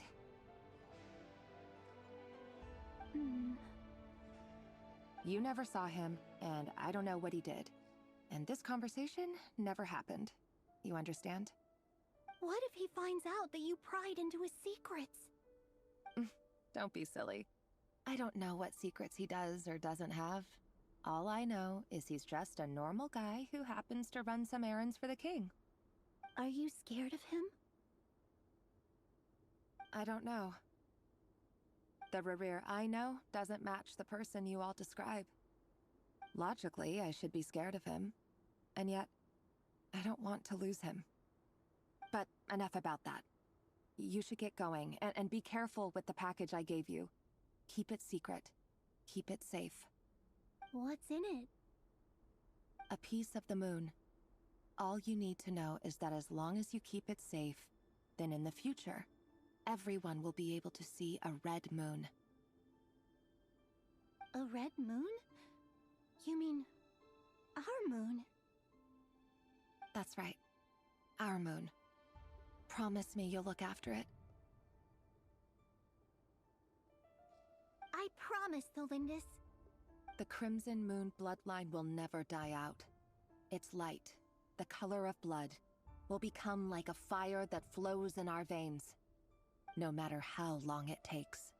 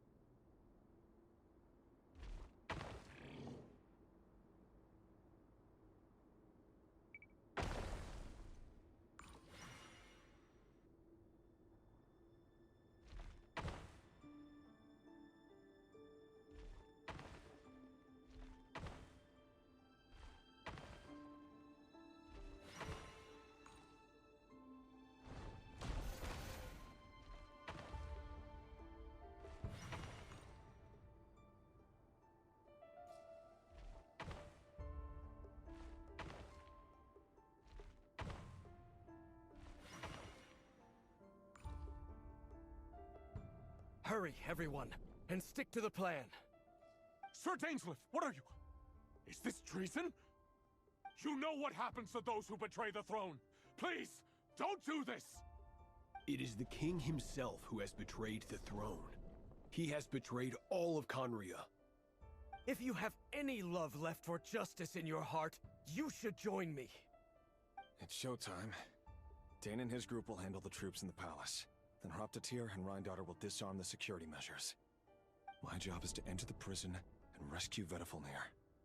Stay safe. Wish me luck. Look after my brother. Draw your blade. It is time for justice to prevail.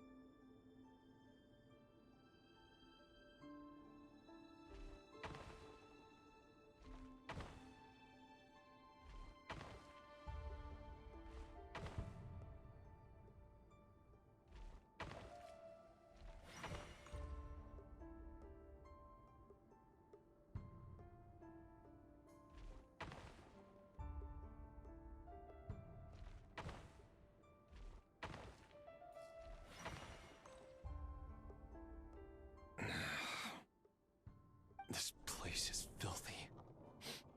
And the smell is abominable. Clearly, the king doesn't allow his prisoners a single shred of dignity. This is dire. Found you. Hello, Mr. Vedifalnir. Ah, it's you. Surprised? Oh, wait. I guess surprise isn't an emotion that prophets feel very often. I certainly felt some surprise in the moment when I was blinded. Surprise at the king's sheer ignorance. Surprise at just how unfairly this world responds to words of earnest remonstration. I'm curious. What did you prophesize this time? It wasn't a prophecy. It was a word of warning. Someone had to say it. The king has forsaken all reason in pursuit of his obsessions. I simply told him that if he continues on this path, Conria will surely fall. But he didn't listen. Worse still, he stabbed you in both eyes and locked you away. Dane asked for my help. The court is in complete chaos now, but I'm sure you predicted that. Everything is transpiring as I foresaw, yet I am powerless to change it. Fate is an immutable force. I can but lament as the inevitable unfolds. I do wonder whether giving a man the power to see the future does nothing more for him than slowly crush his spirit. Forgive my curtness, Vedifalnir, but the king did not suddenly turn on you today. His suspicions have been brewing for a long time. You can't have wisdom beyond the reach of your fellow man without attracting his fear and suspicion. There are things the king does not want to see. So, he doesn't want you having visions of them either. He blinded you because he thought this would make the visions stop. He wasn't entirely wrong. I did indeed lose my power to see the future. Right up until... Until what? Just now. I believe I saw something new. Well, tonight could go a lot of different ways. 5 of us banded together to storm the palace, also we could rescue you. This will go down as the most tumultuous day in Conrian history. I sense hatred in you. But also hope. A desperate hope that with the tyrant deposed, that will be the end of the story. But this is not the end. It is the beginning of a new chapter, in a whole new story. There are many men of honor and courage in this world, Rerir. But you are not one of them. You're not here for justice, are you? You're here for yourself. Is that a dagger? Interesting. Why not the polearm? It was always your weapon of choice. With your abilities, I don't doubt that you were able to recover some of your sight. But I also doubt that you want to make an enemy of me right now. Of course not. We're on the same side, aren't we? We could be. But I need you to be honest with me, Vedafilnir. At this point, you're my only hope for the future. You mean your future? With your beloved, Thalindis? Yes. And I know there are bigger things at stake here. A dynasty, a nation, maybe the entire world. But forgive me, I care first and foremost about myself. I can't abandon the one I love to save myself. I just can't do it. But you see a broader picture of the future than I. You see the solutions to the biggest problems of our age. So tell me, what is my solution? What's the answer? In matters of fate, answers are either right or wrong. What will be and what will not. Maybe you are willing to pay a certain price in the pursuit of happiness, but unfortunately, fate does not negotiate. That is the cruelest thing about fate. It is unmoved by your sacrifices. That can't be true. I know it's your urging me to see how the world is changing, to seek more power, so I can protect the things I love. You show me disaster, but you won't show me how to avoid it? Why? Why are you doing all this? My voice. In your head.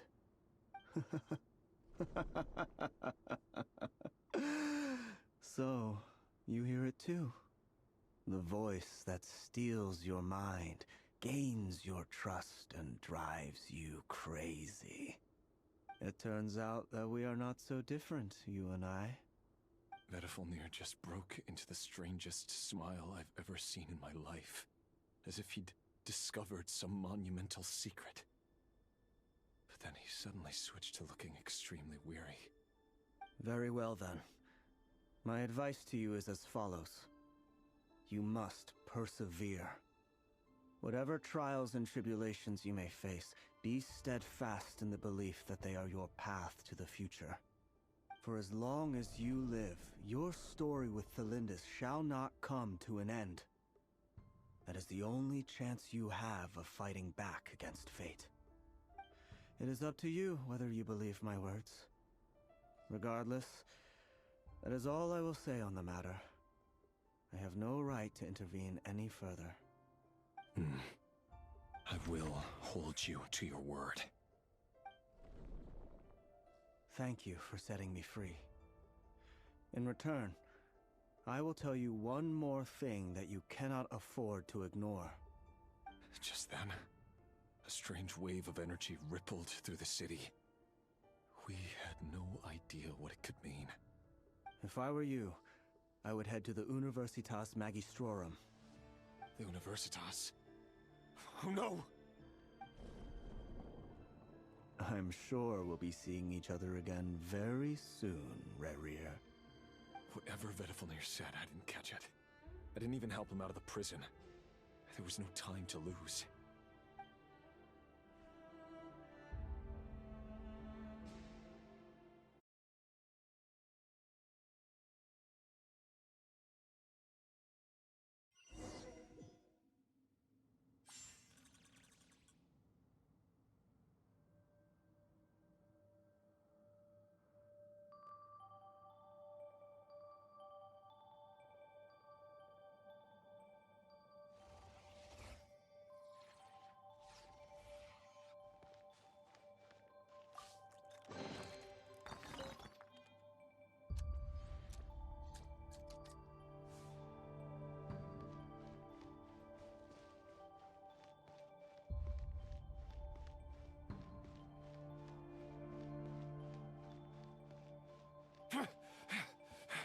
Monsters? Is this Rhindaughter's doing? Universitas Magistrorum! Out of my way! Night falls. Hold the line!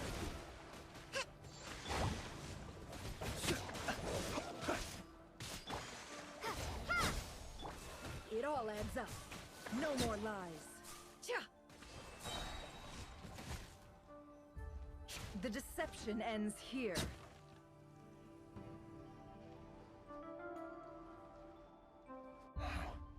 The Universitas. That reminds me of a rumor I once heard. Allegedly, the king installed secret mechanisms in the palace and around the city. No one knows where they are or what kind of power they hold. But if they were ever going to activate, it would probably be on a night like tonight. Help! Help! Hold on! Don't let them anywhere near you! Save me! I can't! Ah! That sounded like an explosion. So, the rumor is true? The king really went through with it. What other means does the king have at his disposal? They must run on power from the Abyss. And given it's a major center of Abyss research, anyone over at the Universitas will be in grave danger. I have to hurry!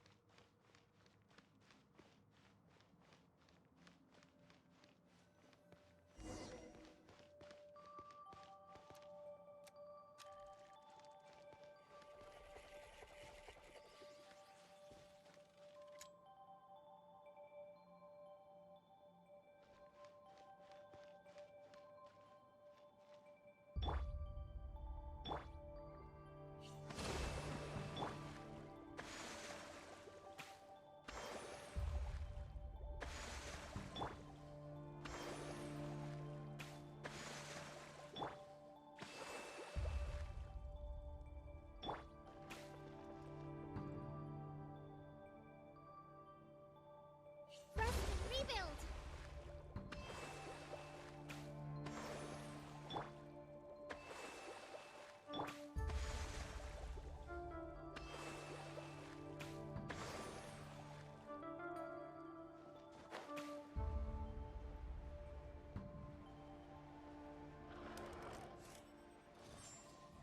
Scatter! Allow me! Flash attack! Observe. Close your eyes.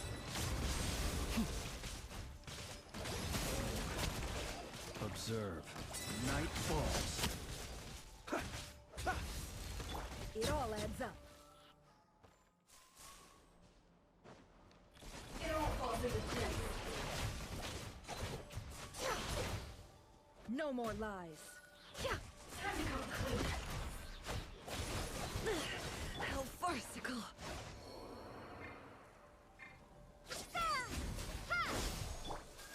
Hold the line! Covenant of the Deep!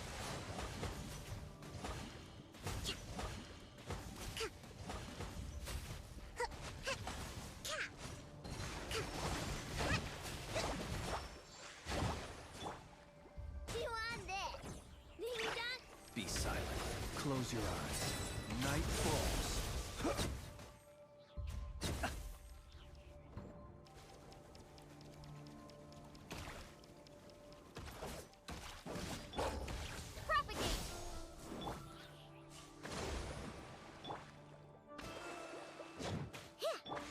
Observe. Be silent. Fear the dark. Look, a rainbow! Go claw! Billowing surge!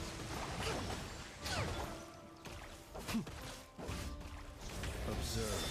To dust.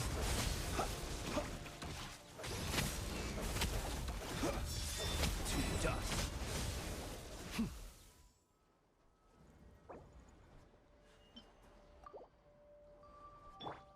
Allow me!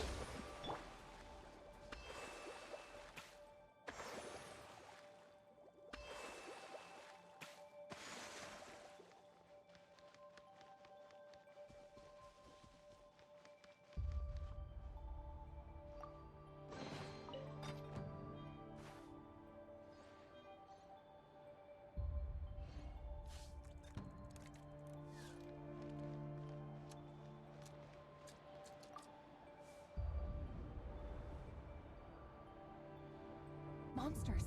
At the Universitas Magistrorum? Why now? Oh no! They're coming! It's no use. The table won't hold out much longer. The weapons. Where are the weapons? Of course. All the lab equipment was upgraded after the inspection last week, but the new weapons haven't been allocated yet. I'm done for. Is anyone there? I need help! Ah! Stay back! Please stay back! Please!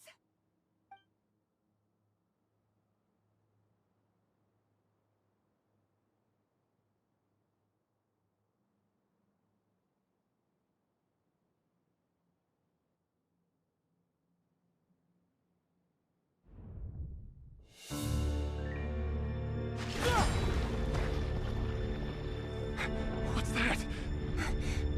Rear. So the rumors about your work are true. What? No! Listen, something happened at the palace tonight. We have to leave! You don't need to lie to me anymore. What do you mean? I know why you're worried, and I will respect the decision you've made. But it's okay, because I found a solution. I know how to end all this. You can have it back. The normal life you so desire.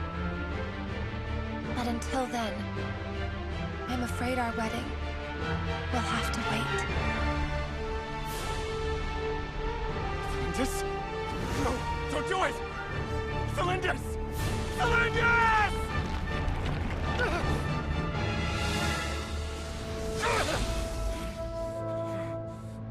I told you, Reria.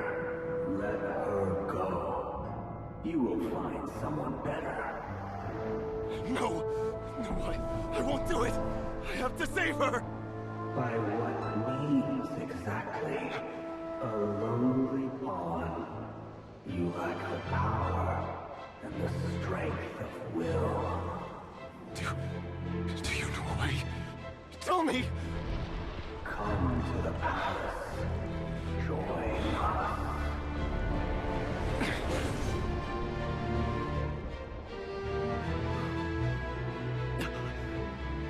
Reria, thank goodness we...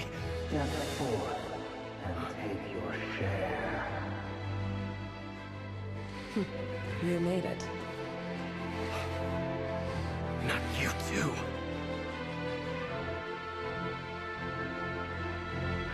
Hatred or grief, despair or desire. We all have our own.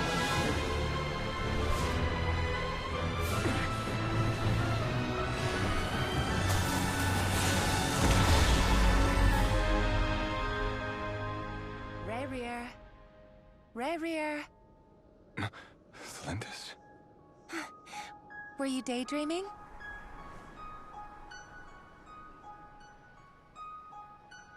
You still remember, Reverie? That question you asked me a couple of weeks ago? Oh.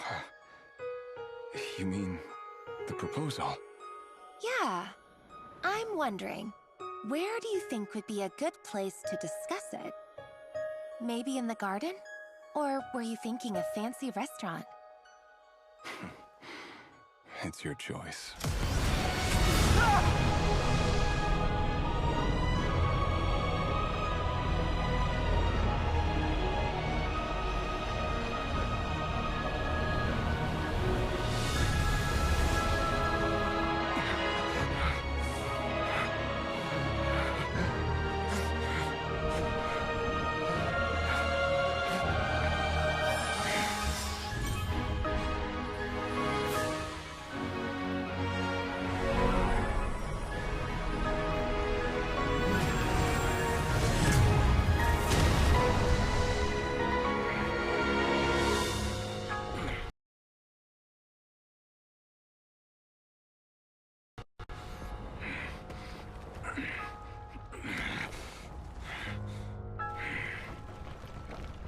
I will find you. And then, you can give me your answer.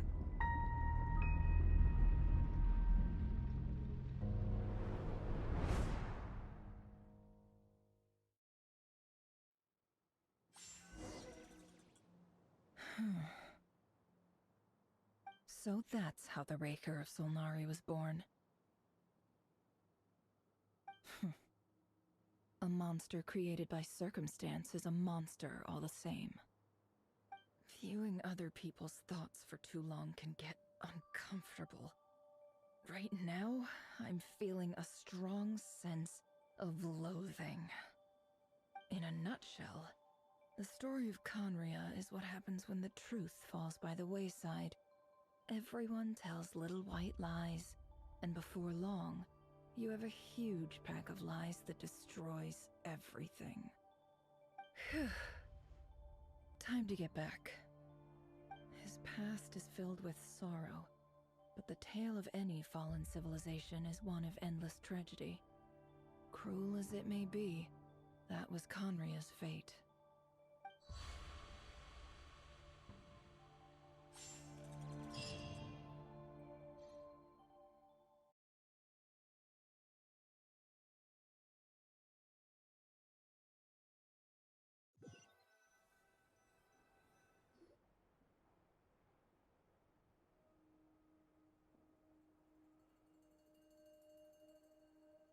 Everyone, I'm back. Can I get a standing ovation? Never! How are you holding up? Feeling okay? She's fine. Boss is a pro. Yes, I'm fine. You will have seen the events of Rarier's life through my thoughts.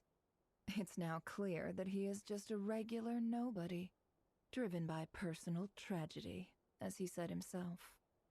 I mostly agree. There's only so much we can know about him from his memories alone, but they did give us a clear glimpse into his life in Conria. However, I would not consider Rarier to be a nobody. He was deeply involved in the events of that era. Yet, when the catastrophe of a generation strikes, nobody is safe. Sounds to me like you're speaking in riddles again. Is this you urging me not to abandon the people of Nodcry in their hour of need? That's not what I meant. Although I do hope you choose to remain a part of the plan. Without you, the mission ahead will be all but impossible. Then try to remember that I respond better to the carrot than the stick, and I don't appreciate being bossed around. Now, as for you, Missy, you were excellent. You stuck to the rules of the ceremony and kept your mouth shut the entire time. Bravo. Cool. So, can you fill me in on the deets now? Most of what I saw went right over my head. Patience. You'll hear the whole story, don't you worry. But let's meet up with the others first. It will save me narrating it twice. Yehoda? Yes, boss. Let me get that door for ya. That's more like it. For a moment there, I was worried you'd forgotten about the first clause of your employment contract. Forgive my curiosity, but what does the first clause say? It says I gotta do the annoying stuff that boss is too lazy to do for herself. Like opening the door, pouring the tea, yada yada. Is that right? If something is in the contract, it's because she willingly agreed to it. Rest assured that the Curatorium abides by the very strictest of labor policies. You don't seriously think I'm cruel enough to treat her like my slave? In any case, I've hardly shied away from my share of the work today. Hope I don't catch Flintz and Varka lounging about in their chairs, enjoying a leisurely cup of tea. There's nothing I dislike more than other people enjoying themselves while I'm hard at work.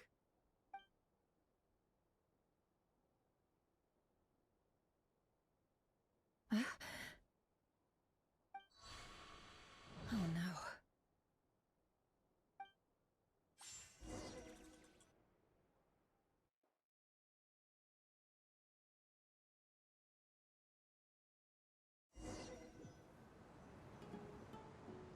Sorry to disturb you, but we seem to have run into some trouble. Evidently so. Don't worry, I'm not about to leave you to fend for yourselves. I'm not that kind of boss. And it would go against the Curatorium's labor policy. I'm sorry? What did you hear me say? I wasn't talking about labor policy. Wait. How long have I been standing here? Not long. You just appeared by the door a moment ago.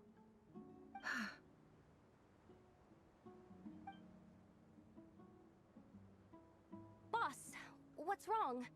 You look like you've seen a ghost. We've been tricked. We never left at all.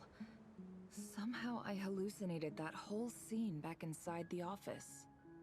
Hallucinated? But how? How indeed.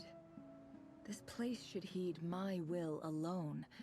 All thoughts and actions that occur in here are just a result of pawns moving across the chessboard in a carefully calculated manner. And nobody has access to this chess set but me. So you control everything in here?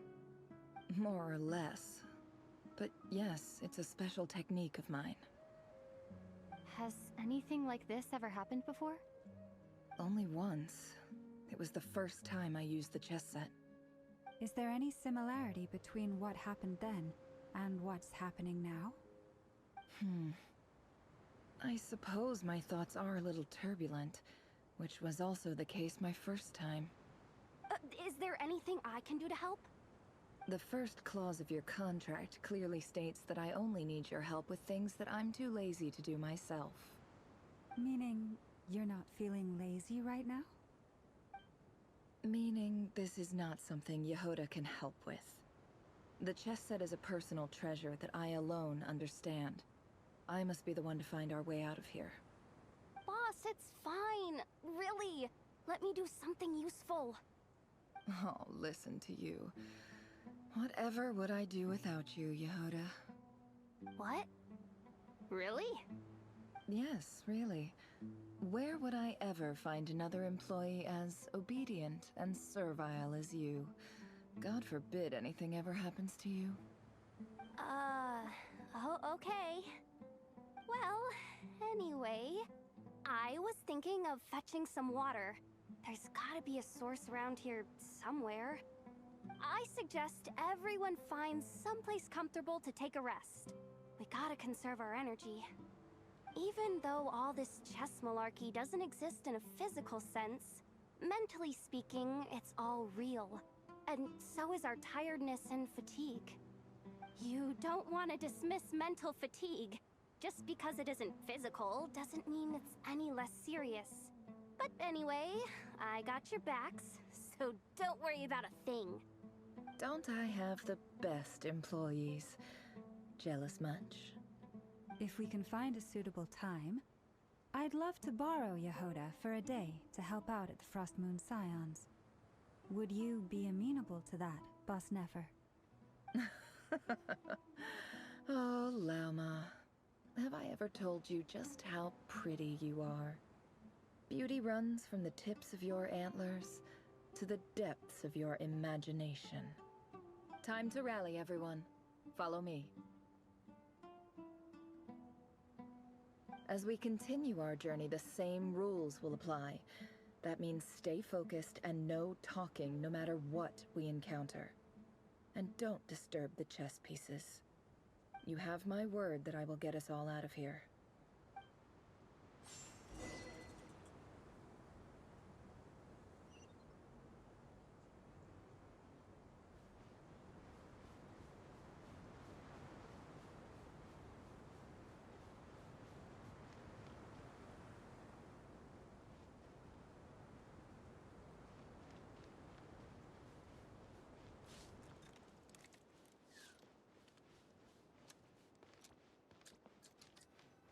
This place looks familiar.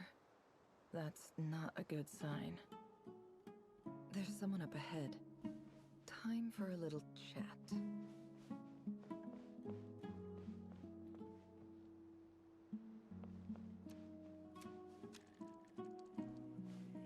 I wasn't expecting visitors at this hour. Wait, is that? Oh, it's him. There you are! Sinue's been looking for you all day. I think he has some news for you. Oh yeah? What were you doing just now, Uncle Retinue? Hiding away some more loose change? I know I saw some Mora. What do you mean loose change? Oh, come on, I'm too old for this. Just pretend you saw nothing.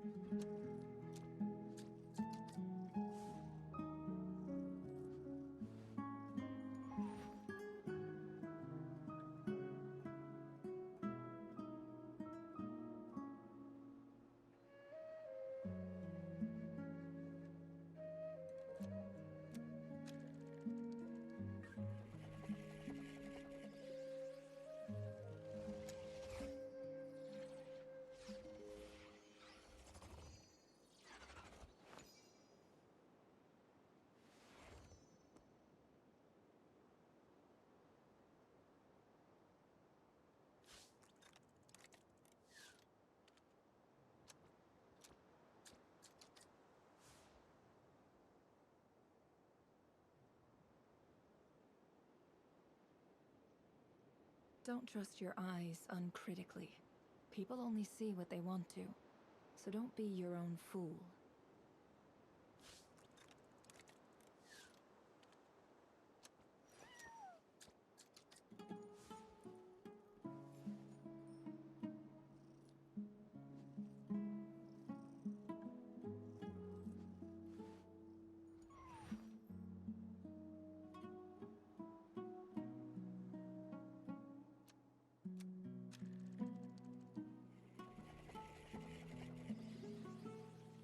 Emotions are like a raging torrent that surges through the mind.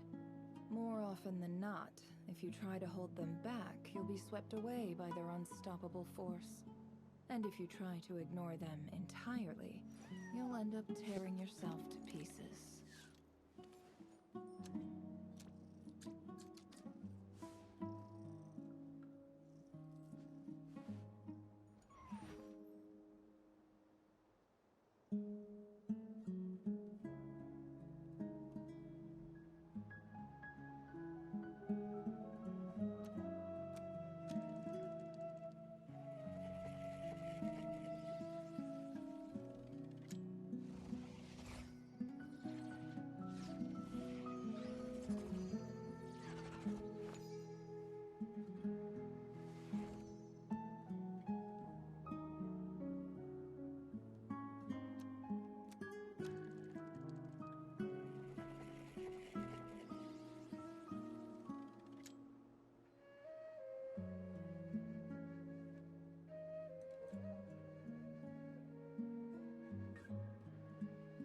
Don't trust your eyes uncritically.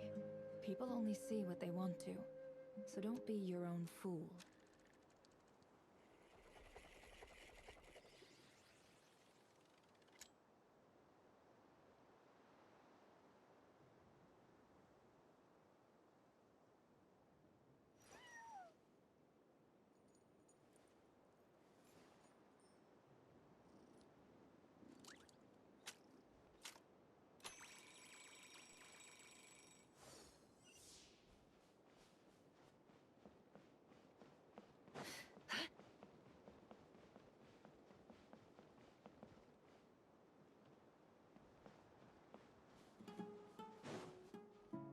Hey, kid.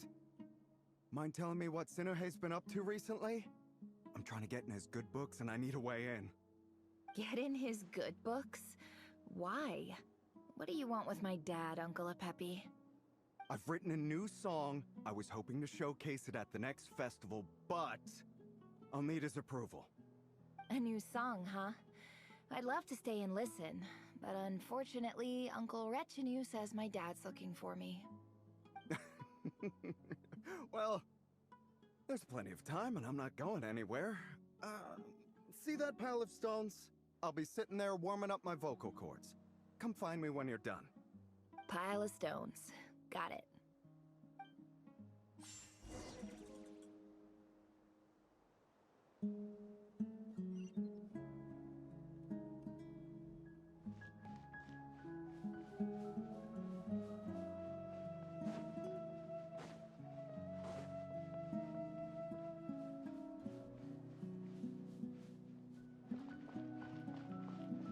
Hi, Dad. Uncle Retinue said you were looking for me. Ah, there's my little princess. If you'd gotten back just a little sooner, you could have shared the spoils of war with me. Spoils of war? Who were you fighting against, Dad? It was just a figure of speech. The aftermath of a sandstorm is no time to be waging war. I was talking about our war against thirst. I went out to fix our water supply problem, and now I'm back. Which means... We have a well again! That's right. I found a new one and brought back as much water as I could carry. It should last us for a good while. If it wasn't for these blasted sandstorms, our wells wouldn't be caving in. You wouldn't be spending all your time out searching for new water sources. As the chief of our tribe, I'm supposed to be leading us out of hardship and poverty, onto better things. You know how prosperous our ancestors were. I've told you all the stories. And look at us now, squeezed into these hovels. No one would choose this, if it wasn't for the endless wars over the years. But things are looking up. I started working with some folks from the academia a few months back. They gave me some contacts in return for my assistance in the desert. So you're the academia's helper now? Special ambassador, they call it. Think of it as a partnership. It's nothing bad, okay? We've been isolated here in the desert for too long. Seeking opportunities elsewhere is the best thing for us, and the fastest way to progress. So, do you get anything good out of being a special ambassador? Of course. My luck's improving all the time. One day, I swear I'm gonna lead us out of this place. We'll find somewhere new. Somewhere better.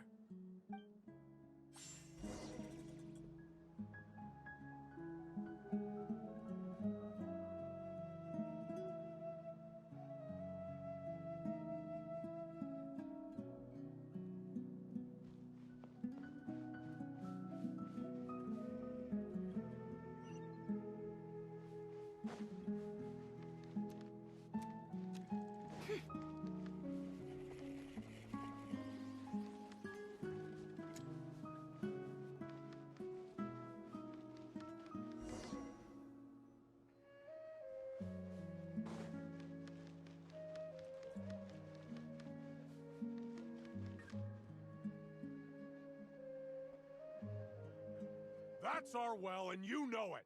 You stole from us!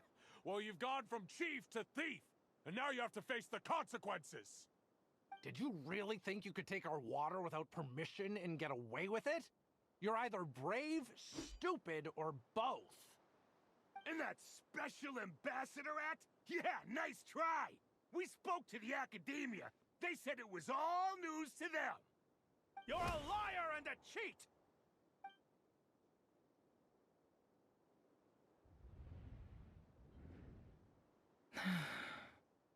I heard Yehuda gasp, but I don't blame her.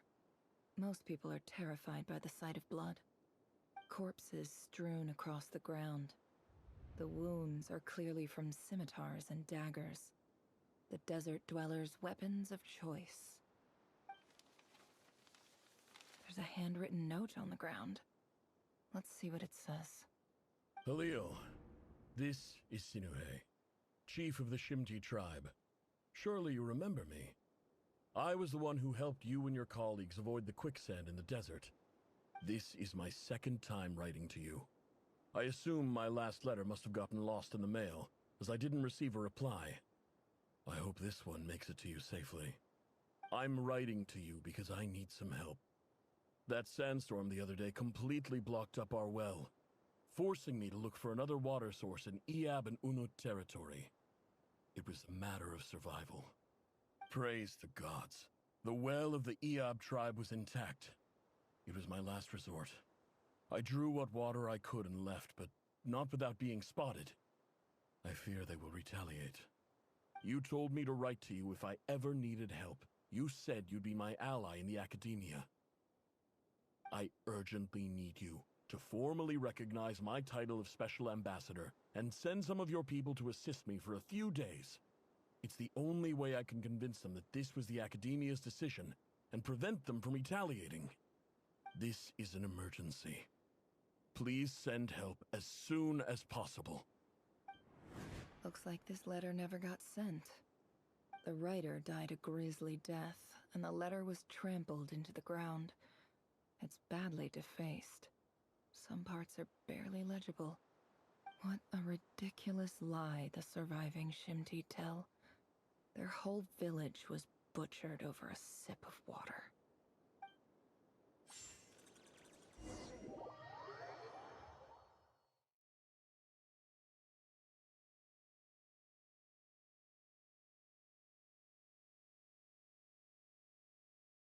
Ah, officer.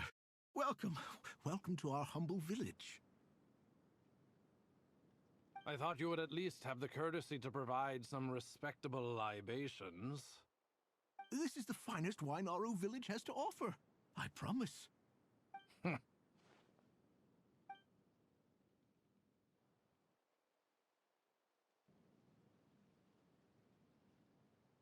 The Academia has agreed to reserve a single space for a candidate from your village.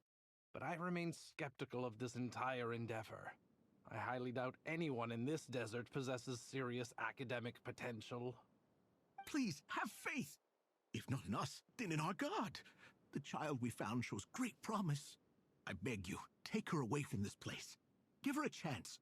Don't let her talent go to waste. I don't recognize her. New arrival? She showed up here a few days ago and we took her in. She's a really bright kid. Please help. I'm begging you. So, where are you from? Nowhere special. Just a sand dune. What about the rest of your family? How many of you are there? Just the one. It's only you? Correct.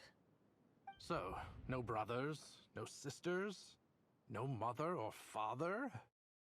Any who have slept on a bed of sand, I call my brothers and my sisters. Apart from that, I have no family. All right. Get over here. Sign your name on the form.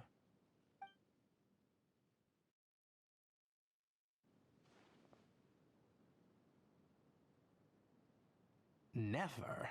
You're rather fair-skinned for a desert dweller.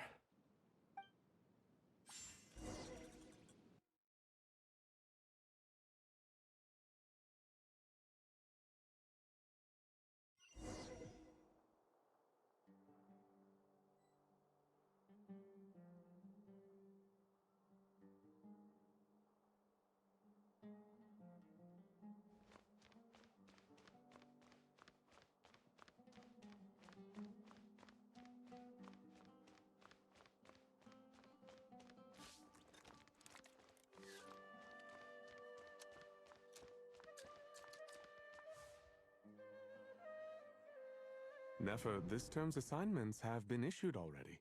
Please read through the materials thoroughly, conduct your own additional research, and then write an essay on the topic. Yes, Professor, I'm aware. I just had a couple more questions I wanted to get your perspective on.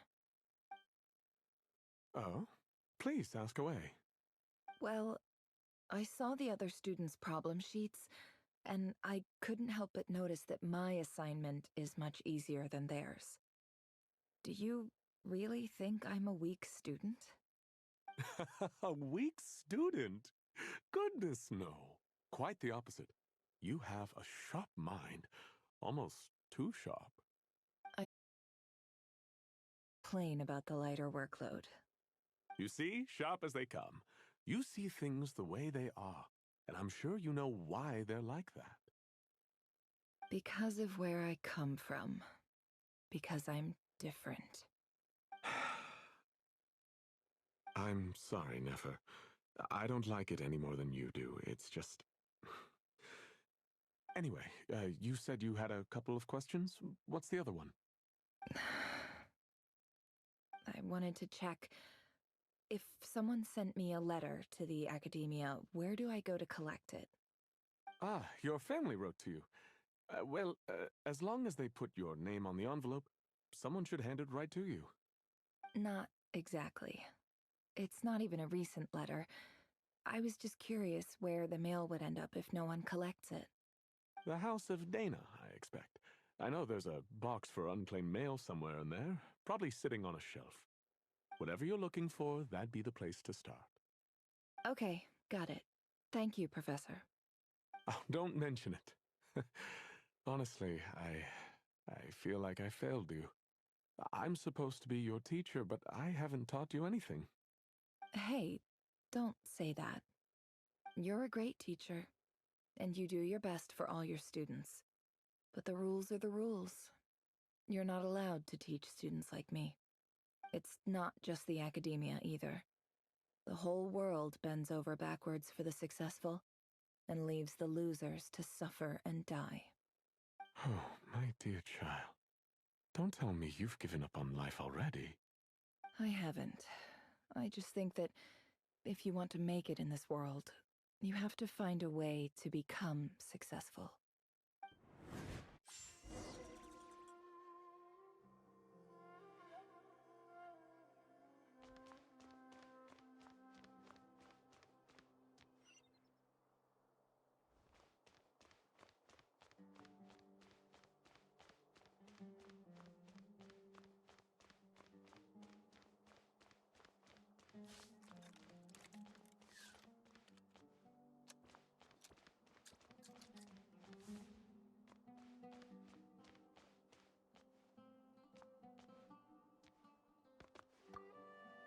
This must be it.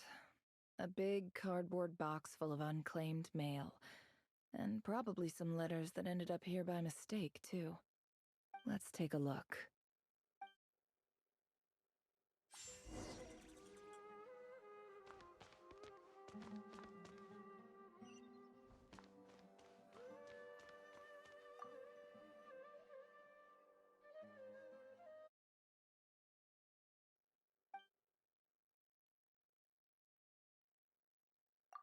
A dilapidation survey from Port Ormos. Looks like it's from a Core of 30 representative. What a strange thought. A bunch of mercs losing sleep over rundown buildings. This one was never even opened. I guess the recipient didn't care what the Core of 30 had to say about anything. Who was it addressed to? I don't recognize the name, but it must have been a Kasharawar professor.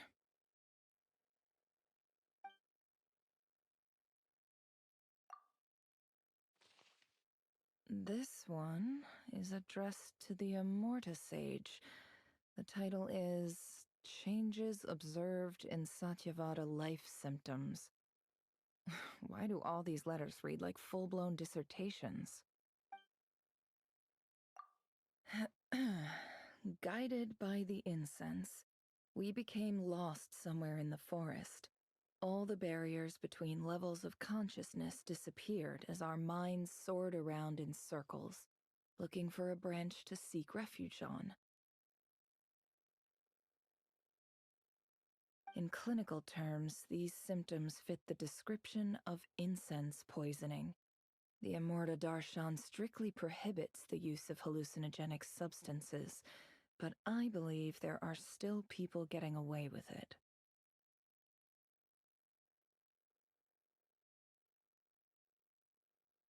For example, my neighbor who always breaks out into song and dance after using incense.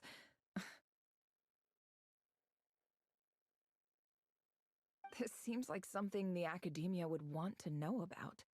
Why wasn't it collected? Wait, what's this written on the back? It's so small. The note says, "The sender authored this letter while under the influence of mushrooms. I would send it back, but no return address was provided. Stamped by the Grand Conservator of the House of Dana."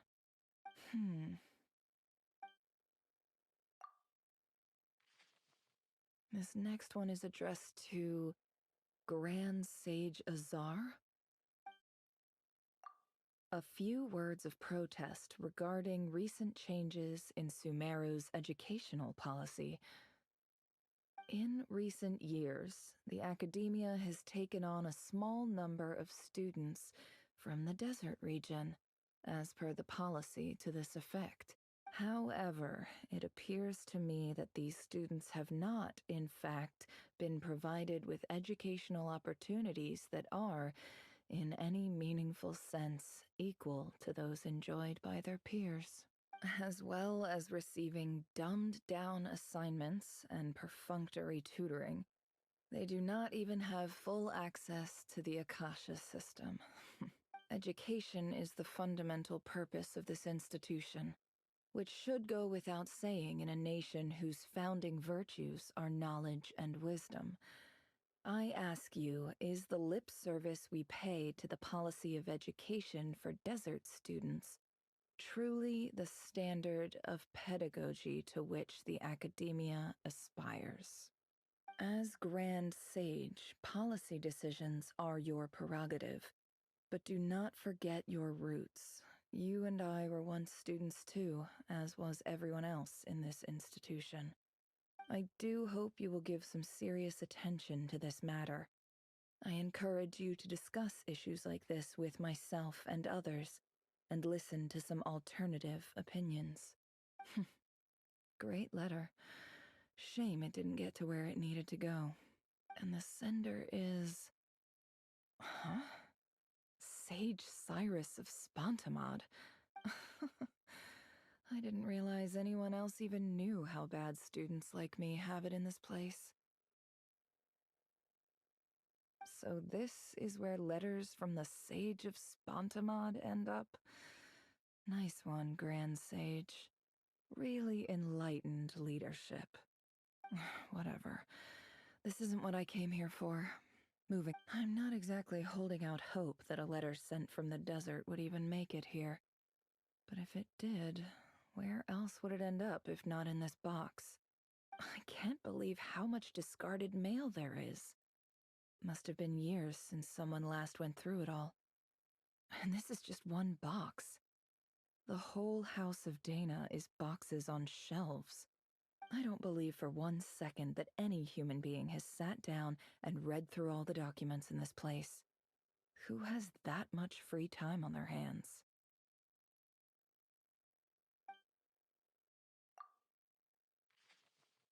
Wait, could this be it?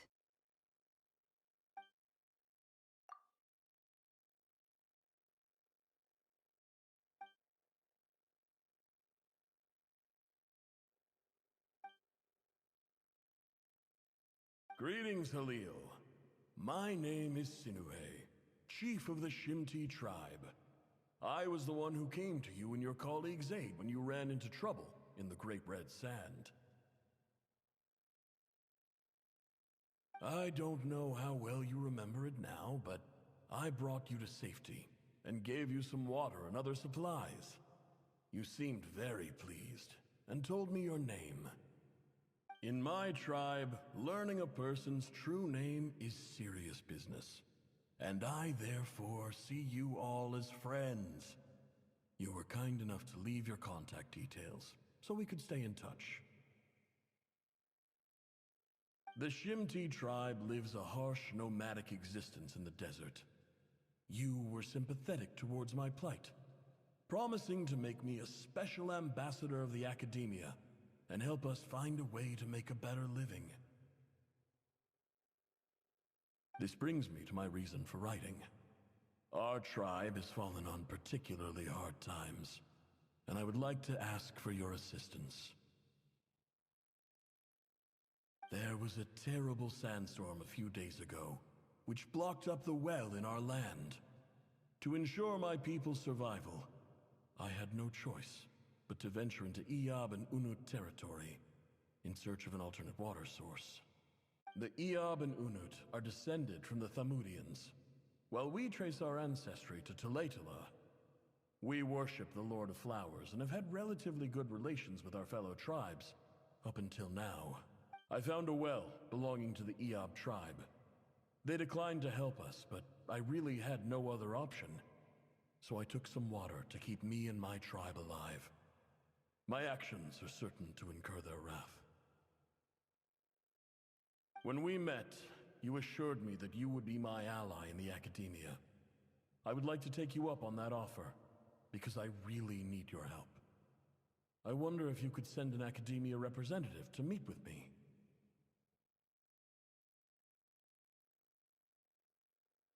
That aside, the last time you were here, you mentioned that the Academia had started accepting students from the desert, and I told you a little about my daughter, Nefer. We have next to no resources here in the desert, and my power and influence are limited. Would you consider enrolling my daughter at the Academia? She is a smart girl. I know she won't disappoint you.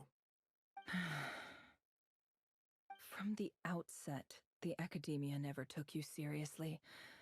Those things they promised were just empty words. I doubt they even remember the name Sinuhe. And you were so emphatic that your luck had finally changed for the better. You swore you'd lead us to a better place one day.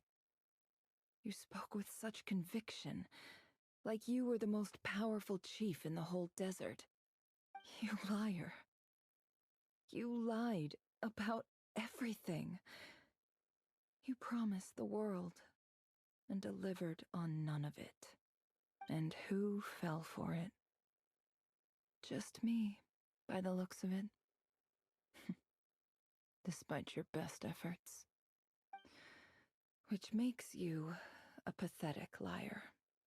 You weren't even any good at it. I think I'll take over from here. Let me show you how it's done.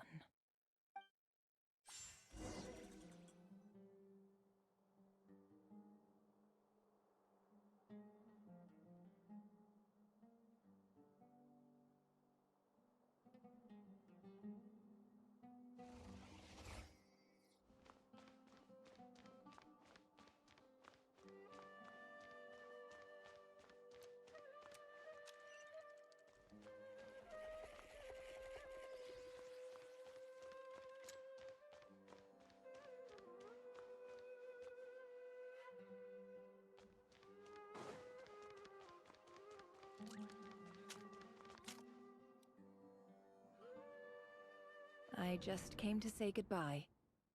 Thanks for everything you've done for me in my time here. Nefer? You packed your bags. Where are you going? I'm quitting. Something's come up in my hometown. Gonna head back and deal with it. Huh? But this was a hard-won opportunity for you. You know that better than I do. It was. But it doesn't matter. I have more important things to deal with, and they can't wait. Oh, and I didn't want to overfill my bags, so I left some incense on your desk.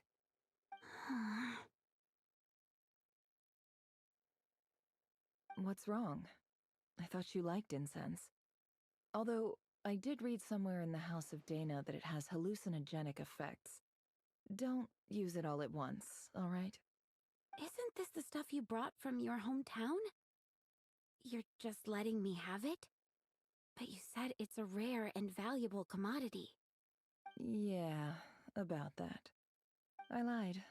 It's not rare at all. There's this bunch of ruins near my hometown that are practically overgrown with this plant. It's not worth much. Keep it. It's fine. But never... Alright, that's all from me. You take care.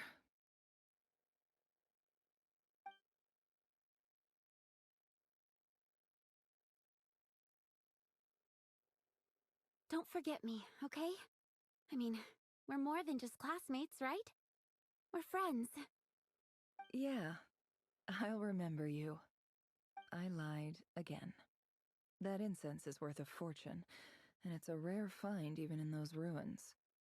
And as for remembering her, I have far too much to do when I get back. No time to reminisce. I'll be lucky if I even make it through this alive. But either way, I expect I'll forget you pretty quickly.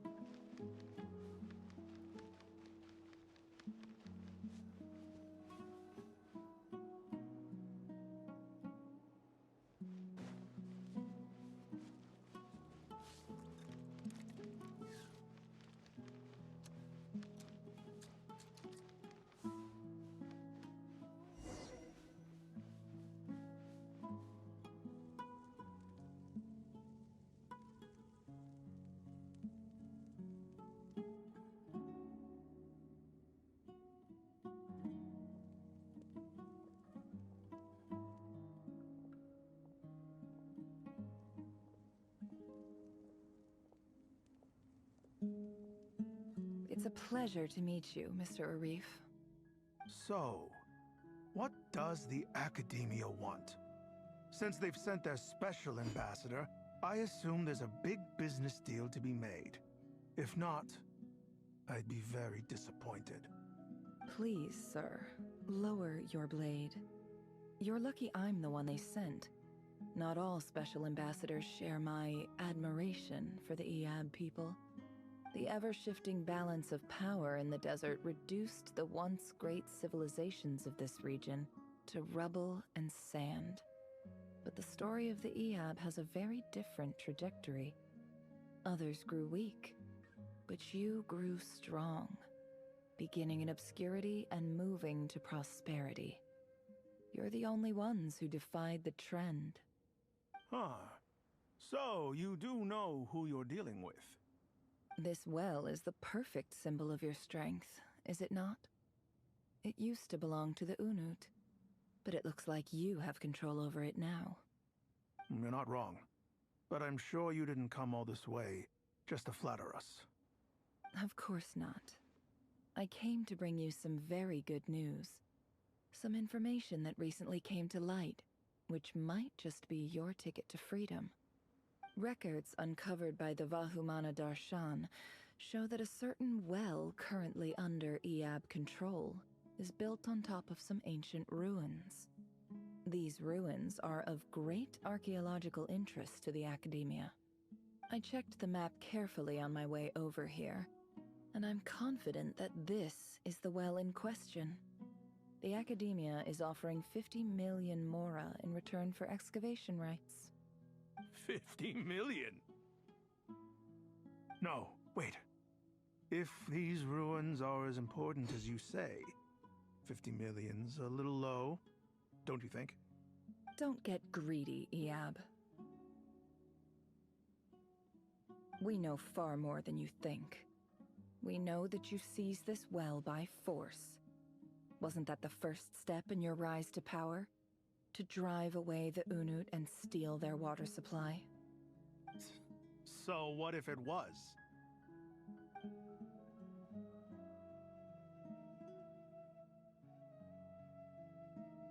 Don't worry. As unscrupulous as it was, it's something we're willing to overlook. The Academia is only interested in dealing with the de facto power holders in the region. I hope I am making myself clear. And I hope your words are the truth. If I find out the Academia is trying to play me, I'll hunt down every one of your people and make you watch as I cut their heads off one by one. I assure you, Chief, that would not be in your long-term interests. You don't want to make an enemy of the Academia. You see how I'm dressed, don't you? I appreciate that you've never been to the rainforest, but surely even you recognize an ambassador's attire when you see it. And what does a barbarian like you have to lose anyway? You really think the Sumeru Academia would bother to come all this way just to lie to you? We have more important things to worry about. All right, I take your point. The Academia is the highest authority in the land. I'm sure you're trustworthy people. In that case, we have a deal. We will sell you the excavation rights. I'd like to thank you, Ambassador. This is good news indeed.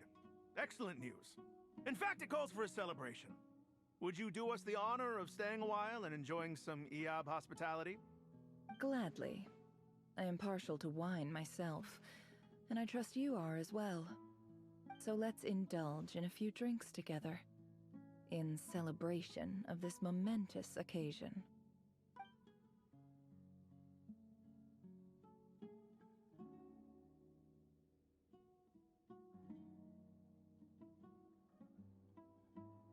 Chief! Chief, it's an emergency! It's the Unut. They've taken the well. What? Well, don't just stand there. Take it back. Yes, Chief. I have every confidence in the Eob's military superiority, and yet... Well, what is it? The Unut's response was alarmingly fast. The day after we reach a deal, they seize the well. This can't be a coincidence. Perhaps there is a traitor in your midst. I don't think so. I am obliged to remind you, Chief, that the Academia will only deal with the de facto power holders. If you cannot regain control over the well, I'm afraid you won't see a single mora of that 50 million. No! Please, Ambassador, just give me some time.